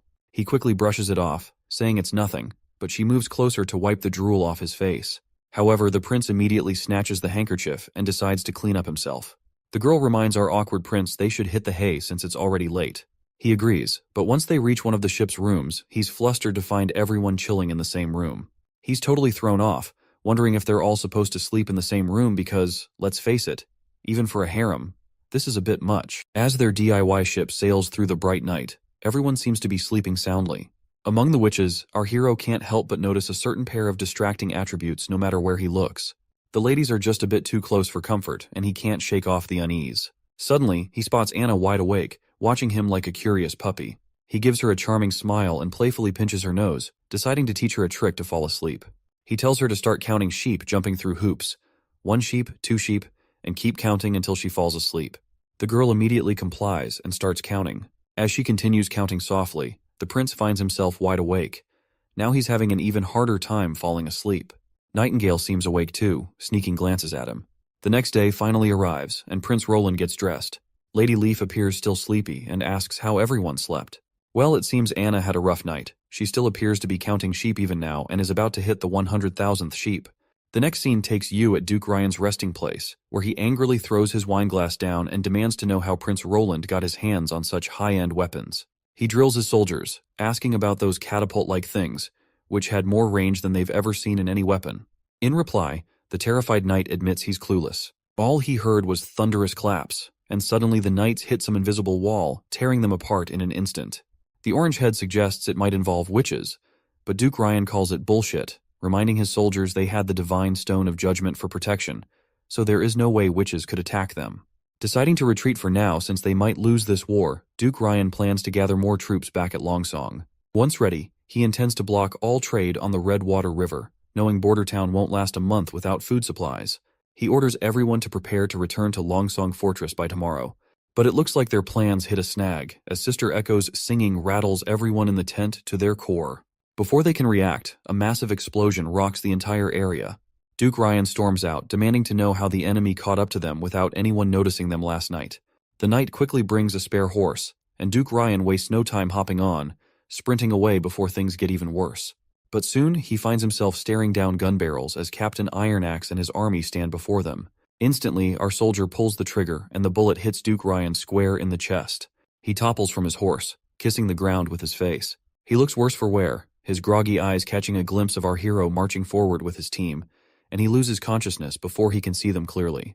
After a while, we make a grand entrance inside the Longsong Fortress. Local soldiers scramble as they see our party crashing their party. They seem more scared of the witches walking alongside our hero. Knight Carter reveals that the Duke's family tried escaping through the back door, but was captured by our first army. The prince lays down the law, saying all rebels and prisoners of war are to chill in the dungeon. Then, he gets this wild look and blurts out, "First things first, let's touch the corpse." Anna and Nightingale are creeped out to hear this and ask, "What kind of weird fetish is that?" The prince quickly backtracks, explaining he just meant looting the body, not getting all creepy with it. And so the first round of looting begins, and everyone dives into the loot. First up, they snag 300 shiny gold royals, followed by a special Clearwater port pearl necklace and some top-notch hides from the Wolf Heart Kingdom and Hermes' Godstones. But then they hit the jackpot, a hidden room. They press Y to open it, revealing a treasure trove filled with glittering gold items. The prince can't help but drool at the sight of so much wealth. Seeing chests stacked high with riches, he muses on how the lives of the rich are always so mundane. But he's not complaining, because he'd rather cry in a Ferrari than stress about paying rent any day.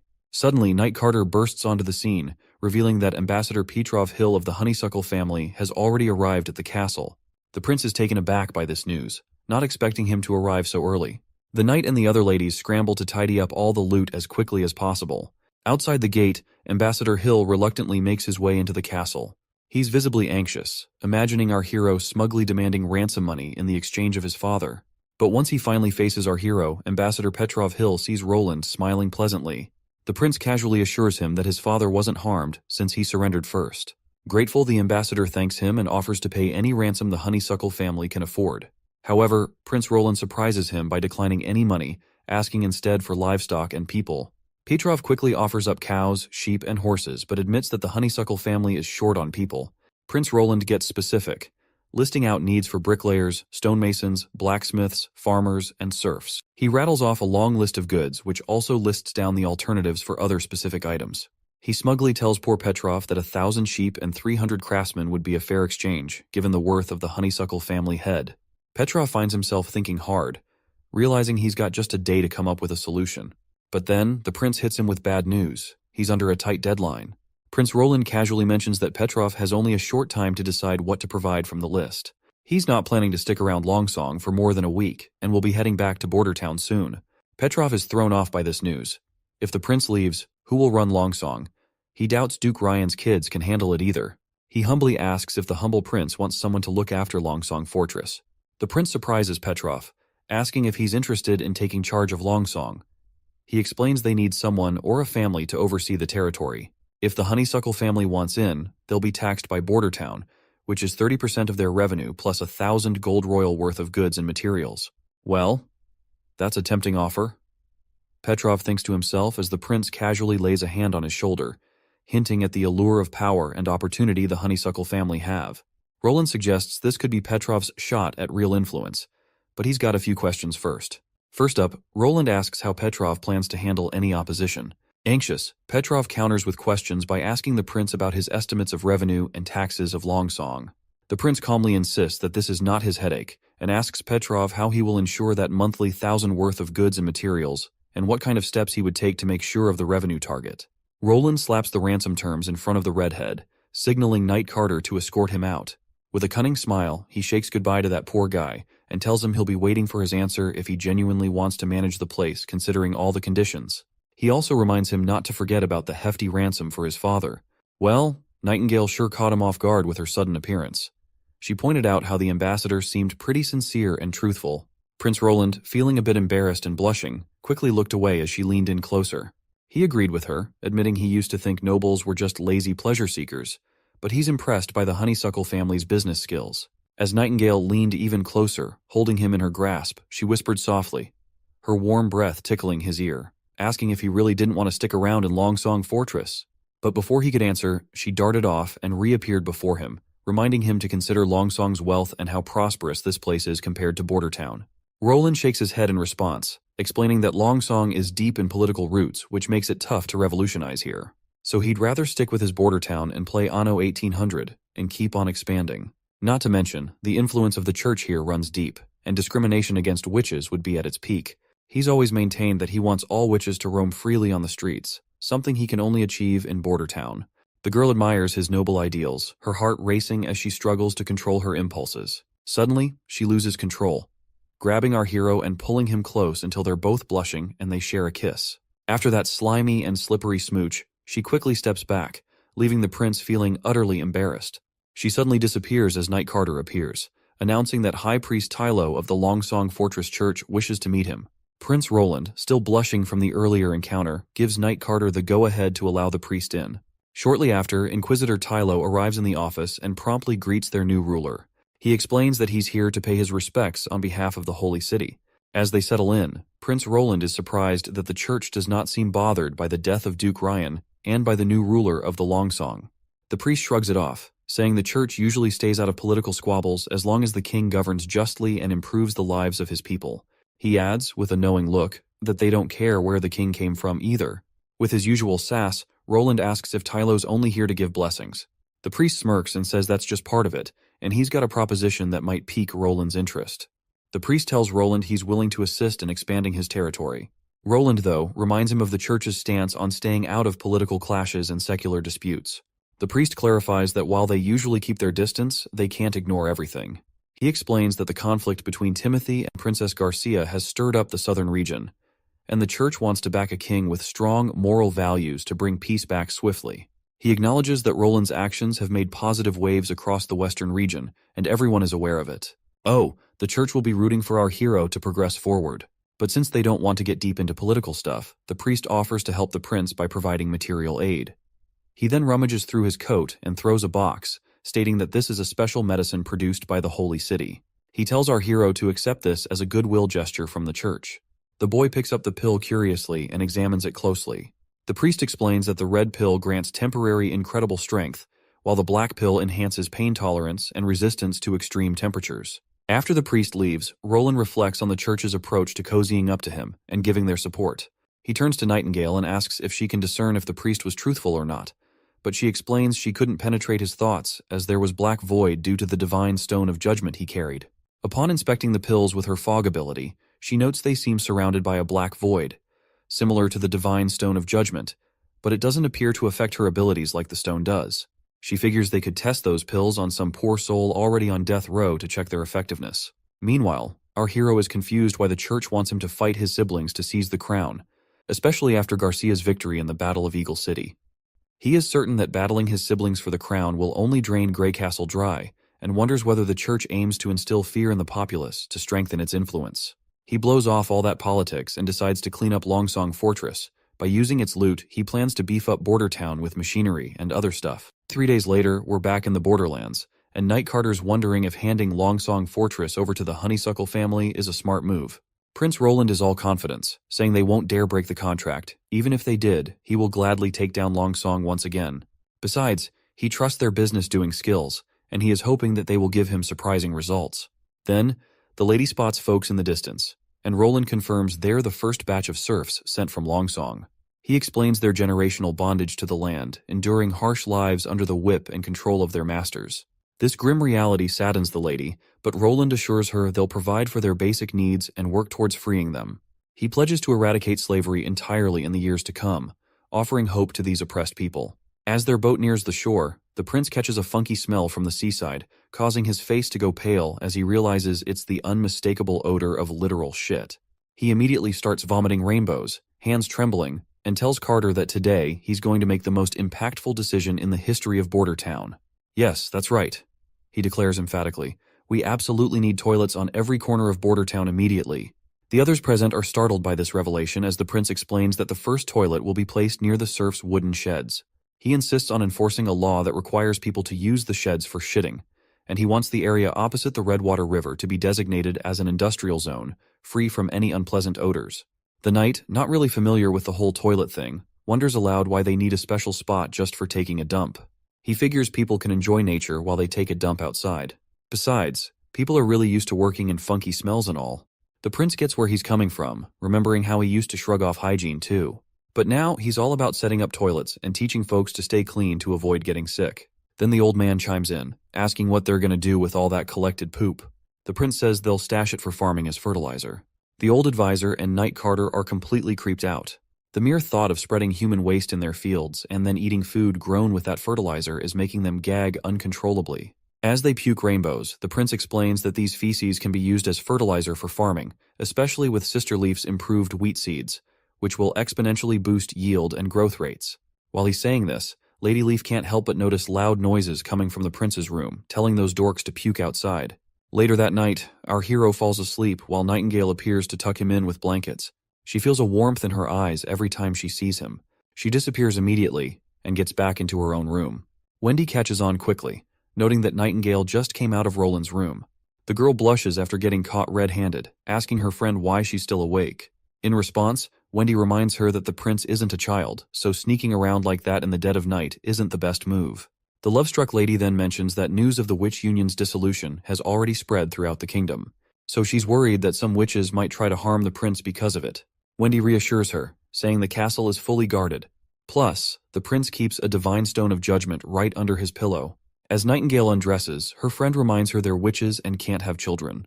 Blushing, Nightingale acknowledges this, but recalls the prince once said he wouldn't mind marrying a witch, and she believes he meant it. After freshening up, Nightingale flops back onto her bed and probs Wendy to spill something about the church. Her friend asks why she's suddenly interested in the church, and Nightingale reveals about the highly paid priest who visited our prince. The priest promised to support Roland to claim the throne, even though the prince wasn't keen on cooperating. That priest still offered them 2 suspicious pills, supposedly blessed by the Holy City's prayer room. Nightingale asks her if she knows anything about these shady pills from her time at the Abbey. Wendy explains she doesn't know much, since the Abbey had high walls on all sides and she could only see the sky. Many young girls like her, who didn't know where they came from, lived there. There were also orphans and abandoned children taken in by the church, some even sold by their parents. She learned etiquette, singing, and reading there. But once she became an adult, she was sent away from the Abbey. As she recalls her past, Wendy feels a chill run down her spine. Nightingale immediately hugs her to offer comfort and warmth, and Wendy embraces her friend in return.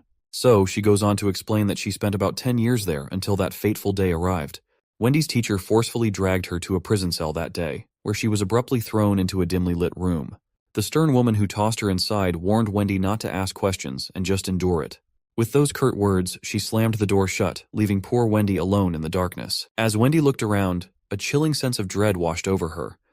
There were priests with whips in hand, already mercilessly beating another girl. When they turned their attention to Wendy, a terrifying chill ran down her spine.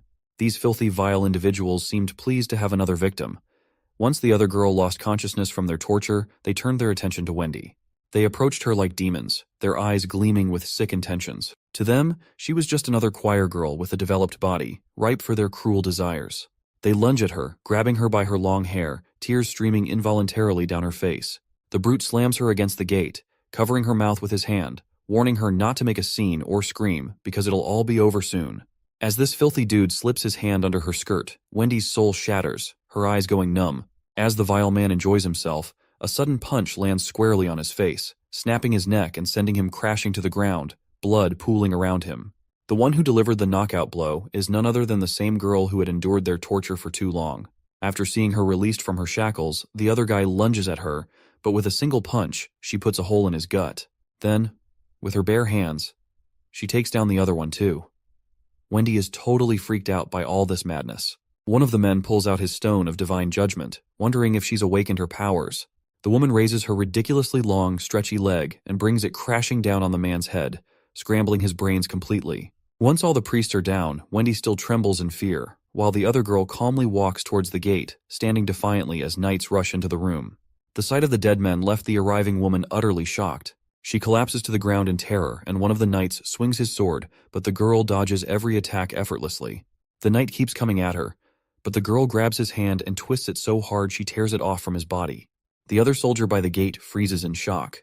Without missing a beat, she jumps up and tears him apart before anyone can blink.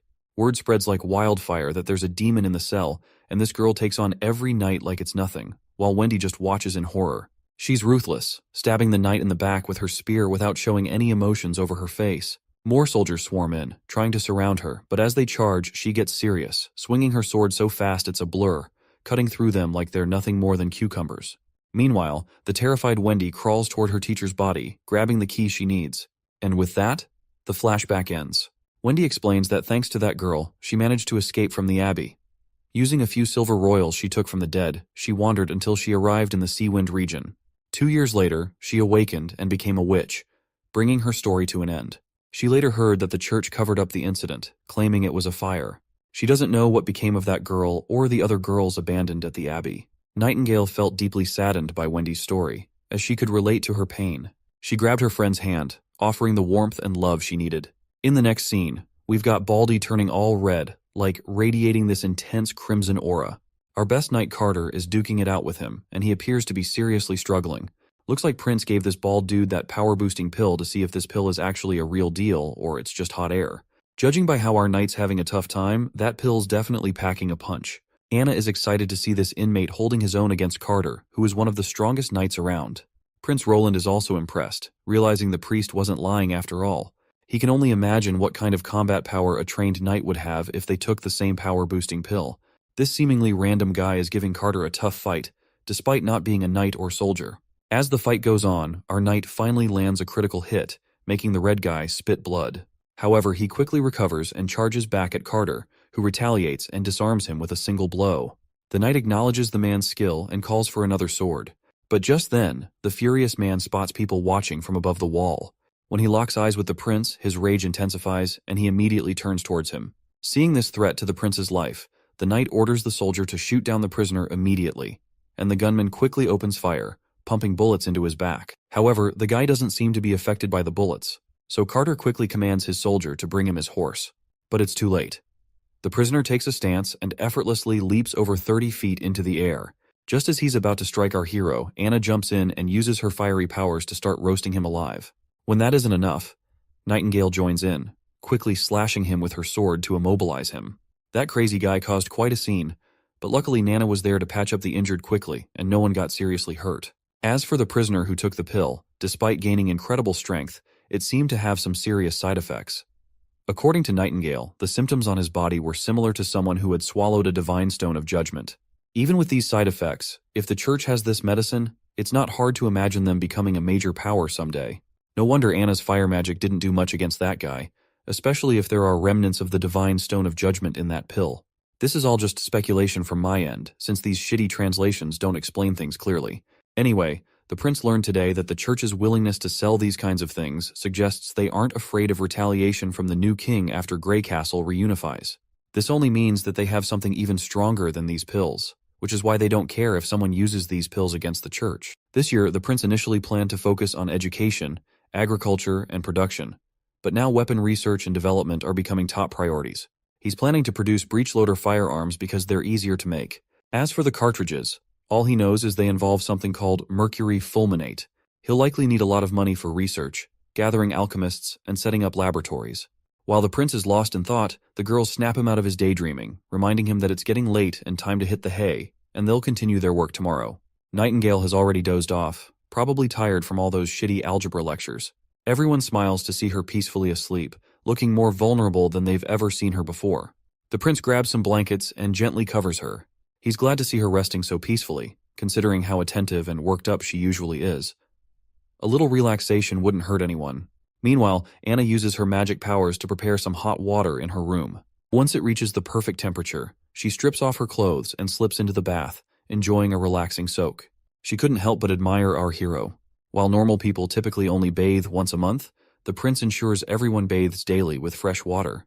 She's glad her prince is different from what she's read in stories. She remembers how he explained that everything in the universe is made of countless little balls, and to see these balls, you have to zoom in millions of times. Heat and cold are just how active these balls are. If they're moving a lot, things are hot. If they're not moving much, things seem cold. It seems we're talking about atoms here.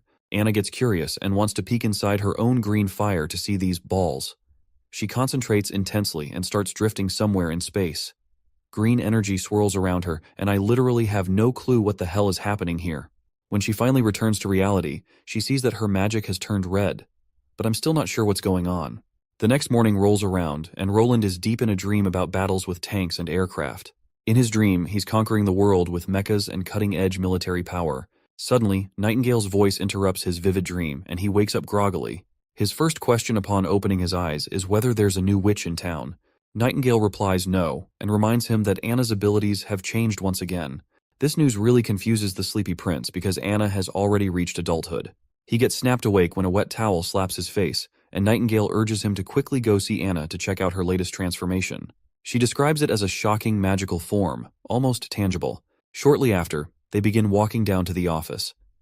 On their way, Nightingale reveals that when she found Anna in her room, she was sitting at her desk surrounded by metal objects. At that point, she was so shocked that her bread fell from her hand when she saw Anna's magic powers had changed internally, and there was a cube inside her. The prince is confused by the mention of a cube and asks what it is. Nightingale explains that when a witch awakens, her magic initially appears as a thin mist. Over time, it transforms into a swirling gas of various colors. Wendy's is white, Lady Leaf's is green. Anna always had a lot of magic, which only increased after reaching adulthood, and her color was dark green. But now, her magic has taken the form of a fist-sized cube that is completely opaque, like solid matter. Once they all gather in the office, Anna immediately turns to the prince, and without skipping a beat, he asks her what's going on. Anna spills that last night. She was thinking about what they learned in class about the whole universe being made up of tiny balls. She imagined her green flames as made of these little balls, and then she started tinkering with the chains holding them together. She reshaped and reconnected them, completely transforming the flames into something like black silk. Now she can control it with her mind, using it to slice through iron ingots. Using her math skills, she even cut a perfect square. She's practically begging for a pat on the head for her new achievement. The prince then tells her to show off her new abilities in person. Right on cue, she summons her dark powers. When our hero asks if she can change its shape, she snaps her fingers, and poof, it turns into a cube, leaving everyone amazed. She then pulls back her powers and shapes them into strings. The boy tries touching them, and, to his surprise, they're tangible. He asks if she can make them thinner. She nods, saying she can, but warns they're sharp enough to cut anyone who touches them. Despite looking delicate and thin, these strings are actually pretty tough. Unlike her green flames, she can control the temperature of different parts of the flame. Well, our hero seems to have figured out that his hunch was spot on.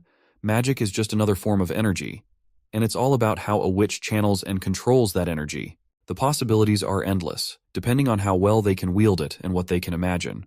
For instance, imagine trying to describe an airplane to someone who has never seen one. It's tough. So, the only limits to magic are what a witch knows and how big they can imagine. The more they understand about the world, the stronger their magic can become. Anna figured out that everything's made up of tiny particles, and that insight helped her grasp how her flames work and how these particles fit together. So she is now able to reshape those particles to make different things. And finally, our hero gives her a deserving pat on the head for a job well done. He then declares firmly that he has made up his mind. Everyone in the Witch Union will be attending study classes. Everyone is startled to hear this, and the prince appoints Scroll as everyone's teacher of enlightenment. She raises doubts about whether she can handle the role, while Nightingale, not much of a studious type, tries to slip away quietly. But my man gives her a deadly stare that stops her in her tracks. Sister Moon also expresses concerns about her ability to perform in this new role. Our hero assures her that knowledge can boost her abilities and open up new opportunities. He confidently announces they'll hit the books after dinner every Monday to Friday, starting with the ABCs of reading and writing because, as he puts it, learning can totally shape your future. But it seems Nightingale is still not too thrilled about it. In the next scene, we see Prince Roland informing a knight that he's going to start a poultry farm with chickens and ducks. He assigns some land on the west border for the farm and tells the knight to also teach others how to raise livestock.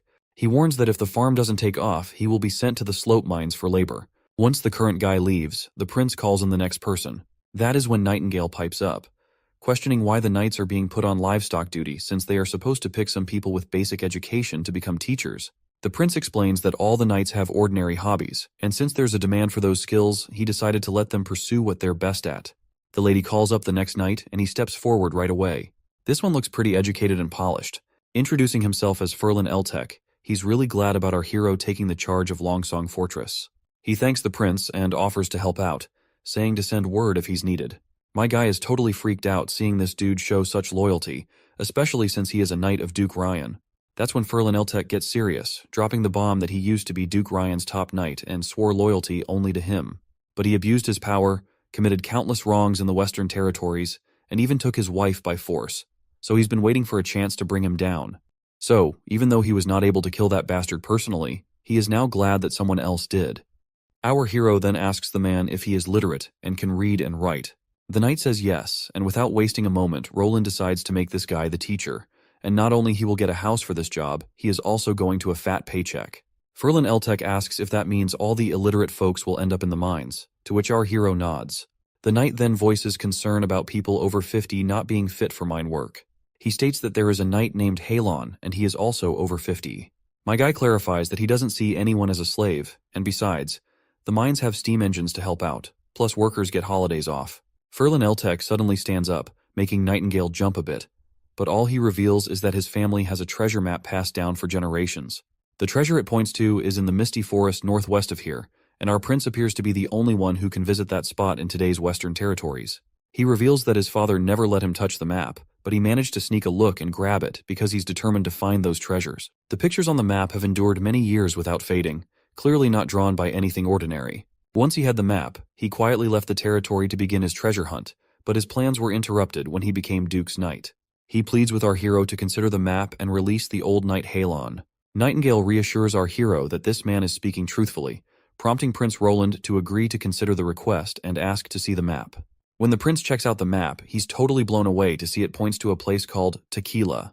Miss Scroll remarks that if the map's depiction is accurate, it's an incredible coincidence because the symbols on the map match locations recorded in ancient books. This suggests the church once constructed a city deep in the plains to defend against demons.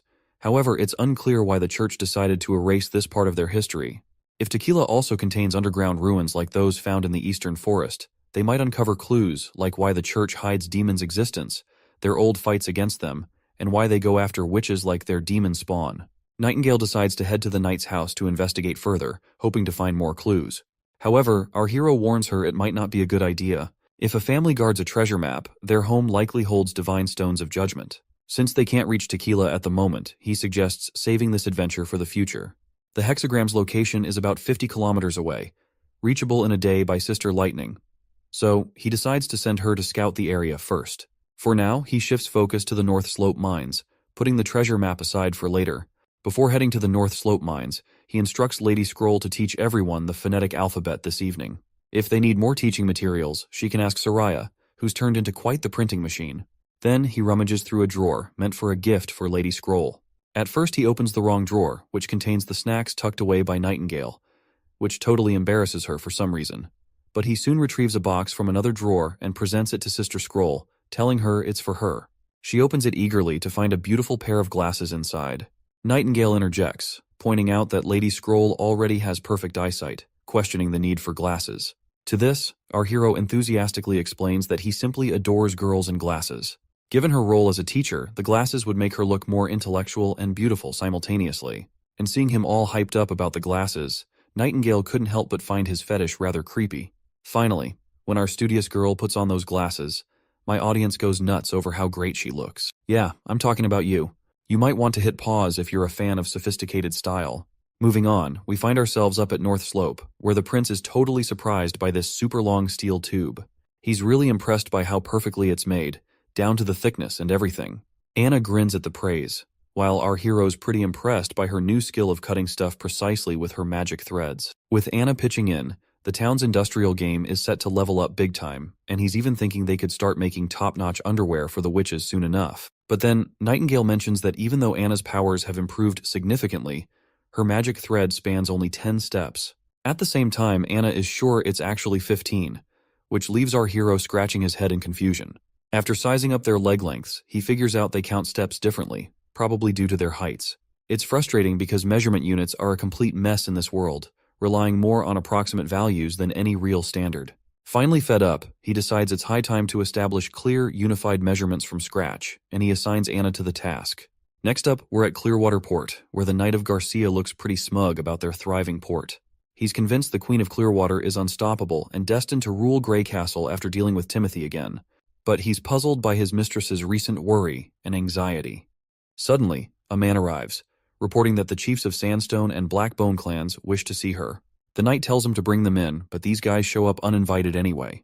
The big man greets the lady with some weird, tacky lines, and the other lady also greets in the same way. This big guy is Chief Blackbone, known as Blackbone, while the lady is Chief Kabbalah of the Sandstone clan. As soon as they arrive, both express concern that their warriors have been struggling with weakness and depression since the last battle, only improving with regular doses of new pills. They're here to request more, and Blackbone echoes the same worry. But Garcia dances around their request, saying the whole production thing is a mess right now. She doesn't have much on hand, and they'll just have to wait for the next batch. The chiefs ask how long they'll have to wait. She cryptically replies that since everything about the pills is secretive, she tells them to return for now and wait patiently. Her knight quickly urges them to leave once Garcia makes it clear she expects payment in gold royals or even river water. The cocky knight fumes with anger, dismissing these people as insignificant bugs always begging for favors. Meanwhile, Garcia looks visibly troubled. Noticing her distress, Blondie asks if she's worried about the pill problem. Garcia denies it and reveals that she has already figured that out. She's planning to threaten the church. She'll demand they send the pills right away, or she'll hang the heads of priests from Clearwater Port on the Black Sails flagship. She then hands over a letter, which is the real source of her anxiety all along. As the knight reads it, she explains it's from a spy in Hermes. The letter spills the beans that the church has taken over the kingdom's capital, accusing Queen Lina of Everwinter of hiding her identity as a witch for years. This news really rattles the knight, and that is when Garcia declares she's fed up with Clearwater Port's view and decides to take this rare chance to travel somewhere new for a change of scenery. Her knight quickly catches on that she's looking to use the chaos in Everwinter to her advantage. She confirms it, mentioning that her idiot brother Timothy is too wrapped up trying to reunify the East to bother with her. And as for Roland, he's a goofball who surprisingly took down Longsong Fortress, but returned back to the border town afterward. and she is sure that he must be terrified of his sister, because she is the one who used to bully him until he wet his pants. The knight is pretty happy that there's no one left to stand in her way. Looks like her path to becoming queen is wide open. The scene then shifts to the Holy City, where we see the big-shot priests gathered in their council chamber. They're grilling Archbishop Taefun about the law and order situation in Everwinter. The old man reports that apart from a few stubborn nobles in the Everwinter, most folks are actually welcoming the church's takeover. He vows that those nobles who won't repent will be dealt with one by one. The lady then decides to just kill these mindless pleasure-seeker nobles. That's when another bishop chimes in, saying they should wait for things to settle down in the kingdom before getting rid of the nobles. That way the church won't feel any resistance by the people. Currently, he plans to offer them positions equal to their current titles under the law of the church, though those titles wouldn't pass to future generations. He reminds everyone they're aiming to abolish kingship eventually, so there's no rush. Heather, feeling a bit let down, reluctantly agrees to wait for another day to kill those filthy nobles. Looks like her sassy remarks definitely rattle Taefun's nerves. Moving on, Priest Main asks his friend Taefun about the situation in the castle. In response, the old man reports that according to the latest info, the new King Timothy didn't return to the king's city after his defeat, but headed straight for the eastern region. In the war, he took Duke Francis with him to take on Queen Garcia of Clearwater, but ended up tasting defeat himself, with Duke also meeting his end. So Timothy quickly moved to divide up the Duke's territory in the eastern region. Priest Main finds this news rather satisfying and instructs his crew to keep the pill supply flowing, balancing Garcia and Timothy's strength. He predicts that in just 2 years, there won't be a soldier left standing in the entire kingdom of Greycastle. Seems like they're intentionally pulling strings to set them up to fight for the throne. They've even sent those crummy pills to Garcia Wimbledon to weaken both sides. Not to mention, those pills are addictive and draining the life out of the people using them. Taefun then reveals about our hero. He reports that he refused to touch those pills or accept help from the church. Plus, he's not interested in fighting for the throne and has gone back to the border town after conquering Longsong. Like everyone else, Maine is baffled about how our goofball hero managed to take down Longsong Fortress. Lady Heather chimes in, suggesting they might be underestimating Prince Roland's strength. Maine admits that he is amazed to see that Roland took down Longsong Fortress, and it just shows he's got some muscle to flex, but he's sure that no matter how talented someone is, without the resources to back them up, they won't last. Since he chose to retreat to the cushy border town, it's clear he's given up on messing with Greycastle. So now, he's no threat to the church's grand plans. The lady agrees, saying it's all true on paper. She lifts her gown and pulls out a piece of paper hidden in her sash, along with that sneaky knife. She hands it over to Maine and assures him the info is 100% legit. Once he reads it, he finds out that Prince Roland has witches on his side. Back at the border town, the advisor is visiting our hero, totally freaking out about why he's charging only 20% of the serfs' crops as property tax when they become free people. He admits that even 50% would still be seen as generous. The prince reassures him, saying having a basement full of gold means nothing. He smartly explains that by only charging 20%, he plans to buy the rest of the crops at a fixed price. That way, once they have money, they'll spend it on good stuff. And Prince Roland will be the one providing that good stuff. It's a win-win where money flows back to him, and the people will also be able to raise their living standards. Suddenly, Knight Carter bursts in, excitedly reporting that Sean is back with crop seeds from Clearwater Port. The man in question is grinning like he hit the jackpot as he shows off all the plants the prince asked for. First, there's this corn that he's calling Pearl Rice, which has everyone doing a double take. My guy's practically drooling over it already. Then, he pulls out some potatoes, and our hero jumps at them like he's about to whip up some killer french fries. Hearing this, Sean curiously asks what these french fries are. Prince spins a story about munching them at some fancy feast where the chef called them fries. Next up, sugarcane arrives, and our hero's thrilled, predicting a sweet future. But poor Knight Carter can't seem to find them sweet even after taking a bite. Meanwhile, the old man's freaking out, shaking like a leaf. He was just a tad suspicious about Prince Roland maybe being possessed by demons. But now he's dead certain after seeing this kind of genius. He is sure that Roland's personality has changed, and his behavior seems weird. He's heard of stuff he never knew existed and has knowledge no one else has heard of. But despite all this, he can't find anything bad in what the prince has done so far. So, he decides to just brush those thoughts off because as long as Roland keeps doing good stuff, even if he's a bit of a devil, it's all good. Roland hands over the sugarcane to the old man, who quickly sinks his teeth to taste its sweetness. By the end of the day, Roland's feeling pretty beat, thinking over Sean's report, and he has found out that her sister Garcia also has the church's pills. Now, he understands why the church is trying to help him and Garcia with their pills. They want to provoke conflict. In light of this, he plans to prepare high rate-of-fire weapons to counter the looming threats. Suddenly, Anna appears, catching him completely off guard, leaving him startled. The prince jokes about Nightingale always popping up out of the blue, and Anna has also started doing the same, teasing her that she might give him a heart attack someday. He then asks why she's here instead of in class. She explains she's stuck on a tough physics problem, and Teacher Scroll sent her to him for some personal help. After seeing the problem, he admits he's no quantum mechanics expert either. He still tries to teach her, diving into stuff like different dimensions. As they hang out, night creeps in, and they finish up their studies. When it's time to say goodbye, they share these intense glances that leave them both blushing. They quickly look away, feeling all awkward. The prince feels too bashful to make a move, but Anna takes the lead, getting closer herself. He finally gathers his nerve and gently places his hand under her right ear. Once they relax, they move in and share a kiss. Another day rolls around at Border Town. Nightingale glances around, spotting slogans plastered everywhere, which are encouraging people to work hard. Curious, she asks why these slogans are everywhere.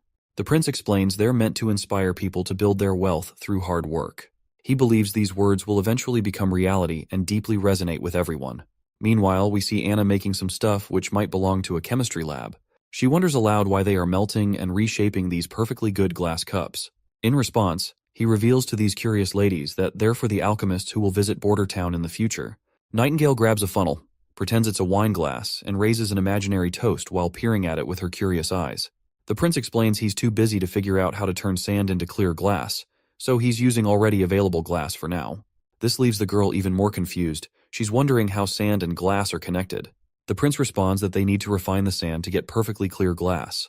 Otherwise, it tends to come out brown or green. The chemistry equipment has to be pure and colorless. Meanwhile, Nightingale keeps messing around with the equipment and gets a playful bonk on the head.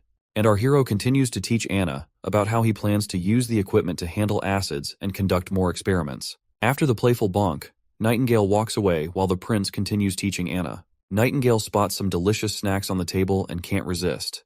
Being a bit of a snacker herself, she grabs a steamed bun and takes a big bite. The flavor instantly transports her to heaven. When she opens her eyes, it's like she's wandering through a ripe wheat field, enjoying every bite with its weedy smell and amazing texture.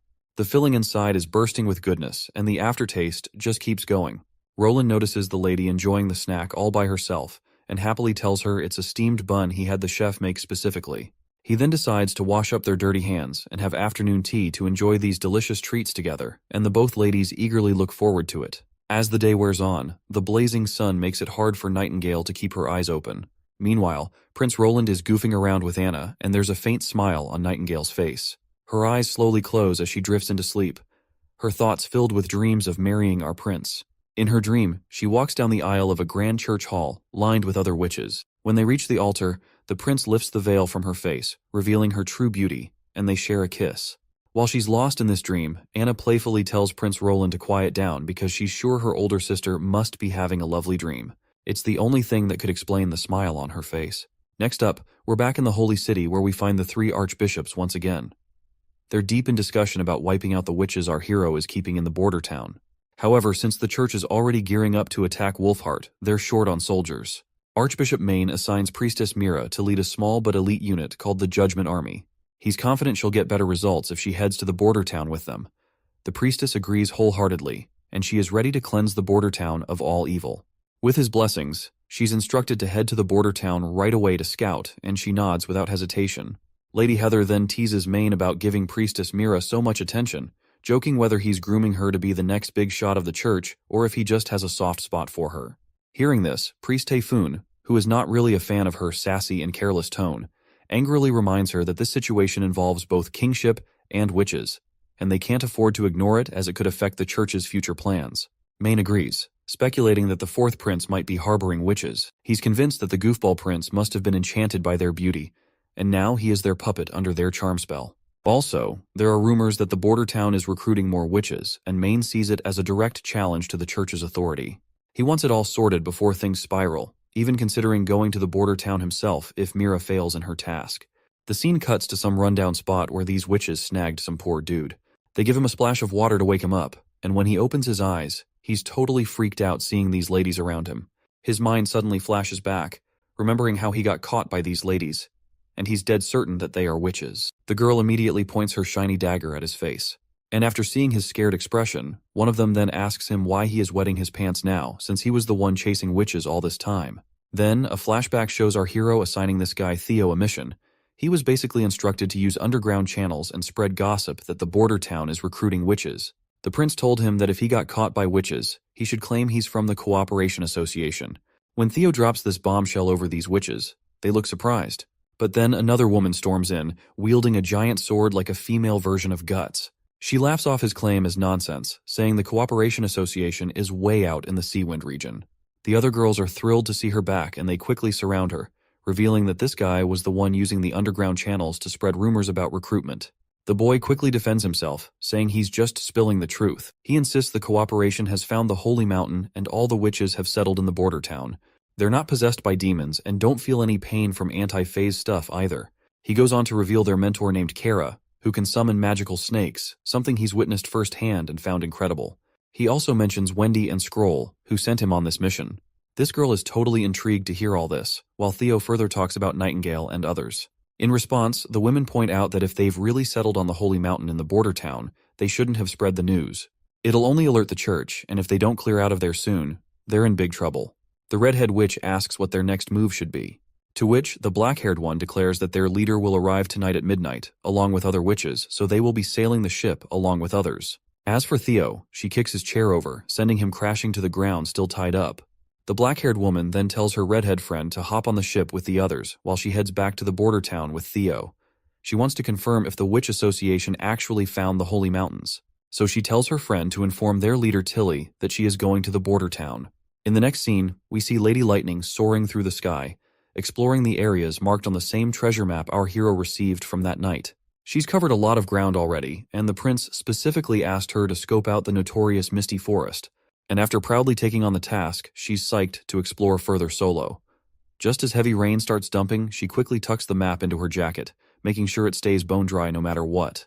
Then bam! She spots something nearby and takes off like a shot, racing through the forest like lightning. Deep in the woods, she stumbles upon ancient ruins and starts scanning the place for anything fishy. She admits she had no clue a place like this existed because it was completely hidden from view by the mist when she was up in the air. If not for the rain, she likely would have missed it altogether. Her nose catches a tantalizing scent, the aroma of adventure that perks up her spirits. After a bit of poking around, she realizes these must be the ruins marked on the treasure map. According to the plan, she's supposed to note down the location and head straight back to the border town to report everything to the prince. But her adventurous spirit kicks in, urging her to venture inside alone. Besides, with the rain pouring down, why not explore until it stops? Once inside, she finds empty halls, so she continues deeper, but she still finds nothing. But as she is walking forward, she hears a faint voice, calling for help. Lighting gets absolutely terrified and immediately hides behind the wall, while the same voice continues to call for help. She finds it hard to believe that anyone could be here, considering these ruins are centuries old and deep within the misty forest. It doesn't make sense for someone to be lurking around, but despite her doubts, she pushes forward, thinking maybe there's an explorer stuck inside who needs help. She cautiously pushes the door gently, but the door crashes down and before her stands a disgusting monster, a creature straight out of nightmares. This terrifying scene freezes her in place, and she falls to the ground as she realizes that this is the same demon which the Lady Leaf fought in the Badlands. Tears well up involuntarily as pure horror grips her heart. The monster towers over her menacingly, ready to pounce. The next thing that fills the air is her piercing scream, blending with the thunderous roar of the storm outside. The next scene takes us back to the border town, where our hero meets Margaret Farman, a lively merchant from King's City. She's brimming with enthusiasm, bombarding him with questions about his steam engines. She's eager to buy a lot of these machines, offering a hefty sum of 500 gold royals for each. My guy's thrilled at the prospect of earning 5,000 gold royals for 10 steam engines. But as much as he wants to sell them, he can't just hand them over to the royals. These steam engines are the result of Anna and her hard work, something that can't be bought or sold. He's torn because Margaret is not only wealthy but also strikingly attractive. With a necklace adorned with pure gold containing the divine stone of judgment, even Nightingale can't detect if she is lying or not. He also notices Margaret's enthusiastic personality, which is a 100% clone of Lady Lightning itself. Anyway, the prince tells her besides saltpeter, he needs iron, copper, and ferrous sulfate, hoping she can arrange those materials if they plan for a long-term deal. In response, the woman happily agrees. But suddenly she is shocked by something she sees, and when our guy turns to look, he spots lightning flashing across the window. He quickly opens it, and she immediately hugs him tight, tears streaming down her face. The prince signals his knight to fetch Nana immediately. Roland then gets shocked when he remembers that there is a merchant inside the office, which is troubling him because Lightning is a witch. On the flip side, this lady seems to already know Lady Lightning, and I wouldn't be surprised if she's her mother. But our hero doesn't pay attention to her and decides to take Lightning for treatment, leaving the morning lady screaming behind as she watches Lightning go. After a while, Lightning has been healed and she immediately opens her eyes. She sits up quickly, and Wendy and Nana are thrilled to see her awake, bombarding her with questions about what happened. Lightning looks like she's about to cry again as the prince asks why she came back so urgently in that heavy rain. She reveals that she found the ruins from the treasure map and there are demons inside. Everyone is shocked to hear this, and Teacher Scroll looks terrified, asking if she went inside. She says no, explaining that there was a demon guarding the basement door and someone was calling for help inside, but she got scared and ran back like a coward. But the prince reassures her that she made a wise decision because a smart explorer doesn't rush into danger without assessing the situation first. Lady Leaf adds that it's possible a witch might be trapped inside since besides witches, no one else can reach the depths of the misty forest. But considering it's a ruin from 450 years ago, surviving alone there seems impossible for anyone. Lightning mentions there were no signs of human activity near the ruins, while Wendy points out that the area is teeming with terrifying wildlife and lacks suitable food, which makes it clear that someone can't live there alone. The more they ponder, the deeper the mystery gets. Lady Leaf decides they need to find a way to rescue whoever might be inside. That's when our hero steps up, urging everyone not to fret because they're not clear on the whole story yet. To find out, they've got to venture inside. He eagerly declares they're going into the ruins and he'll figure out a plan to save whoever's there. Together, they're set on facing the demon and coming out on top. Shortly after, that same noble bursts into the room, asking about Lightning's condition. Prince reassures her, and as she breathes a sigh of relief, we catch a glimpse of Margaret's peachy ass. The prince apologizes for neglecting her earlier, explaining that Lightning was in critical condition. He explains that this is precisely why he told her to take off her divine stone of judgment. The woman gets cheeky and asks if Lightning is one of those witches. The boy reluctantly confirms it, and Margaret bursts into joy, claiming she knew it all along. She proudly declares that being from the Thunder family, it's natural for Lightning to be an extraordinaire. The prince is surprised to hear this, and Margaret explains that she has watched Lightning grow up. He then asks her about her connection with Lightning, and she spills that she met her while tagging along with Lightning's dad's exploration crew. Thunder, the hero of the fjords, uncovered Twin Peak Island, Sea Dragon Fjords, and mapped out the eastern coast and Infinity Cape during their voyage. Margaret explains that Lightning was born on the ship, but sadly her mother passed away from sepsis. Being the only woman on board, Margaret stepped in as Lightning's pseudo-mom, feeding her oatmeal since breast milk wasn't an option. After the voyage, Margaret bid farewell to the crew and set up her own business in Greycastle's capital. But 10 years later, she heard that Thunder and his crew got caught in a hurricane and supposedly sank to the bottom of the ocean. She never bought into that nonsense though, and now that she's seen Lightning still kicking, she's convinced real explorers wouldn't just go down like that to some measly hurricane. The boy then asks if she's not bothered by Lightning being identified as a witch, and she bluntly says no. Nightingale, lurking in the shadows behind, taps the boy on his left shoulder to confirm the lady's honesty. On the other hand, Margaret goes on to explain that witches are both beautiful and powerful, which are the qualities she admires. She admits she wanted to adopt witches like our prince does, but the capital's prejudice against them squashes that idea. They both happily shake hands, bonding over their shared love for witches. Once they are finally partners, the woman immediately bombards our hero with questions if there are also more witches other than Lightning. She asks him how he met them, their abilities, and all that jazz. Looks like my guy's already feeling worn out just looking at her enthusiastic personality. He is not sure if he can keep up with her. Meanwhile, Theo and the other witch finally arrive at Border Town. She remarks it's quite the place for the Western Realm, not what she expected the association to choose. She then grumbles about why there's no one here to roll out welcome mats for her. Theo pulls out a blue flag and waves it while standing over the hill. He explains it's a signal to the association that he has arrived with a witch at Hill. Meanwhile, the witch demands food.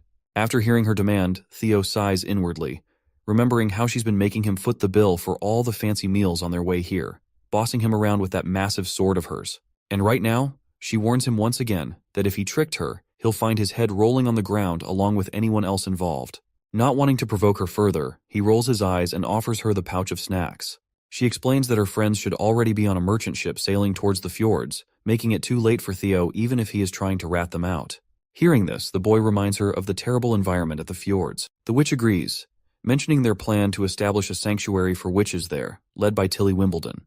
Once he hears that name, he is shocked to realize she's the sister of our hero. Right on cue, she notices someone approaching. She detects magical signatures and confirms that there are indeed witches nearby. Once they reach her, Nightingale immediately extends her hand and welcomes her to Border Town. As they stroll through the bustling town in the dead of night, the newcomer raises an eyebrow at the sight of children still being taught at this hour. Teacher Scroll explains it's a night school run by the town, catering not just to kids but to everyone studying here who's done with their day's work. The scar-faced woman then asks Nightingale if she is transcendent. Well, looks like our girl has never heard of this terminology before. The scar-faced woman then explains that transcendents can detect the shape and flow of magic due to transformations within their bodies caused by power. Teacher Scroll chimes in, admitting she can also sense many sisters in the crowd, but isn't sure if this qualifies her as transcendent. Scarface reveals that transcendent witches are exceedingly rare, with only 1 in thousands of witches being one. She herself has only met 3 so far, including Nightingale. The newcomer wisely advises her to keep her transcendent status under wraps, hinting that it's a closely guarded secret by the church as well. Meanwhile, Nightingale, ever vigilant, keeps a sharp eye on this new gal. She can clearly see that this woman is definitely a powerhouse, especially with that giant-ass sword that looks like it'd be a challenge for anyone to just hold. Scarface then inquires about the association's leader, Kara. In response, Nightingale somberly reveals Kara's death while she was looking for holy mountains. The new witch takes it hard and wants to know about their new boss. That is when they point her towards the castle, where all the witches also live. Hearing this, the woman's reaction is instant. She gets all edgy and asks if they've signed some shady deal with the ruler. But before she can get more rowdy, Wendy comes rushing and hugs this Scarface woman as if she's found her long-lost sister. Tears of happiness well up in Wendy's eyes as she thanks this woman for helping her back then, tearfully revealing that she is Wendy from the choir. Well, it turns out this Scarface woman is the same girl who wiped out all the priests inside that prison when Wendy was first thrown in. Shortly after, the two girls have some time alone and start catching up on the past.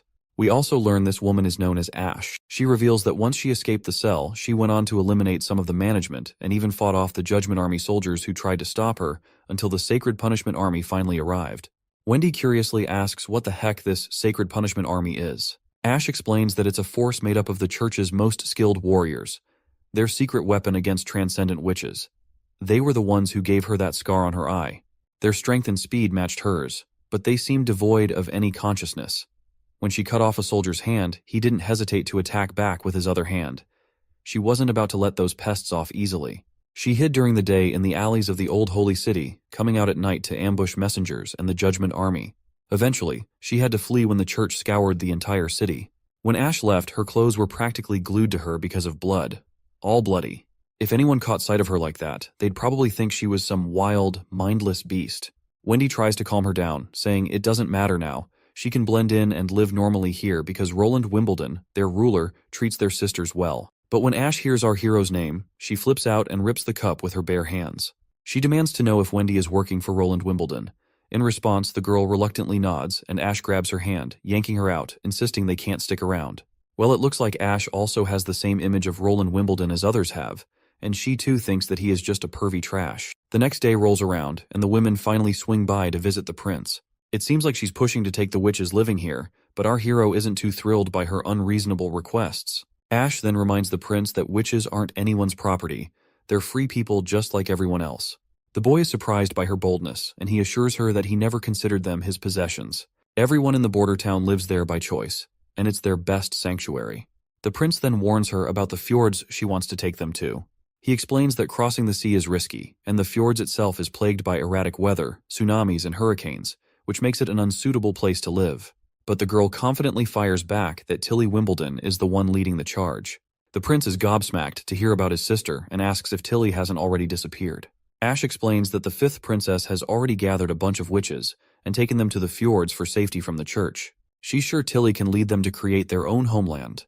She also chides our hero for foolishly spreading rumors about recruiting witches, warning that he has already attracted the church's attention. Nightingale gets ticked off at her for calling the prince a fool, but he calms her down.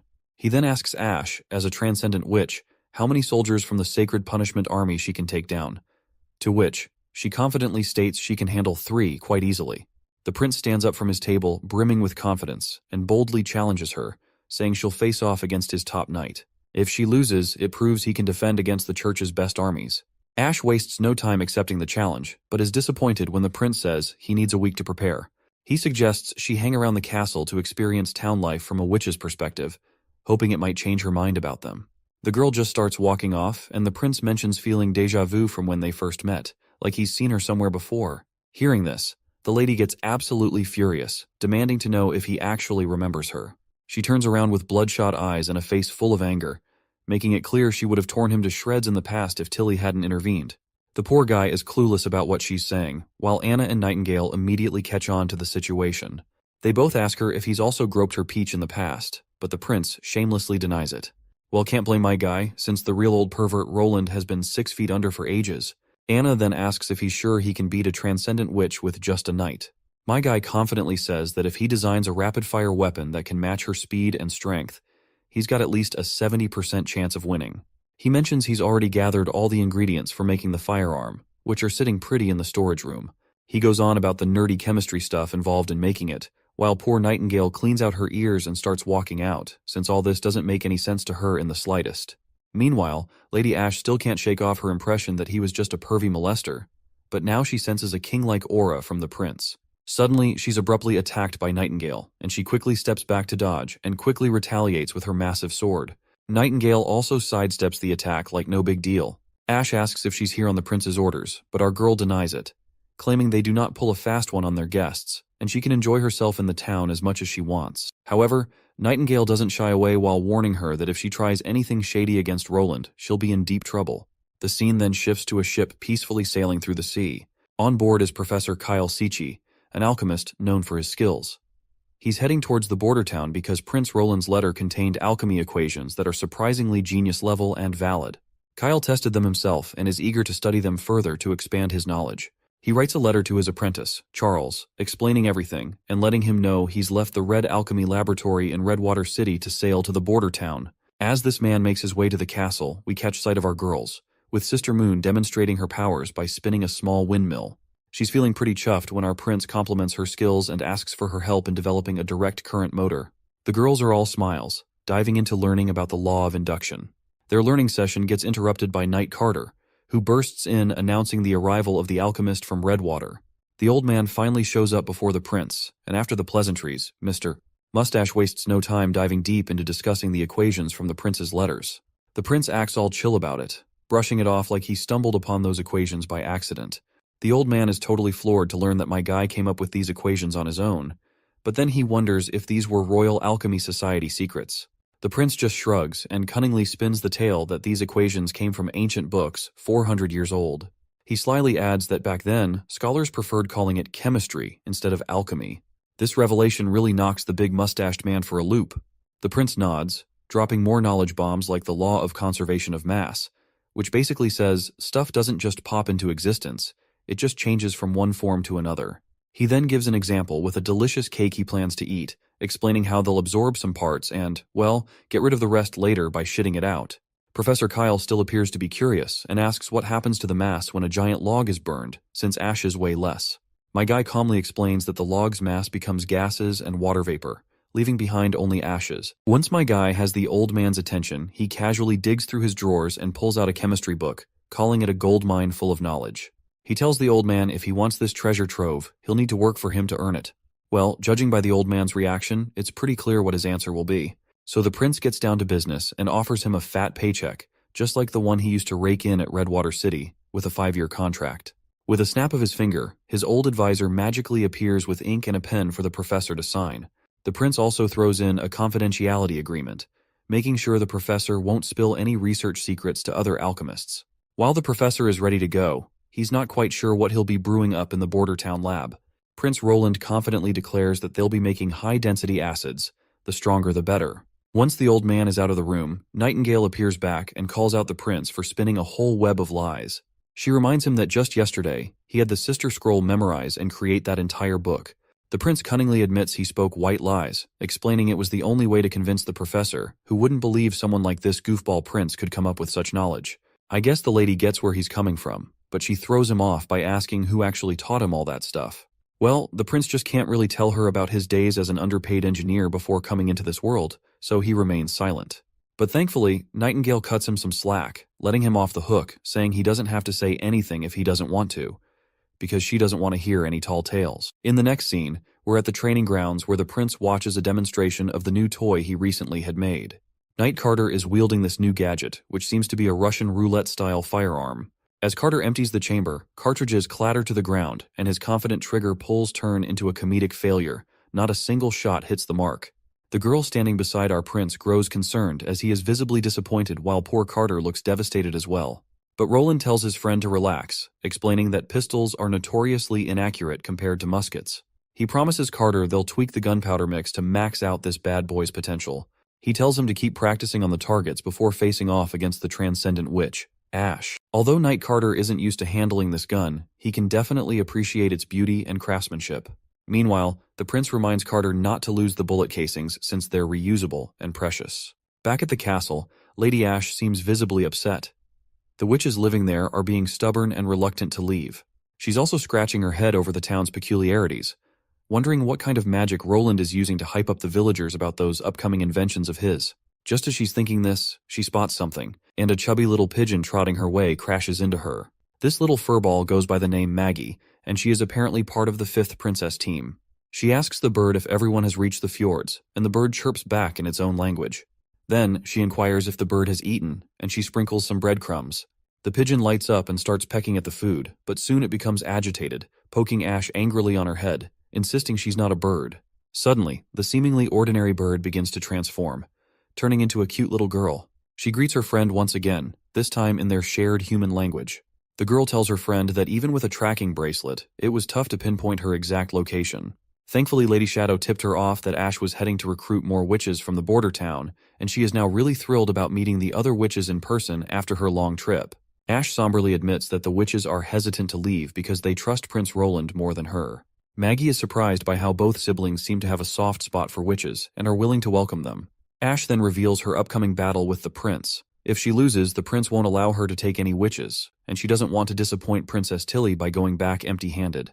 The little girl then reveals she saw a carriage with church flags as she flew here, and it was carrying around 10 people. Ash is confident they are heading to the border town due to the rumors about border town recruiting witches spread by the foolish prince across the continent.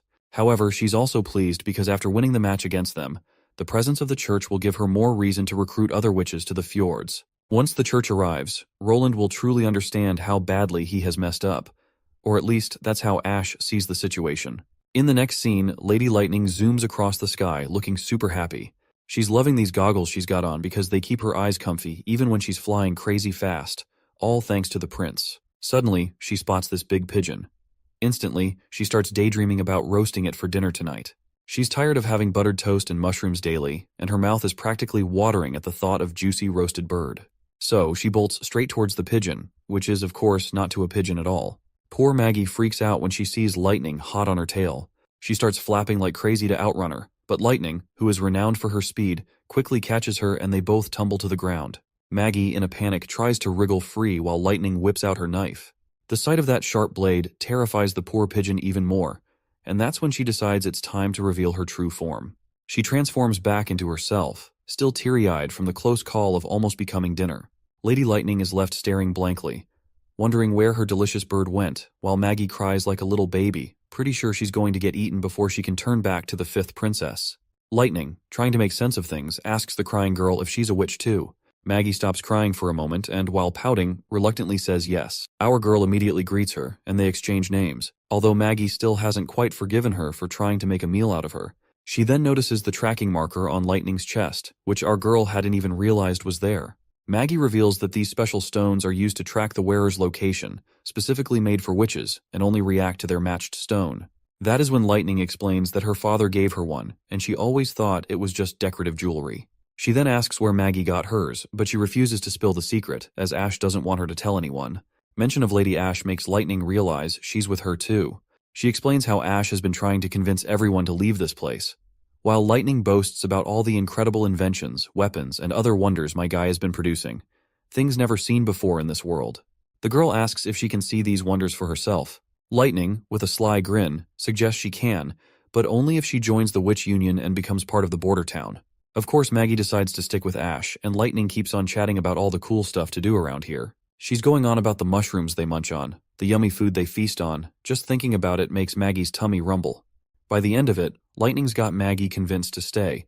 She tells her to tag along if she wants to have a blast. While they zip around town, Prince Roland and the professor are busy experimenting in the alchemy lab. Meanwhile, the girls are in the forest, gathering some delicious mushrooms to munch on. Along the way, they spot Wendy too. Later that day, they spend the evening studying.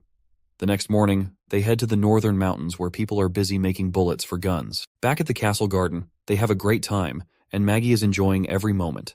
Afterward, they head to the outskirts of the border town where Carter is diligently practicing his shooting, and it looks like he's improving his aim at the targets. After a few days of hanging out with Lightning, Maggie comes back to Ash a bit late. Ash asks why she's been showing up late these days. Maggie happily shifts back into her human form and tells Ash that Lightning took her bird hunting. She even offers Ash a drumstick, but she declines with a cool, "No thanks." Maggie then happily starts munching on the drumstick herself, which Ash finds kinda creepy.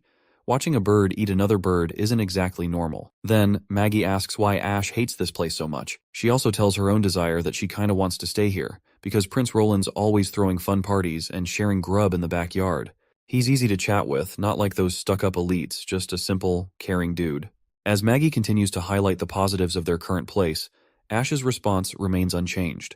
She grabs her head in frustration, knowing Maggie's life was full of misery until the fifth princess took her in, so it's natural for Maggie to see the bright side of this place now. Suddenly, Ash snaps at Maggie, reminding her that this place is constantly threatened by the church, and their lives could end as soon as the border town is attacked, especially since no one can defend against the Divine Punishment Army. But Maggie confidently shrugs off the concerns, asking Ash what if they actually defeated the church. Ash nods, sharing her own hope for that outcome. That's why she wants to spar with them, to show that they can't defeat the soldiers of the Judgment Army. The day of the battle finally arrives, and Sister Echo states the rules. No hitting the head, and anyone can surrender at any time. As long as they don't die on the spot, Nana's healing ability will restore everyone to their original state. The prince asks if anyone has any questions. When no one responds, he decides to let the match begin. Both contestants stand before each other. Ash is quite concerned to see that this knight doesn't have a sword or spear. Heck, he doesn't even have any armor. She wonders if he might be using a crossbow, but she brushes off her concerns and grips her sword tightly, confident that as long as she gets close to him quickly, she can make him beg for mercy. But it looks like this isn't going to be that easy, as Carter is also ready with his gun. As soon as the prince gives the order to start the match, Captain Ironaxe immediately hits that gong with a loud bang. Both contestants wield their weapons, and Ash immediately swings her sword from afar. The mere swing of her sword startles Carter, but he takes aim and starts shooting. When Ash sees those bullets coming, she sidesteps them in the nick of time, which still leaves her grazed over her face. She takes her stance and starts running forward, determined to close the distance between them. Her speed is so fast that she feels like a blur, and even the onlookers are amazed by her such reflexes. But Carter keeps his ground and continues shooting at her, trying to hit the bullet right at the perfect place. As the bullet comes flying towards her, Ash immediately blocks it with her giant sword. In an instant, before Carter can react, she attacks him directly in the gut, sending him flying backward. Everyone anxiously awaits the outcome, and when we look at Ash's face, blood is leaking down her cheek, while her belly is totally obliterated by the gunshot. Her consciousness starts to fade as her vision blurs. The crowd rushes to heal Carter before it's too late, while Ash weakly declares her victory to our hero. She then collapses, falling into the prince's arms. Before we progress the story further, let's take a look into Ash's past.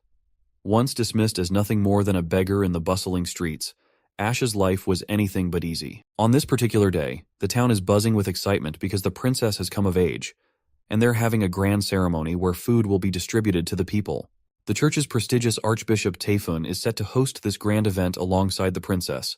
Hearing the mention of the Archbishop, Ash smiles, a smile that doesn't quite reach her eyes, probably because she's looking forward to taking that man down. As the princess's carriage finally rolls down the streets, Ash forces her way to the front line through the crowd. The fifth princess steps out of her carriage and the crowd erupts in cheers. Amidst the sea of faces, the princess notices someone who stands out the most for her, and it was Ash. Their eyes lock and time seems to stand still. In that brief moment, there's a flicker of recognition and something unspoken passes between them. Once we're back in the castle, Ash gets summoned by the princess.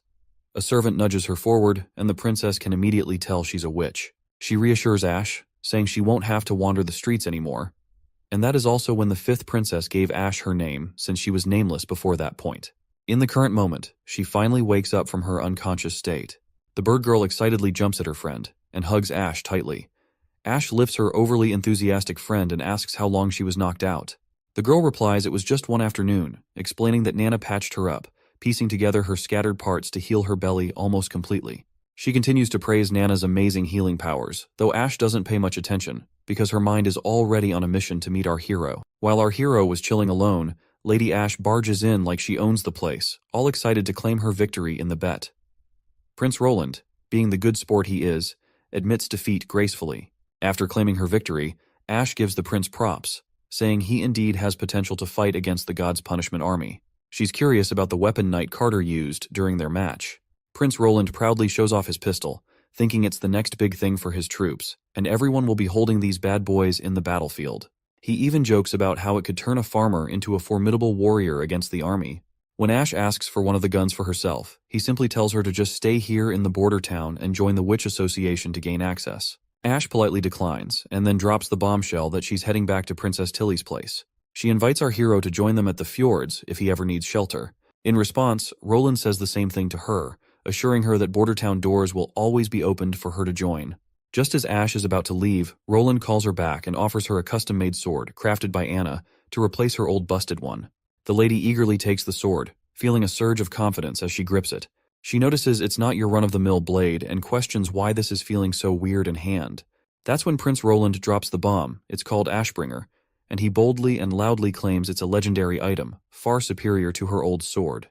Swinging the sword around, she feels its power and gladly accepts this impressive gift. Meanwhile, Roland barely saved himself from getting cut down while she was swinging around her new toy recklessly. In the next scene, we're at the camping area of the church's scout army, led by Mira. The woman plans to scout if there are actually witches in the border town. She boldly declares that if Prince Roland is indeed harboring witches, she has the power to deliver holy judgment, and she's eager to give our hero a serious beating. Her pleasant train of thought is abruptly interrupted by news of enemy warrior attacks. The knights quickly order everyone to prepare for battle. The knighted lady rushes to peek outside, but before she can react, Lady Ash cuts down all of the knights in one quick motion. It seems my girl is here to put her new sword to the test, and it's working quite effectively as she effortlessly cuts down people left and right. In one quick swing, Ash cuts the knighted lady into two pieces, leaving Priestess Mira trembling in fear at the sight of such brutality. Ash's presence exudes such thick killing intent that it feels suffocating. The priestess recoils in fear, causing that book she was holding to topple to the ground. Maggie quickly recognizes the book as the church's choir book and smoothly grabs it. On the other hand, Lady Ash raises her sword. Then she begins her torture of this priestess, just like the church did with the witches. After taking her life, she digs a grave for her and drags her inside it. Maggie asks her friend why she did this, because if the church finds it out, shit is going to get real bad. Ash explains that by the time the church finds out their messenger group has disappeared, 2 or 3 months will have already passed. She clarifies that no matter how Roland Wimbledon handles the situation, the cooperation with the witches will eventually be exposed. Then, she shows her the messages they've been sending via carrier pigeons to Hermes to report on the situation. Maggie declares she's already nabbed all the pigeons, so there won't be any reports back to the church. Hearing this, Ash adds that this buys Border Town some much-needed time before the church's army strikes, and she is feeling pretty proud that she is doing a favor to our hero by doing that. Maggie gives her friend a thumbs up for her mastermind plan, and for some reason, Lady Ash grants our pigeon girl permission to stay in Border Town. The little girl mentions she likes Lady Tilly too. Ash then tells her to just visit the fjords once a month. This way, she can keep tabs on what's happening in Border Town and facilitate communication between both sides.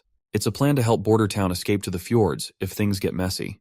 Maggie is over the moon to hear this, and just as the sun peaks over the horizon, we're back at the Border Town castle. Here, Sir Ferlin Eltec has been invited to a royal feast by the generous prince. Roland urges them both not to hold back and to enjoy the feast to their heart's content. Ferlin humbly thanks him for the honor of dining there, and his wife, Irene Eltec, also expresses gratitude. She specifically thanks our hero for allowing her to become a teacher. Roland credits Sister Scroll, in charge of the Ministry of Education, for arranging everything. Irene cuts to the chase and asks why they've been called there exactly. Roland enthusiastically reveals his plan. For the first half of this year, he wants a play performed in the town square every weekend. He already has scripts, props, funding ready, and now he just needs a cast. Knowing Irene used to be an actor back in the Longsong Fortress, he asks her to play the role of Star in this play. The lady hesitates at first about taking on such a major role, but our hero waves a fat paycheck her way for her job. Her husband encourages her, noting it's always been her dream, and he wholeheartedly supports her. The couple gets a bit romantic with each other, making our hero feel a tad awkward. He clears his throat awkwardly and then proceeds to hand them the scripts. He explains that the first play is Cinderella, a romance between a commoner woman and a prince. The second is Midnight Crow, where the little guys stick it to their greedy landlords. The last one, Witch's Diary, is an original they crafted with Miss Scroll, and he's genuinely excited and proud of it. The wife is absolutely amazed by all these scripts, and our hero is pumped to kick off the cultural scene. He's really eager to use plays to counter the church's propaganda and promote progressive ideals. Next scene zooms in on our pretty pigeon girl, totally floored by the feast spread out before her. Unlike the usual cheap buffets we hit up, this spread is top-notch. Everyone warmly welcomes Maggie into the fold. Our boy tries to introduce himself formally, but the little girl is too busy ogling those barbecue sticks to even notice the prince's introduction. At that moment, the girl can't hold back her hunger any longer. But Wendy jumps in with her own introductions, while Lady Moon encourages the girl to try the barbecue sauce made by the prince himself. She dips her finger into the sauce, and once she puts her finger into her mouth, she is absolutely thrilled to have it. Her taste buds are doing the happy dance. This is something she has never tasted before in her life. Everyone gathers around her as she enjoys her barbecue stick. They're all curious about her pigeon form and ask if she can transform into other birds. Proudly, she says yes and demonstrates by changing into a sparrow, then a seagull, and finally a cute little parrot. Her adorable transformations capture everyone's hearts, and they can't take their eyes off her. Anna turns to Roland with curiosity, admitting she never thought that the fifth princess was also gathering witches together. Roland shares her astonishment, revealing his intention to send a letter to his sister to team up with her. Maggie will deliver the letter once she returns to the fjords next month. Speaking of Maggie, Anna finds the prospect of flying really amazing and excitedly expresses her desire to fly like birds in the open sky. Well, looks like my guy has already got everything covered. Right in the next scene, a hot air balloon appears, granting Anna's wish as she soars through the skies. From up high, everything seems so small, and Anna sees the border town for the first time from a bird's eye view. Here they go again, chatting about all the nerdy stuff like how the hot air balloon works. But I'll spare you the details since we're here to have fun. The prince says one thing to Anna. Right now, everything depends on her black fire to work. Suddenly, Anna spots a redwater river and can see everything from above. The test fields Sister Leaf uses, and the recently built factories. Well, looks like along with the era of industrialization, my guy has also started the era of pollution and climate change. The prince gives her all the credit, explaining that because of her, everything started and they were able to build everything. Anna is amazed to see everything, and that's when the prince takes his chance and gets closer. He grabs her hand, but the mood immediately dampens when Anna reveals that her mother died in a fire. She somberly reveals that not only did she narrowly escape the thick smoke and fire, but she also became a witch herself. That's why she's hated flames for so long and struggled with self-acceptance. When she was imprisoned, she thought facing her sentence might bring relief, but the prince rescued her and taught her to harness her abilities. Now, she's realizing flames can be used for more than just destruction and suffering. She gives all the credit to the prince for helping her change her mindset and use her abilities for good. As the mood sets in and the prince blushes, they share another kiss. After that, what happened in the balloon is anyone's guess. All we hear is a resounding voice of claps, probably because they're playing something fun. After their short journey, the balloon comes down, and everyone is genuinely thrilled to see it land. Some politely scold the prince for pulling such a risky stunt, but he owns up to his recklessness and explains that Maggie and Lightning were following them as backup. One witch then smirks at Lightning and Maggie, saying they're not the only ones who can fly now. Lightning and Maggie shoot back, noting the balloon's not exactly a speed demon, because they've already circled the castle about 20 times before it touched the ground. Nana seems super pumped to take a ride in the sky too, and they all eagerly ask if they can hop on the balloon. Anna explains it can only hold 2 people at a time. Meanwhile, the prince is still busy apologizing to the ladies for going in the sky like that. And as Anna and the prince are getting grilled by the others, they accidentally bump into each other while stepping back. They share a smile, perhaps because the prince enjoyed playing clap-clap with her in the balloon. Meanwhile, Nightingale, munching on snacks as usual, feels a bit left out. She probably wanted to ride with the prince too. Even her precious cake slips off her plate and falls to the ground, and she quietly walks away. Once he's off the hook from the questioning, the prince waves to the girls and starts to leave. On the other hand, Wendy also notices Nightingale's absence. As night falls, we find Nightingale sitting alone, looking kind of down. Wendy pops into view and asks her why she slipped away quietly this afternoon. Nightingale stays mum at first, just saying it's nothing. But then Wendy pulls her clothes aside, flashing her impressive assets under her gown, reminding Nightingale she can chat to her about anything. Nightingale blushes, probably because Wendy's bosom is bigger than hers. Later, they're lying side by side on the bed, and Wendy keeps nudging her friend to spill what's on her mind. Nightingale reminds her friend that what the prince said about marrying a witch was true, because she can tell when someone is lying. Wendy immediately warns her never to reveal this to anyone in the Witch Union. When Nightingale asks why, Wendy explains that the prince is destined to become the king of Grey Castle, and the kingdom might not support a king without an heir, which could also affect the future of witches. Wendy also senses that her friend is bothered by the close relationship between our prince and Anna. She asks Nightingale if she would rather become the queen or stay by the prince's side as she is. Nightingale chooses the latter. Wendy reassures her that she's already by the prince's side, so there's nothing to worry about. She advises her to come to terms with it and live happily just being beside the princess. The scene shifts to the Holy City, where someone is getting brutally tortured by these filthy priests in the name of ceremony. The pain is so intense that the man begs for death instead of enduring it. Meanwhile, Archbishop Maine seems to be really nervous. Just then, the big boss of the church arrives and orders Maine to stop. Priest Maine spills the beans right away that this guy also flunked the test for the elite judgment army, and the man before us is undoubtedly Pope O'Brien. The Pope tells him to let the guy rest, and when he says rest, he meant to cut this failed subject off brutally right then and there. Then the Pope grabs his junior's hand and assures him that back in the day, he was way more nervous than him when he first hosted the ceremony. He mentions he even puked all over the place at 45, and the smell of blood made him dizzy. Maine then asks his senior if it's really necessary to go through with this ceremony and how many soldiers they want to transform into the Judgment Army. The old man just walks off, telling him to hang tight. He says that when he becomes the next pope, all his questions will be answered in the church's secret library. Suddenly, a man grabs their attention, and Pope is absolutely thrilled to see if he's going to participate in the ceremony. The man on the ground agrees and introduces himself as Rekut Rot, part of the Holy City Guard team. He's honored to take part in the transformation ceremony. Shortly after, they bring in a witch who has already been rendered unconscious with dreamland water. They tie this new man to the same bench as the one before him and immediately begin extracting the witch's blood. They mix it with some divine stones of judgment, and the mixture turns into a mysterious bluish liquid even the archbishop has no clue about. Then they inject this solution into the man's body. There's a possibility he'll undergo a transformation into a God's punishment warrior, also known as the Judgment Army, who is as strong as they come. However, if the transformation works out, it wipes out their emotions and smarts, turning them into mindless ghouls with just instincts and a tiny bit of will left. There's also a chance they might fail and suffer like hell or even kick the bucket. But the priests are all in because it's their only shot at fighting demons. Looks like this man has passed the transformation process. Soon after, we spot both the junior and senior priests together. The Pope gives Maine props for pulling off a solid transformation ceremony. 62 warriors joined in, and more than half of them succeeded. Then the old man brings up this new kind of poison, produced by Master Crow's eyes. If it's slapped on a rotting corpse, it spreads out to the area around it. This stuff floats through the air, so you don't need to eat it or touch it to get affected. There's no cure for it either. Pope, sounding all ominous, asks why they don't just use this against Grey Castle. Back in Border Town, everything's peaceful, and Anna's totally blown away by the scenery from the hot air balloon. She turns to Soraya, asking if she feels the same. But Anna is left speechless for a moment when she sees all the paintings Soraya has been whipping up of the scenery they've seen from up high. Anna stumbles over her words, trying to say something about the paintings, while Soraya waits for her response curiously. Once they finally touch down on the ground, the prince bursts into the room, radiating happiness because he's heard that Soraya's painting style has undergone a drastic change. When Nightingale's eyes fall on Soraya, she's immediately shocked to realize that her magical abilities have transformed dramatically. The prince asks if her powers have evolved like Anna's, and when he sees Soraya's new paintings, he notices the thick textures of fluffy clouds, gritty castle walls, and tree bark so thick it's almost like you could touch it. It makes the paintings feel super real.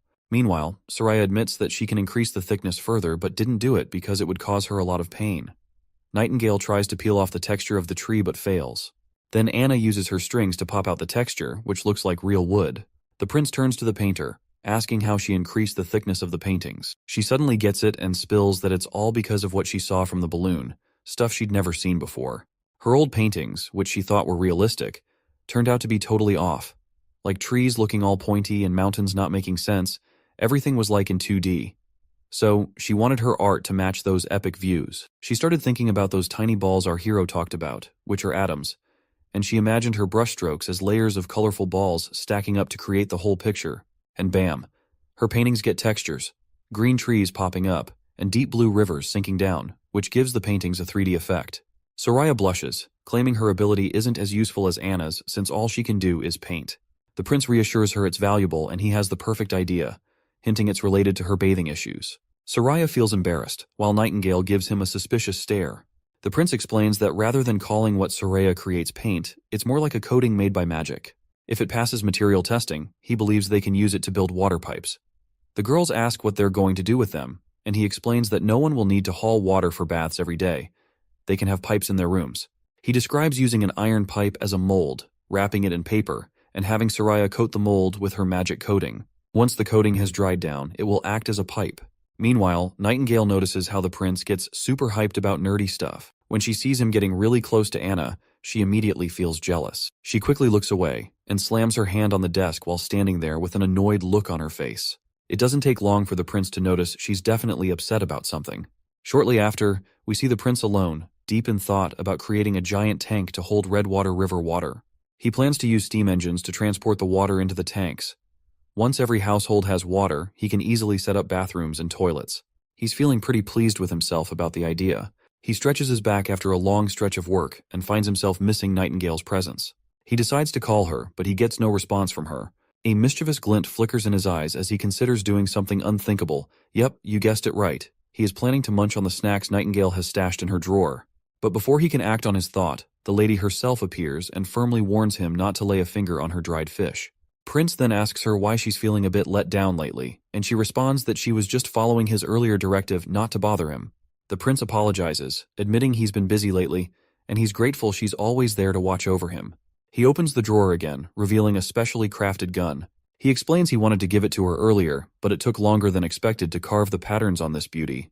This revolver is completely different and far superior to anything they've made before. Nightingale eagerly takes it. She's momentarily speechless, stammering out a thanks, then happily requests if he can teach her how to use the revolver. Once they step outside, Nightingale immediately starts her shooting practice.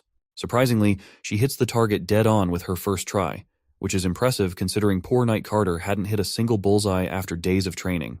She asks if she did better, and the prince nods approvingly, mentioning she'll move on to a training simulation next. Nightingale is clueless about what's next, so our hero explains that hanging over the targets are stones of divine judgment, and she needs to take them down in the shortest time possible while she is exposed to their effects. After understanding her task, she prepares herself. Just before she dives in, the prince stops her and tells her to pull the trigger, adding with a grin, "Remember to shout, it's high noon." Cheekily, she turns around and asks if it's a suggestion or an order. Nevertheless, she gets ready. Memories of past heroics flood her mind when Wendy had told her that she's already by the prince's side. With a deep breath, she begins striking those divine stones of judgment, hitting each one with precision, reminding herself that she's his shield and will always stand by his side. The big day finally arrives, and the entire town gathers to watch the play they've been training for. The best part? Well, it's free for everyone. The prince has even invited the merchant Lady Margaret. Among the crowd is another merchant, Hogg, who finds the food delicious and otherworldly. Meanwhile, Fjord's merchant Marlon is super impressed by the quality and material of the cups, and he's ready to buy a few for himself. As the merchants continue their business talk, Lady Margaret apologizes on their behalf. She says that merchants are just laymen who can't stop talking about money and is sorry they're taking up his time. Meanwhile, up in the sky, Lightning is having a blast munching on popcorn, while Maggie looks annoyed that she's hogging it all for herself. Down on the ground, the prince is surprised that Lightning didn't recognize Margaret, even though she's been like a mother figure to her. Margaret explains they parted ways when she was very young, so it's no wonder she doesn't remember, and she only wants to reconnect back with her naturally. Margaret then asks about this snack called popcorn, and wonders if it's also a royal family snack. Our hero nods yes, but in reality, he's had Nana's help in making these popcorns from Sister Leaf's special corn. He can't imagine watching a show without munching on them. Well, Margaret isn't fully convinced yet, because she has lived in the king's city before. Without being rude, she asks him to hold off on flattering her, and then asks about his closest friend in the city. It turns out Prince Roland didn't have one, as he was just a flirtatious guy, and his closest companion was his magical hand, Yorko, which he used to grope every woman around the castle. Margaret starts chuckling and points out that she's also heard he used to be quite the ladies' man in the castle. Poor Roland feels a bit embarrassed that he let slip something awkward to her. He then changes the topic and urges everyone to focus on the play, and thus begins the story of Girl Cinderella, with Lady Irene, wife of Ferlin Eltec, playing the role of Cinderella. Another standout in the cast is May, known as the Star of the West, who looks stunning on stage. It doesn't take Margaret long to realize who she is, and she's totally amazed to see her there. Prince Roland tells her to watch quietly, but Margaret is so excited she can't help but sing May's praises loudly.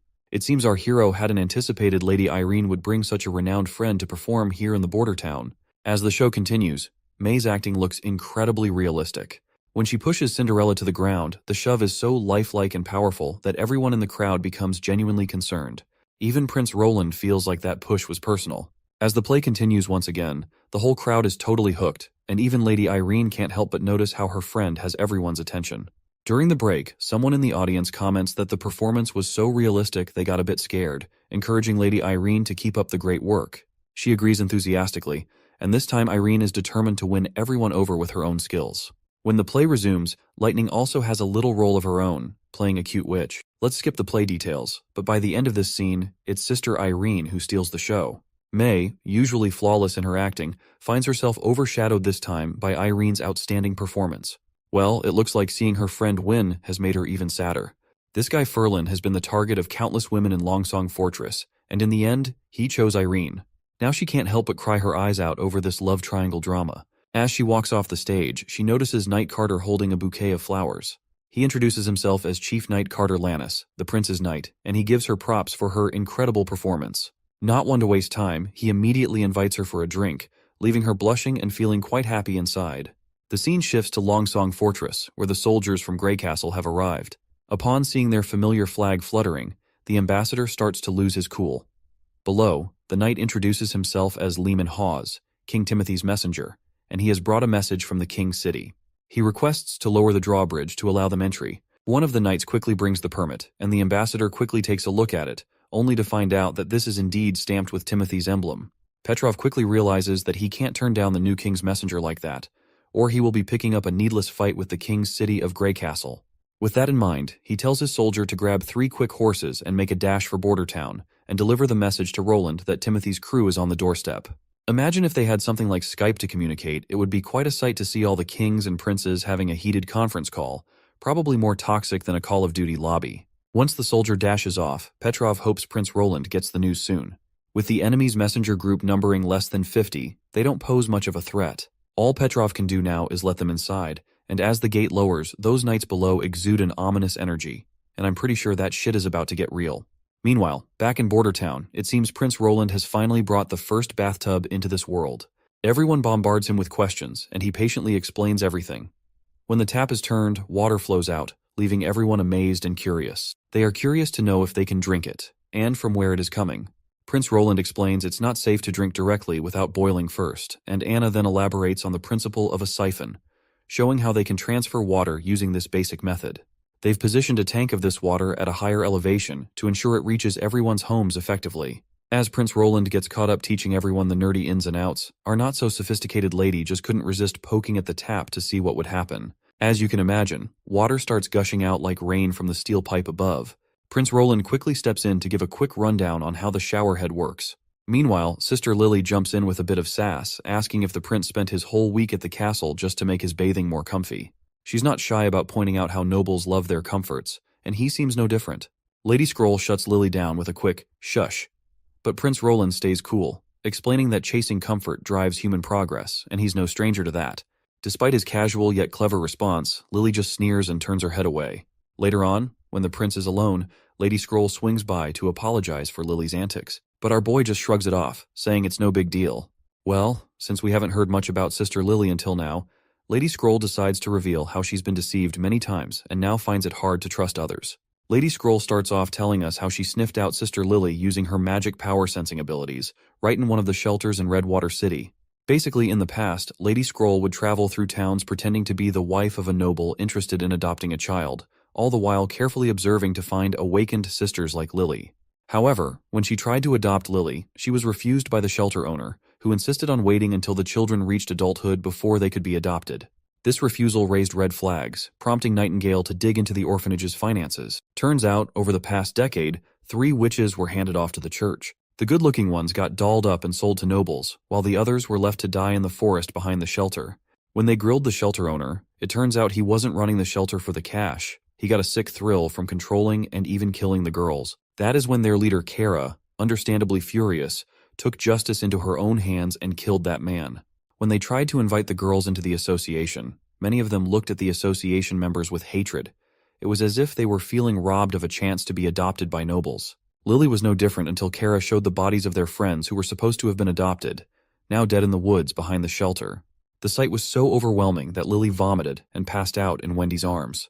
When she woke up, she seemed emotionally numb, like a doll. Under Wendy's nurturing care, Lily gradually recovered, but her experience left her with a deep-seated resentment towards nobles, which might explain her sometimes harsh behavior towards our hero. The prince starts feeling sorry for Lily, realizing she still manages to smile despite everything she's been through. Then, Lady Scroll pops the question, and our hero gives her the go-ahead to ask. Right on cue, Sister Scroll calls out to Nightingale, who promptly shows up from the shadows. By now, Roland is clueless about what these ladies are actually plotting. Lady Scroll finally asks the prince a rather awkward question, which is that since he's planning to marry a witch, does he know that witches can't get pregnant? The prince finds this a bit blunt, and asks if it's confirmed or just speculation. Lady Scroll sadly confirms that it's a harsh truth, which is backed by history itself since there's no record of witches ever getting pregnant. Roland thinks of it like reproductive isolation, wondering if witches have evolved into a whole new species that can't mix genes with regular folks. But the prince shrugs it off for now, deciding to chew on that idea later. For him, his love for Anna isn't tied to whether she can have kids or not. He's more excited about setting up a political system that's fair and doesn't favor family connections. Plus, he sees the lack of kids as a perk. It stops powerful family clans from forming, which he thinks could bring witches and regular folks closer together to work as a team. Suddenly, Nightingale interrupts him and asks what's on his mind. He's caught off guard at first, but then assures her that his feelings haven't changed, and he's still up for marrying a witch. After Lady Scroll quietly leaves, Roland wonders aloud if she's happy or disappointed. Nightingale stays silent as well, leaving Roland to play it cool and assume everything's all right. Just then, someone slams the door open. Night Carter bursts in, reporting urgent news. Longsong Fortress has been taken over by a group from the King's City, and Mr. Petrov has been imprisoned. The prince is floored by the news, especially when Carter adds that there were only 50 knights who managed to seize the entire fortress. The next scene takes us at the Longsong Fortress's cathedral, and it's a total bloodbath of soldiers. The priest of the church is shocked to see these enemy knights, likely under the influence of those same pills. Knight Lehman states that it's all thanks to the church for helping them capture the entire Longsong. He raises his sword and, before striking down the priest, declares that with this speed, King Timothy will quickly unify Greycastle. With that, he cuts the man down. Another knight appears and informs Sir Lehman that they've found more pills in the basement, 4 boxes, totaling at least a few thousand pills. Sir Lehman is thrilled to hear this and mentions that about 1,000 soldiers will soon arrive here. With this many pills, they'll have more than enough before entering the battlefield against the border town. He's all pumped to see our prince's face when he wipes him out completely. Back at Border Town, Prince Roland waits anxiously for his scouts who were sent to assess the situation at Longsong Fortress. Right on cue, Nightingale perks up with a smile as she spots Lightning and Maggie returning, who deftly land in the office through the window. Lightning doesn't waste a single breath before announcing they've departed Longsong Fortress and are heading straight here with around 1,000 people. The prince is shocked to hear this, wondering how those 50 soldiers multiplied into 1,000. Maggie then reveals that only 6 of them are on horseback. The rest are on foot. She further explains they're dressed plainly, many without armor, and their weapons are mostly spears, with a few swords mixed in. The prince perks up right away, figuring from the description that they're probably civilians or serfs in the army, so he's scratching his head wondering why Timothy would send in such cannon fodder. He wonders why Timothy hasn't learned anything from the border town's battle with Duke Ryan, where 200 knights couldn't even tickle the border town. Then it finally hits him like a thunderbolt, and the prince figures out that they're trying to plow through all that gunfire using the church's pills. He never doubted from the start that the church was supporting Timothy. If the border town has to face this army of thousands, he's pretty sure his first army will take a heavy blow. The prince then asks if those people were carrying the divine stone of judgments. Lightning says she didn't dare to get closer, but that little bird over there saw everything once she turned into a hawk. While Maggie's chowing down on cake, she responds that she didn't see any stones, but there's a chance they might be hidden in their clothes. The prince then tasks Nightingale to go with Maggie again alongside the river. When they encounter the passing ships, Nightingale should get close to them while hiding within her fog. Once she's close enough, she needs to see if they're holding any divine stones of judgment. Nightingale just climbed out the window, and they flew off. The prince, stuck behind, curses himself for not paying enough attention to Longsong Fortress and making the dumb move of taking all the soldiers to Border Town, leaving poor Ambassador Petrov defenseless. But Anna quickly tells him to save his worries and regrets for later because he still has to figure out how to deal with the approaching army of 1,000. Which will be here in 3 days. She gives him a tight hug and assures him that they won't leave his side, no matter what happens. Shortly after, we see the town gearing up for battle, and Nightingale has returned. The prince asks if she found anything, and she reports back that there were only a few of those divine judgment stones. Lightning then asks about those holes they're digging, and the prince explains they're for bunkers. Both ladies look puzzled, so he clarifies that walls will surround these holes, leaving a small window for soldiers to shoot bullets while staying safe inside. He wants to protect his soldiers from those crazed pill-induced people shooting spears, and only bunkers can offer perfect defense against them. He has also organized 20 groups, each handling one artillery piece, which is a 12-pound field gun with a range of over 1,000 meters. The girls are absolutely thrilled to hear this, because with these guns, they're practically unbeatable. The prince suggests the returning scout group grab a bite since they must be starving after their trip. Meanwhile, Nightingale tells Anna to stick close to Prince Roland during the battle because she has a special mission to handle, to which Anna agrees and tells her friend to leave this to her. In the next scene, we see soldiers marching down, led by the ruthless knight Lehman, urging his party to hurry up. He remarks that if this were the King's City Knights, Roland's head would already be returned to King Timothy. His friend advises him to just chill, noting that without those pills, these people would still be untrained morons. He adds that as a knight who's trained since childhood, the pills feel like they've invalidated all those years of hard work, as even unarmed farmers can fight after taking them. Lehman counters by reminding his friend that those who take the pills suffer greatly once their effects wear off. Meanwhile, we also see Nightingale keeping a watchful eye on these people. And shortly after, they hit the brakes, and the knight announces to his captain that they've spotted Bordertown's troops. Lehman expresses amazement, noting he never expected Ambassador Petrov to notify Roland so quickly. He reveals he's heard rumors about Bordertown using long-range weapons in their battle with Duke Ryan. When those weapons fired, there was a bright flash and a big boom. He's pretty sure those big-wheeled things he sees are those weapons, but they look way bigger than what he heard. His buddy next to him just says they gotta hustle to dodge the constant firing. His friend nods, saying they've got 1,500 guys, and after popping those pills, they can sprint like racehorses, so this time they can wipe the Bordertown quite easily. That is when he catches Nightingale's chilling voice, which totally freaks him out. He spins around after hearing that ominous whisper, but there's nothing there. Even his friends swear he didn't hear a thing. Captain Lehman tells his friend Levin to take some people into the woods for a pincer attack. He rallies everyone up, and that's when Lady Echo shows up out of nowhere. She immediately mimics Vice Captain Levin's voice, ordering the soldiers to gulp down their pills and charge ahead. The soldiers get all fired up and immediately pop their pills. Lehman is stunned, wondering what the hell is going on. He asks Levin what the hell he did, and that's when Nightingale appears, her gun's barrel aimed straight at his head. With a single pull of the trigger, she scrambles his brain entirely. The confident captain finally tumbles off his horse, leaving his friend in shock. Meanwhile, the soldiers just keep marching forward like nothing happened to their captain. Levin gags at the gruesome sight, while he also hears someone mimic his voice and order the brainwashed soldiers to take over Bordertown. When he realizes there's a witch mimicking his voice, it's already too late. Everyone is marching forward, ignoring his attempts to halt them. Some soldiers even try to attack him, but he quickly deals with them in anger, dead set on finding these witches and tearing out their throats with his bare hands. Meanwhile, back in Bordertown, our soldiers start blasting those mindless folks with cannonballs, scattering them like pinballs.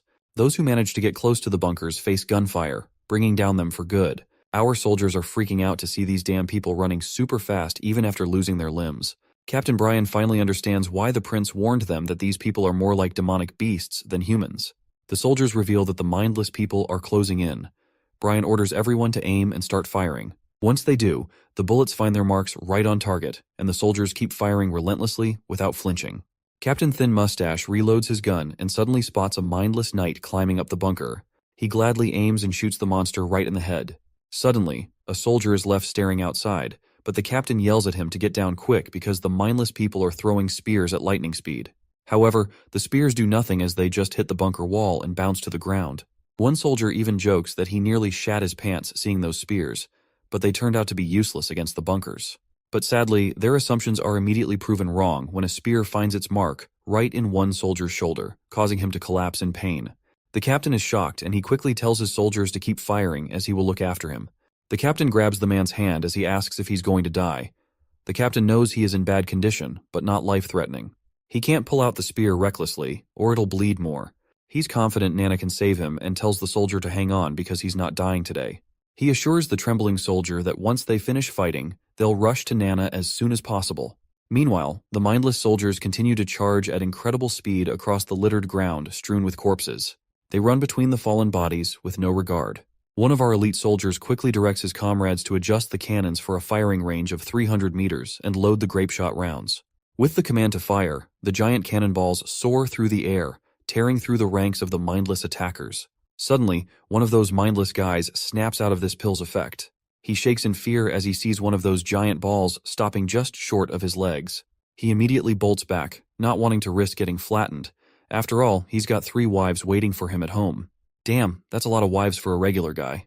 Other soldiers decide to retreat too, finally realizing they were charging to their deaths for no good reason. Meanwhile, a stubborn soldier sticks to his guns instead of running. But let's be real. Who wouldn't rather be called a coward than take a 100-pound cannonball to the chest? The prince notices the enemies starting to scatter and disperse. He feels a pang of sorrow, knowing the pill might stop pain, but not fear. He's especially disgusted that Timothy used innocent civilians who aren't even soldiers. The guy with the spear in his shoulder has finally been brought to the infirmary, where Anna starts healing him right away. Meanwhile, back in the woods, Nightingale gets sniped by the enemy, but she disappears in the blink of an eye. The knight reports her escape, making Levin furious. He scolds his soldier for missing her when she was right in front of them. He orders his men to take the pill and bring her down as soon as she reappears. Meanwhile, roots and branches start creeping from above. Before the fools can react, Lady Leaf chokes them by their throats. Levin hasn't even finished cursing his rotten luck when Nightingale reappears. They lock eyes, and the man calls her a demon, but he soon notices that she's a witch. His last thought is about how beautiful she is before our girl pulls that trigger. The sun hadn't even gone down, and the battle was already wrapped up. Nightingale thought this one was way easier than the Duke's brawl. We only had 5 casualties, but they got treated in time. The prince immediately ordered not to kill anyone once those enemy soldiers' pill effects wore off. He assigned Lightning and Maggie to keep an eye on things, while the First Army was tasked with clearing the battlefield, and when the pill effects wore off, the civilians suffered massive side effects. The pursuit team gathered them up and pushed them towards the Longsong stronghold. The information extracted from the captured knights was used to systematically eliminate the remaining enemy forces at Longsong Fortress. They also secured Ambassador Petrov's release unharmed. Since he was part of one of the most influential families, the enemy knights did not dare to lay a finger on him. The prince also comes up with all new plans to ensure this mess never happens again. He decides to build up the army, lay down some roads, and bring universal education to Longsong Fortress. After sorting everything out, he decides to head back to Border Town, telling Ambassador Petrov to step up and not let him down again. The redhead nods in agreement. Petrov then asks what to do with the captives locked up in the bars. The prince tells him to set them free, knowing they won't last long anyway due to the pill's side effects. Once our hero wraps things up at Longsong Fortress, he sets sail back to Border Town. It's early morning, and Nightingale asks why he's up so early, telling him to catch more sleep. She then asks if he's worried about the civilians who took the pill. It seems her hunch is right on the mark. He is still bothered by the fact that they were all forced by Timothy. He points out that if they hadn't taken those damn pills and been controlled by others, they wouldn't have died needlessly in some strange place they did not even know. The woman tries to reassure him, saying it's not his fault. But he responds that even if it's not his fault, he couldn't stop them, and many more will be sacrificed in Timothy's fight for the throne. And the ones who are pulling the strings from behind and making those pills will have to pay for this bloodshed as well. She then asks if he plans to take down the church so it stops causing trouble and everyone can live happily together with the witches. He grins and says, that's exactly the plan. The next scene takes us out to sea, where we finally see Lady Ash after a long absence. Her eye patch-wearing companion asks why she settled on Sleeping Island when there are larger islands like Crescent Moon Bay in the fjords. Not to mention, Sleeping Island sometimes submerges once the tides are high. Ash reminds him that not many people are interested in bumping into witches, and further explains that while Sleeping Island will eventually sink, that's why it's still empty despite being the 3rd largest in the fjords. But the man states that size doesn't matter if it's unlivable, to which she reminds him that since witches can tweak nature itself, she's not sweating it. They'll make it their own territory, away from the oppression of the church. She then asks the old man when was the last time he went to Sleeping Island. He says it was around a month ago when he brought a group of witches to plant a full field of pearl rice there.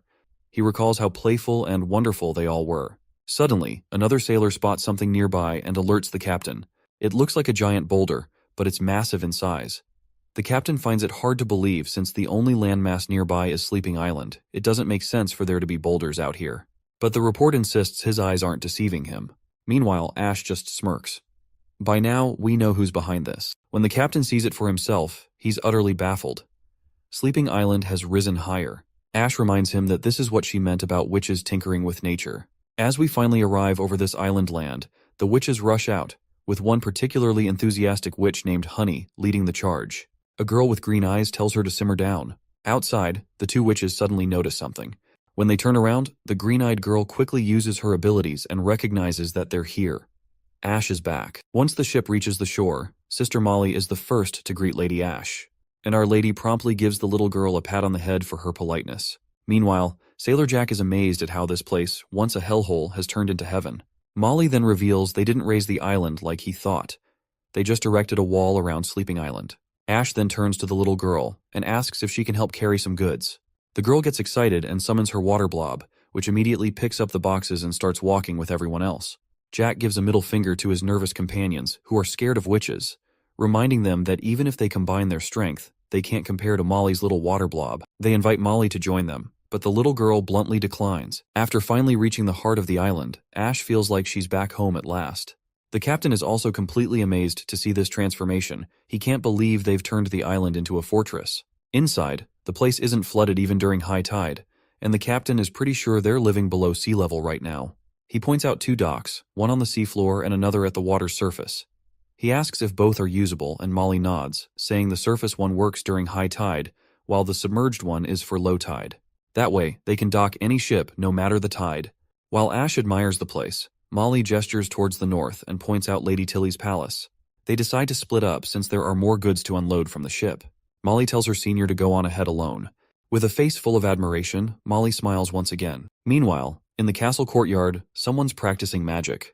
She's pretty skilled in combat abilities, and her magic looks downright terrifying, not gonna lie. Once she stands still after her stunt, Ash sneaks up behind and covers her friend's eyes with her hands. The girl gets annoyed at Ash's sneaky move. And well, this girl is none other than Tilly Wimbledon herself. The 2 ladies greet each other with a warm, welcome home, and clasp hands like they're in love. Ash then asks her friend if she just summoned a flash of lightning a moment ago, wondering if it was her new magic ability. Tilly clarifies that it wasn't a new magic ability, it actually came from a magic stone. She takes off her glove and offers it to Ash, explaining that the stone enhances magic power and produces a different effect as a byproduct. Excited, Ash immediately wears the glove embedded with the stone. Tilly encourages her to give it a try, instructing her to imagine pouring her magic into the stone and releasing it once she feels the stone can't hold any more magical power. Ash follows the instructions eagerly, focusing her magic into the gem. However, despite her efforts, the gem fails to release lightning. Tilly smiles at her friend's adorable attempt and mentions that, as extraordinary witches with their ability to detect magic, they both should pull that off quite easily compared to other sisters. She reveals that she has tried the glove with over 100 people, but only a few could grasp the concept quickly and successfully release lightning. Ash jokingly asks if Tilly is implying she's stupid, to which the girl proudly responds that she herself nailed it on her first try. So yeah, Ash is kinda stupid in comparison. Suddenly, Ash surprises Tilly by lunging at her and giving her a sweet and unexpected smooch on the lips. I have no idea where this is going, but let's roll with it and bear with me. After sharing a passionate kiss for a solid 5 panels, they finally release their lip lock, and Ash affectionately pats Tilly on the head. That is when the little one reluctantly reassures her that she's not stupid after all. Tilly turns around still pouting and reveals that she's gathered a few other witches here, each with different powers that have piqued her interest. Ash, not quite following, asks her to clarify. Tilly starts by questioning the nature of magic itself, explaining how witches' powers have always varied widely. Even if their abilities seem similar, the way they perceive and use magic can be quite different. But these mysterious stones can standardize magical abilities for anyone who uses them. For example, anyone can produce the same kind of lightning if they unleash their magic through this stone. She speculates that magic might be this all-powerful energy, and witches can tap into only one of its forms. These stones act like amplifiers for magical power, but can't generate magic by themselves. It's unclear if they're natural or man-made, but rumors suggest they were taken from lost ruins. These are the only ones she's found so far, but she's heard about an ancient ruin in the Seawind region of the Eastern Forest. She's itching to check it out herself. Lady Ash spills that before she sailed off from Clearwater Port. She heard that Garcia Wimbledon's Black Sail Fleet is on the move, heading for the Seawind region, which is Timothy's turf. She figures Garcia is aiming to use the speed of her fleet to hit their rear camps surprisingly. Tilly chimes in, worried that if they keep duking it out in Seawind, the whole place might go up in flames, and the church could swoop in on the chaos to take advantage. She's afraid that without Grey Castle united under one ruler, it'll end up like the kingdom of Everwinter, swallowed whole by the church. Suddenly, Ash notices a striking resemblance between Tilly and Roland Wimbledon, which totally freaks her out. When her friend asks what's got her stunned, Ash blurts out that Tilly looks just like Roland Wimbledon right now. The caring sister perks up at the mention of her brother, and she immediately starts grilling Ash if she met Roland, and also asks her about her trip to the Western region. Once Lady Ash spills the details of her journey, Tilly immediately asserts that the person Ash saw is not Roland Wimbledon anymore. He must have been replaced by someone else. With a serious tone, she suggests that if Roland is gathering a lot of witches, either the witches are controlling him or one of them has taken on his appearance, pretending to be him. She argues that the knowledge and intellect he's displaying couldn't have come from the court mentors. Tilly reveals that her brother was always terrible at lying, so it's impossible for him to hide his true nature. The current person can't be her stupid, annoying brother, but still, he is her brother. He's probably the least troublesome among their siblings, and expresses her intention to reach out to him. Ash mentions Maggie stayed behind but will arrive by month's end with news from Border Town. While they are waiting for Maggie, Tilly suggests they start their cleansing plan. She tells Ash they'll scrub the fjords clean of any church influence, making it a safe spot for witches.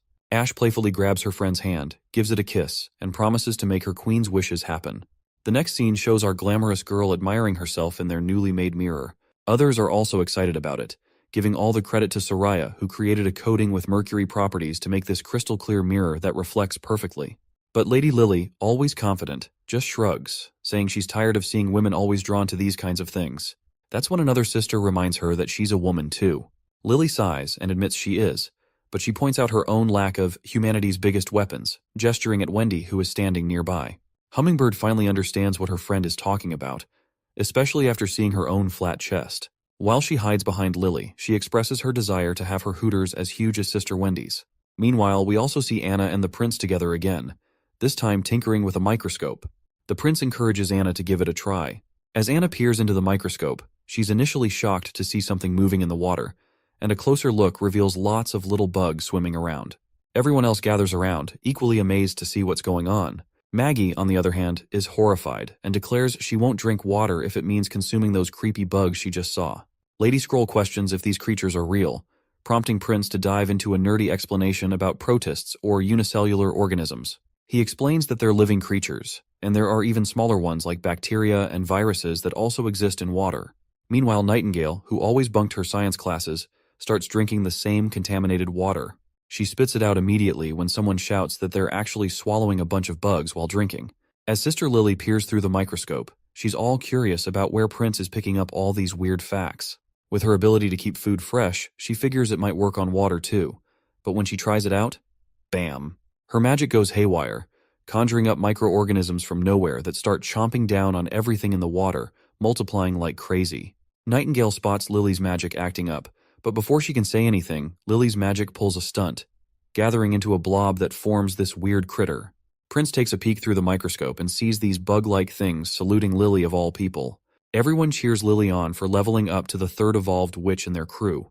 The girl blushes and reluctantly admits that she thought she might as well understand the tiny ball theory to evolve her abilities, and it actually worked. However, she still can't wrap her head around the idea that everything in the world is made up of tiny balls. In her eyes, if steel or rock were made of tiny balls, they'd just scatter into a pile of dust.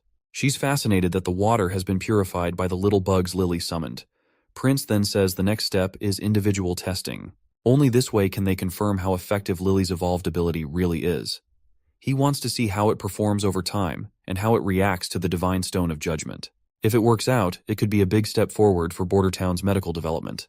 After 3 days of testing her ability, Prince sorted the purple bugs Lily summoned into 2 main groups, parents and replicas. She discovered that the parents are the primary microorganisms that appear first when she uses her magical power. As long as Lily keeps them fueled with magic, they can stick around indefinitely.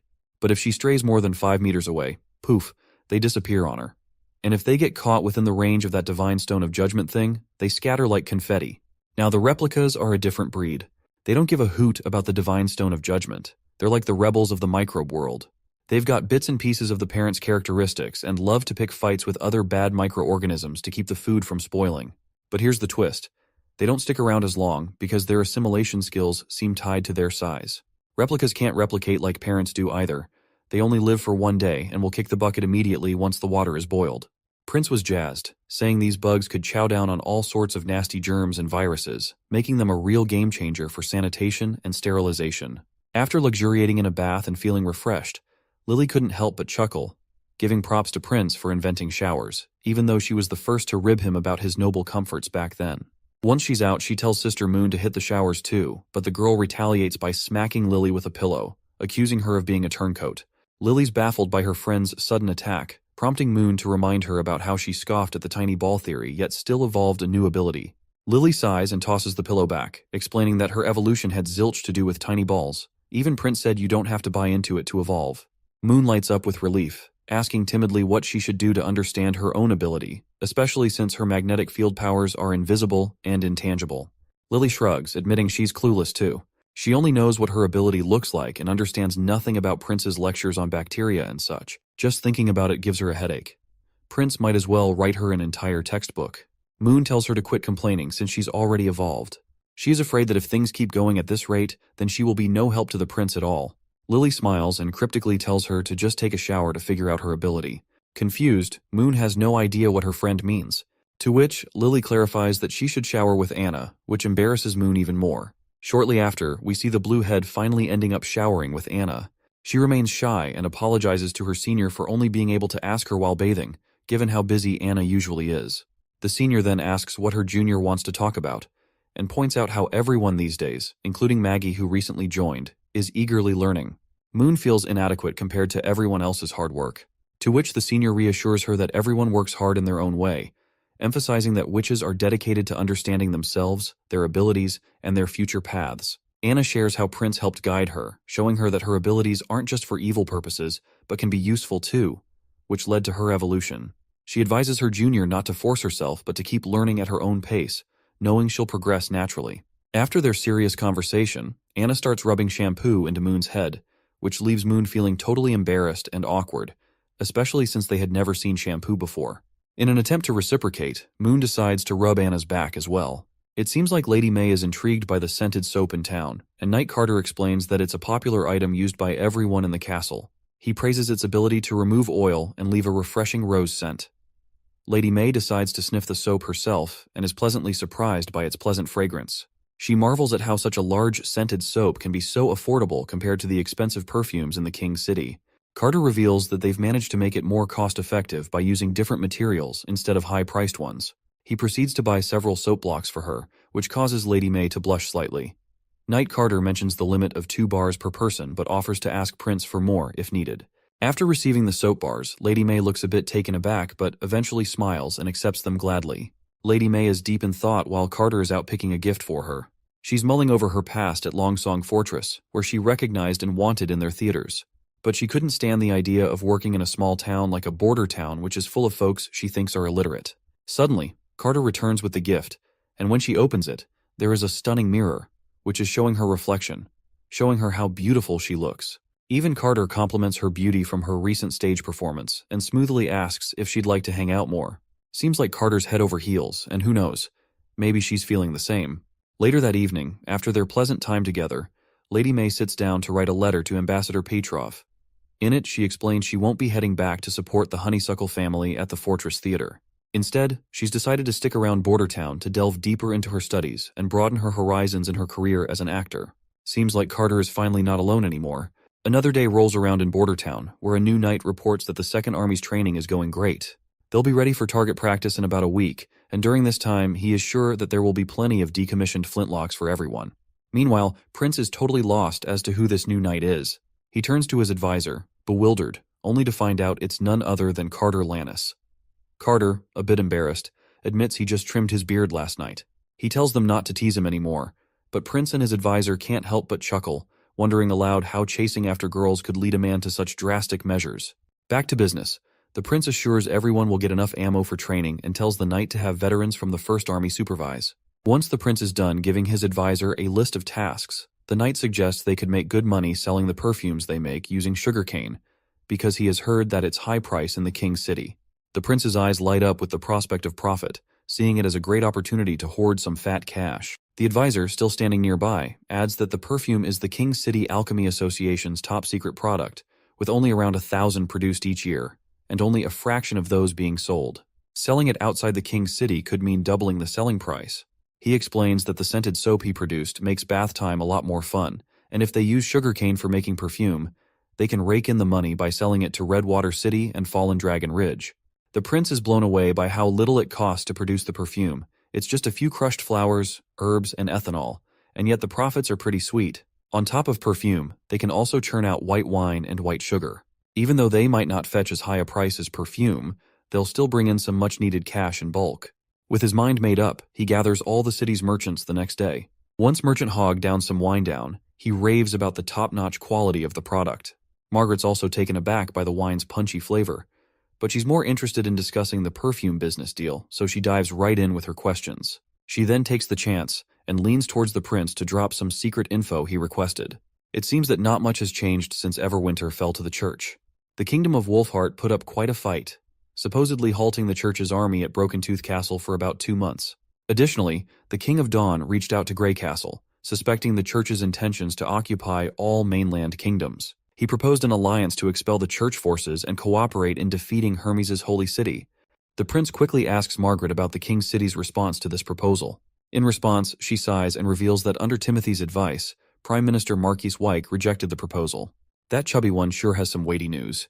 He mentions that Timothy is currently occupied in the eastern region with his men, suggesting he might not be able to focus on other matters. There's also word of a large fleet landing in the Seawind region, led by Garcia Wimbledon, wreaking havoc along the shoreline. They've plundered everything in sight, including churches and many merchants from the fjords becoming victims. Margaret adds that numerous refugees have appeared in the eastern regions, with her caravan taking in many of them. These raiders not only stole valuables, but also took lives and burned anything they couldn't carry, which she believes will deal a heavy blow to Timothy, who had just managed to subdue the nobles in the area. The prince is concerned about the refugees and asks Margaret for details. She explains that compared to refugees from Everwinter or Wolfheart, those from Grey Castle are less likely to want to sell themselves into slavery. Prince clarifies that he doesn't want slaves. He just wants to provide food and shelter for those willing to stay in Border Town. When he learns there are around 10,000 refugees, mostly women and children, gathering outside the king's city, he immediately orders his men to screen them. He asks if they need permission from king's city officials to transport the refugees, but the chubby man assures him it's unnecessary, as overcrowding could lead to food shortages and riots in the city. Margaret offers ships to transport the refugees and strikes a deal with the prince, shaking hands to adjust the cost against the steam engines she bought from him. Outside, everyone is offering their food and spices gladly to Maggie, who's about to depart for the fjords. She's teary-eyed seeing such generosity and probably doesn't even want to leave, promising to return very soon. Prince then hands over a letter to her, saying it's for Princess Tilly. The little girl eagerly accepts the mission, pledging to fulfill it no matter what.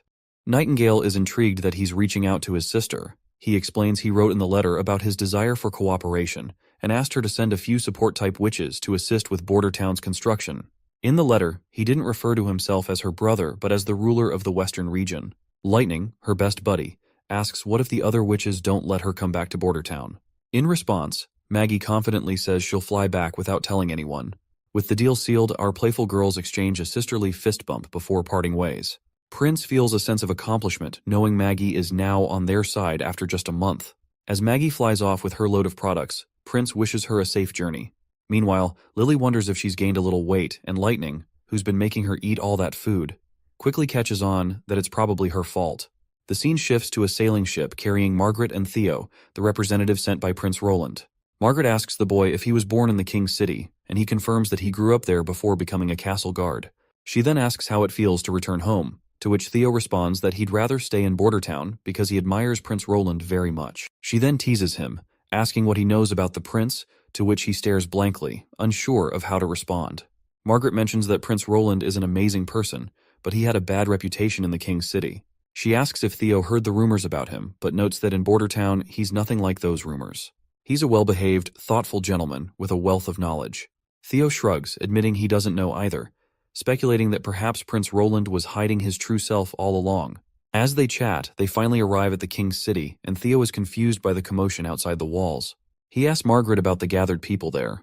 She explains that these people are currently being fed, but she's uncertain if they will continue to receive food indefinitely. The strong ones will likely be chosen by nobles, while the weak and old might be left behind.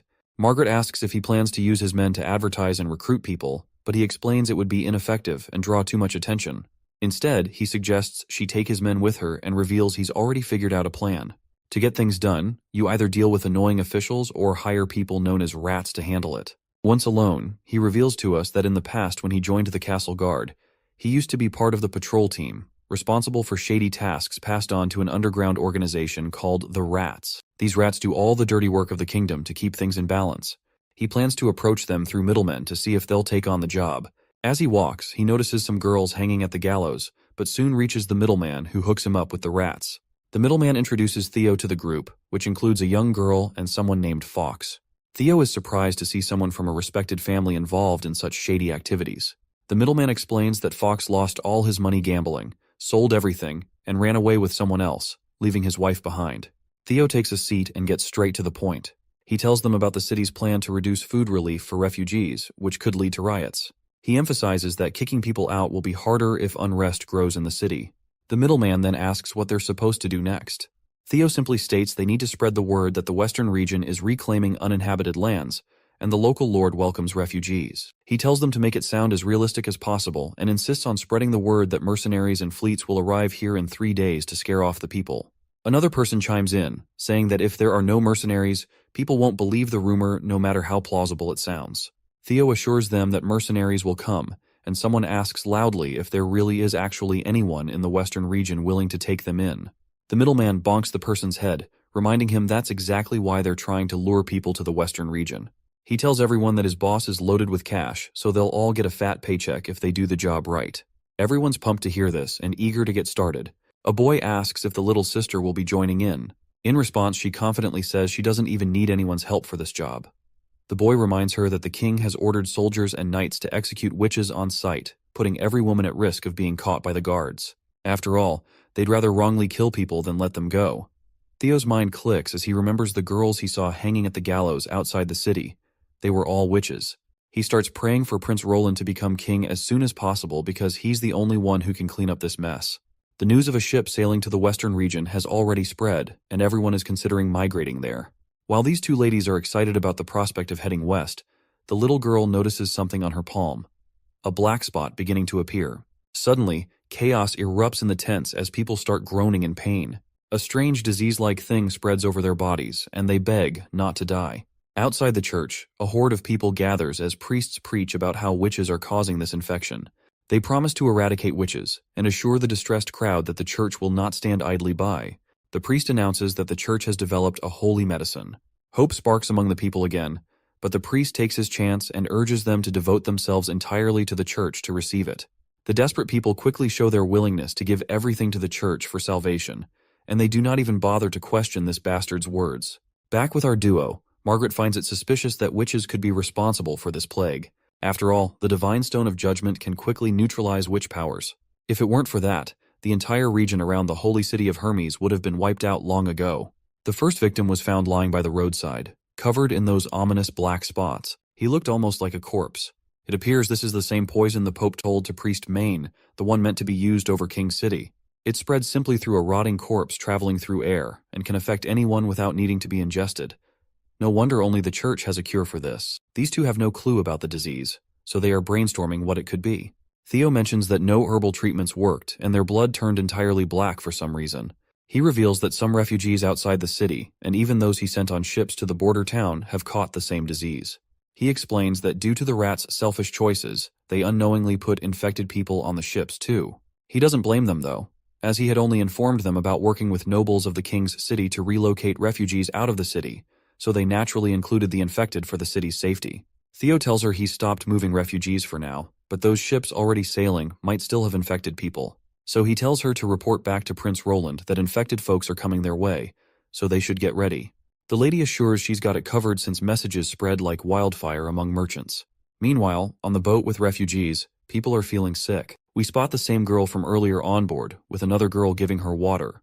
A man warns the girl not to get too close to the sick girl because the marks have spread to her neck and she doesn't have long. He's convinced they're all doomed, which makes the girl cry. Even some of the crew transporting them have caught the infection. Despite the despair, the lady believes they'll be saved once they reach the western region. A man bursts in, claiming it's all useless no matter where they go. Another man intervenes, saying it won't be useless because they have Prince Roland on their side. The next scene takes us to the border town where Knight Carter is rallying the soldiers, urging them not to let their guard down because Eastern region refugees will soon be arriving. Prince Roland is equally serious about the urgency, especially after learning that there are sick people coming to border town, and he has already prepared for it.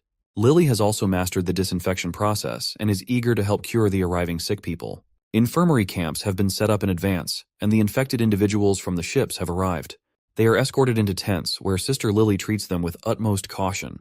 To prevent fear and maintain safety, the victims are blindfolded so they cannot see Lily, who works diligently behind a counter. Prince has also implemented a system to keep victims from getting close to Lily, ensuring they're treated safely from the other side of a counter. The first patient is a native soldier from the border town who was aboard the ship. The girl, Lily, immediately begins her healing process, with Prince watching attentively. Once she's done, Roland asks if she is finished, and Lily confirms that she has. He then asks the patient how he feels. The soldier initially says he feels kind of good, but then he's absolutely shocked when he realizes it was Prince Roland who spoke to him. The soldier immediately salutes the prince with a big smile on his face, expressing how amazing he feels. Turning to Lily, Prince Roland seeks clarification. She explains that the symptoms aren't typical of the plague. The black spots are from sepsis, causing cyanosis. Even after killing off the Yersinia pestis bacteria, these spots take time to fade back to normal. The prince tells him to gather up the other soldiers and send them about 10 at a time. The soldier nods appreciatively, thanking Nana for her healing. But Prince Roland corrects him, saying it's Lily, not Nana, as Nana deals with injuries where there's bleeding. Hearing this, the soldier quickly shows his respect to Sister Lily, which deeply moves her. It's probably the first time she looks so relaxed and natural, as she usually acts like a stubborn brat. But then again, she turns to her usual stubborn self while blushing slightly. She insists she doesn't need any credit. But Prince Roland teases her, asking why she's blushing so much then. The prince gives her a good old pat, and that's when Nightingale enters the scene, telling them she just witnessed a strange phenomenon. She explains that there were signs of magic in the blood of those people, and the prince is quite startled to hear this.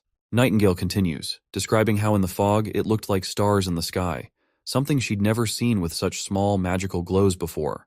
While the prince examines the things under the microscope, he sees these mucus-filled little bugs. Nightingale reveals that since anything related to magic is either caused by witches or something to do with the church, she can bet her life that this is the church's doing, much like those pills. Meanwhile, Lily's bugs immediately attack these mucus-filled pests and start devouring them. The prince also set up a second building where Nana could treat severely wounded patients. He's confident they can handle this epidemic with their two talented girls. He hopes they can soon stand on stage, receiving the applause they deserve instead of quietly healing in those boxes. Suddenly, the prince notices Nightingale dozing off. When he tries to snap her out, she starts rambling about seemingly unrelated things. With a bright smile, she reveals that the witch union will soon have a new member. As dusk settles, we see the same girl sitting on the ground. A soldier kindly offers her some food, and she thanks him warmly. She's still a bit puzzled about having to wear a blindfold before going into the tent. But after getting that mysterious treatment, she and the others are feeling a lot better. Tears of joy well up in her eyes as she's grateful that everything's going okay now. She just wants to keep living like this, because their lives were so tough before, especially losing both her mom and dad. All she wants now is to stay alive with her sister. Well, it seems like one of the girls from these two is a witch, and that is precisely why Nightingale hinted about the new witch joining them soon. Right on cue, she appears behind the sisters.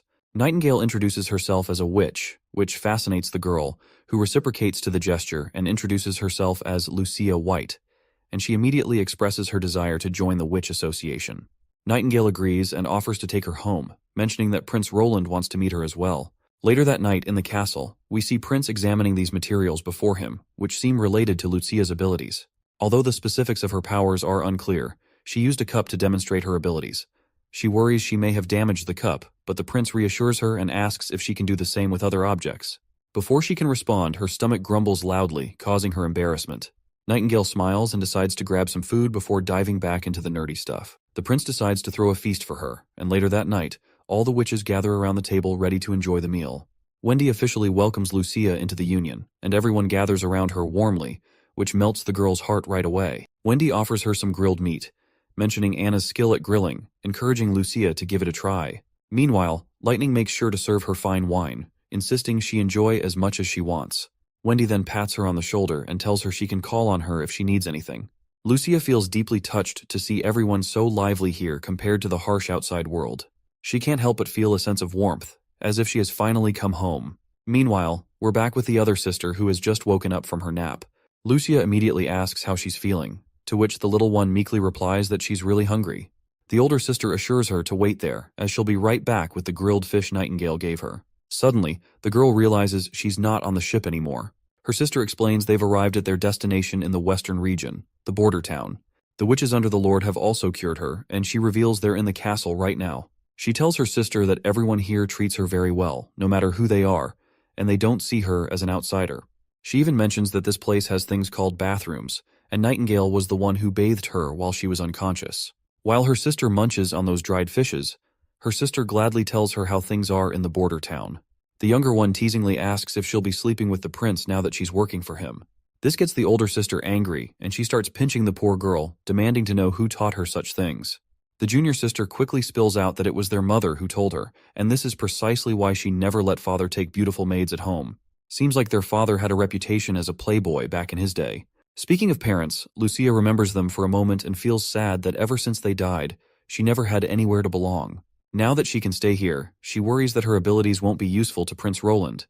Even though she can supposedly restore objects, whenever she uses her ability, it often ends up destroying other people's hard work. She even turned the prince's cup into a pile of different substances. It seems like her skill leans more towards reverse engineering rather than restoring objects, but they appears to be using restore term as restoring the stuff to its original form, not fixing the broken. Right now she's worried that if Prince Roland deems her abilities useless, he might just kick both of them out of the castle. The next day arrives, and there are various random objects laid out before Lucia. The prince asks her to try restoring the first one.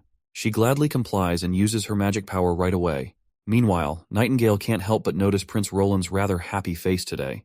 To which Prince admits he's thrilled because with Lucia's abilities, they might actually make some tangible progress in the smelting and manufacturing industry. He starts delving into technical details that even Nightingale finds a bit snoozeworthy. Once Lucia is done with the first object, Roland tells her to try restoring grapes and steak, and he jokingly reminds her to restore some steam buns before Nightingale devours everything. The girl laughs at their banter and jumps right in to use her powers on them too. When she's done, she admits she's totally out of magical juice. Meanwhile, the prince checks out the steam buns she just fixed up. He explains that after steaming, the gluten proteins go through some irreversible changes in high heat. So even if you grind it back to powder, it won't be as smooth as it was. Despite this, she managed to turn the flour back to its original form. Then he looks at the iron ingot and realizes if her power was just about restoring, it should have turned into iron ore. Instead, it broke down into iron powder and some other gunk. And as for the steak and grapes, there's no change. Seems like she might struggle with organic stuff or composition of living beings. From these tests, he figures her power has two sides to it, and it all depends on what she knows. Nightingale also gives her props for her impressive powers, even though she's not even an adult yet and hasn't been through the whole coming-of-age thing. The prince immediately offers her a job contract, detailing everything it includes. Lucia doesn't pay much attention to the specifics. She's just thrilled to be staying here with her sister, even if she has no clue what her job actually entails. The prince reassures her that her role here isn't just about her ability. The witch union always supports its members, and everyone has unique talents. He's confident she'll find her place. A few days later, they're all in the council room hashing out plans for a battle against the king's city. He warns it's going to be different this time, since they will be fighting this war in an unfamiliar territory, so he tells everyone to be extremely cautious. He lays out the map, pointing to the red square in the middle representing the king's city, and the blue lines representing the canals. He assigns two main tasks. First, to protect the witches and heal the refugees, then safely return them to the border town. Second, to prevent the epidemic from spreading into the king's city. He explains they'll set up a lookout post on a high point outside the city overlooking the ports.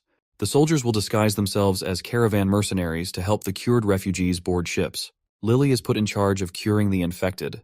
Everyone will gather river water, and she'll purify it to distribute to the sick. He stresses two big things. First, everyone boarding the ship needs to have already drunk the purified water. Second, don't ever use boiled water to make the purified stuff. Funny thing is, the dirtier the water, the better. Because that way, it will have more bad microorganisms that will get replaced with Lily's microorganisms during the purification process. He reveals that the epidemic was caused by the church, and the disease started spreading in the king's city. The church claims to have a cure, but ironically refuses to distribute it to the city residents, just because they want to appear as saviors while deceiving everyone. He declares they'll also work to dismantle the church's propaganda. He's confident everything will go smoothly this time, and he's ready to take these guys down for good. It's just a matter of time before he gets to them. Theo arrives at the king's city and tells Margaret straight up that the prince wants to move all the infected refugees back to the western region. He asks her to provide a large number of ships for continuous transport, rather than just 1 or 2 fleets, because he is aiming to have all refugees in the border town within 3 days. Margaret calls it ridiculous. Even if half of these people die here, there will still be at least 5,000 left.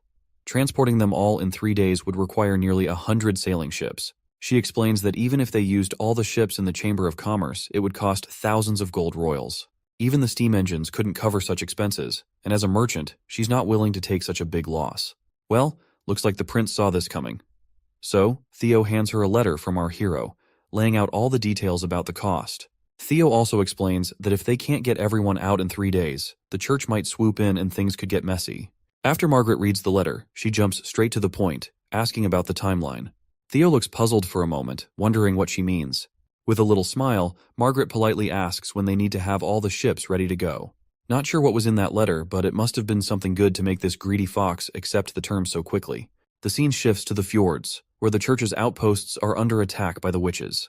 Leading the charge is Lady Ash and her squad of sweet little ladies. After spotting the arrows being shot, Ash informs her crew they're anti-demon arrows, so they need to clean up fast. With that in mind, she leaps into the air without warning, soaring high enough to reach the soldiers on the wall. With a single swing of her sword, she wipes them out like it's nobody's business. She continues slashing left and right, cutting down everyone in her path without a care in the world. One of the knights tries to track her with a specially made arrow, but he gets his eye ripped out by a fat black crow who suspiciously resembles Maggie.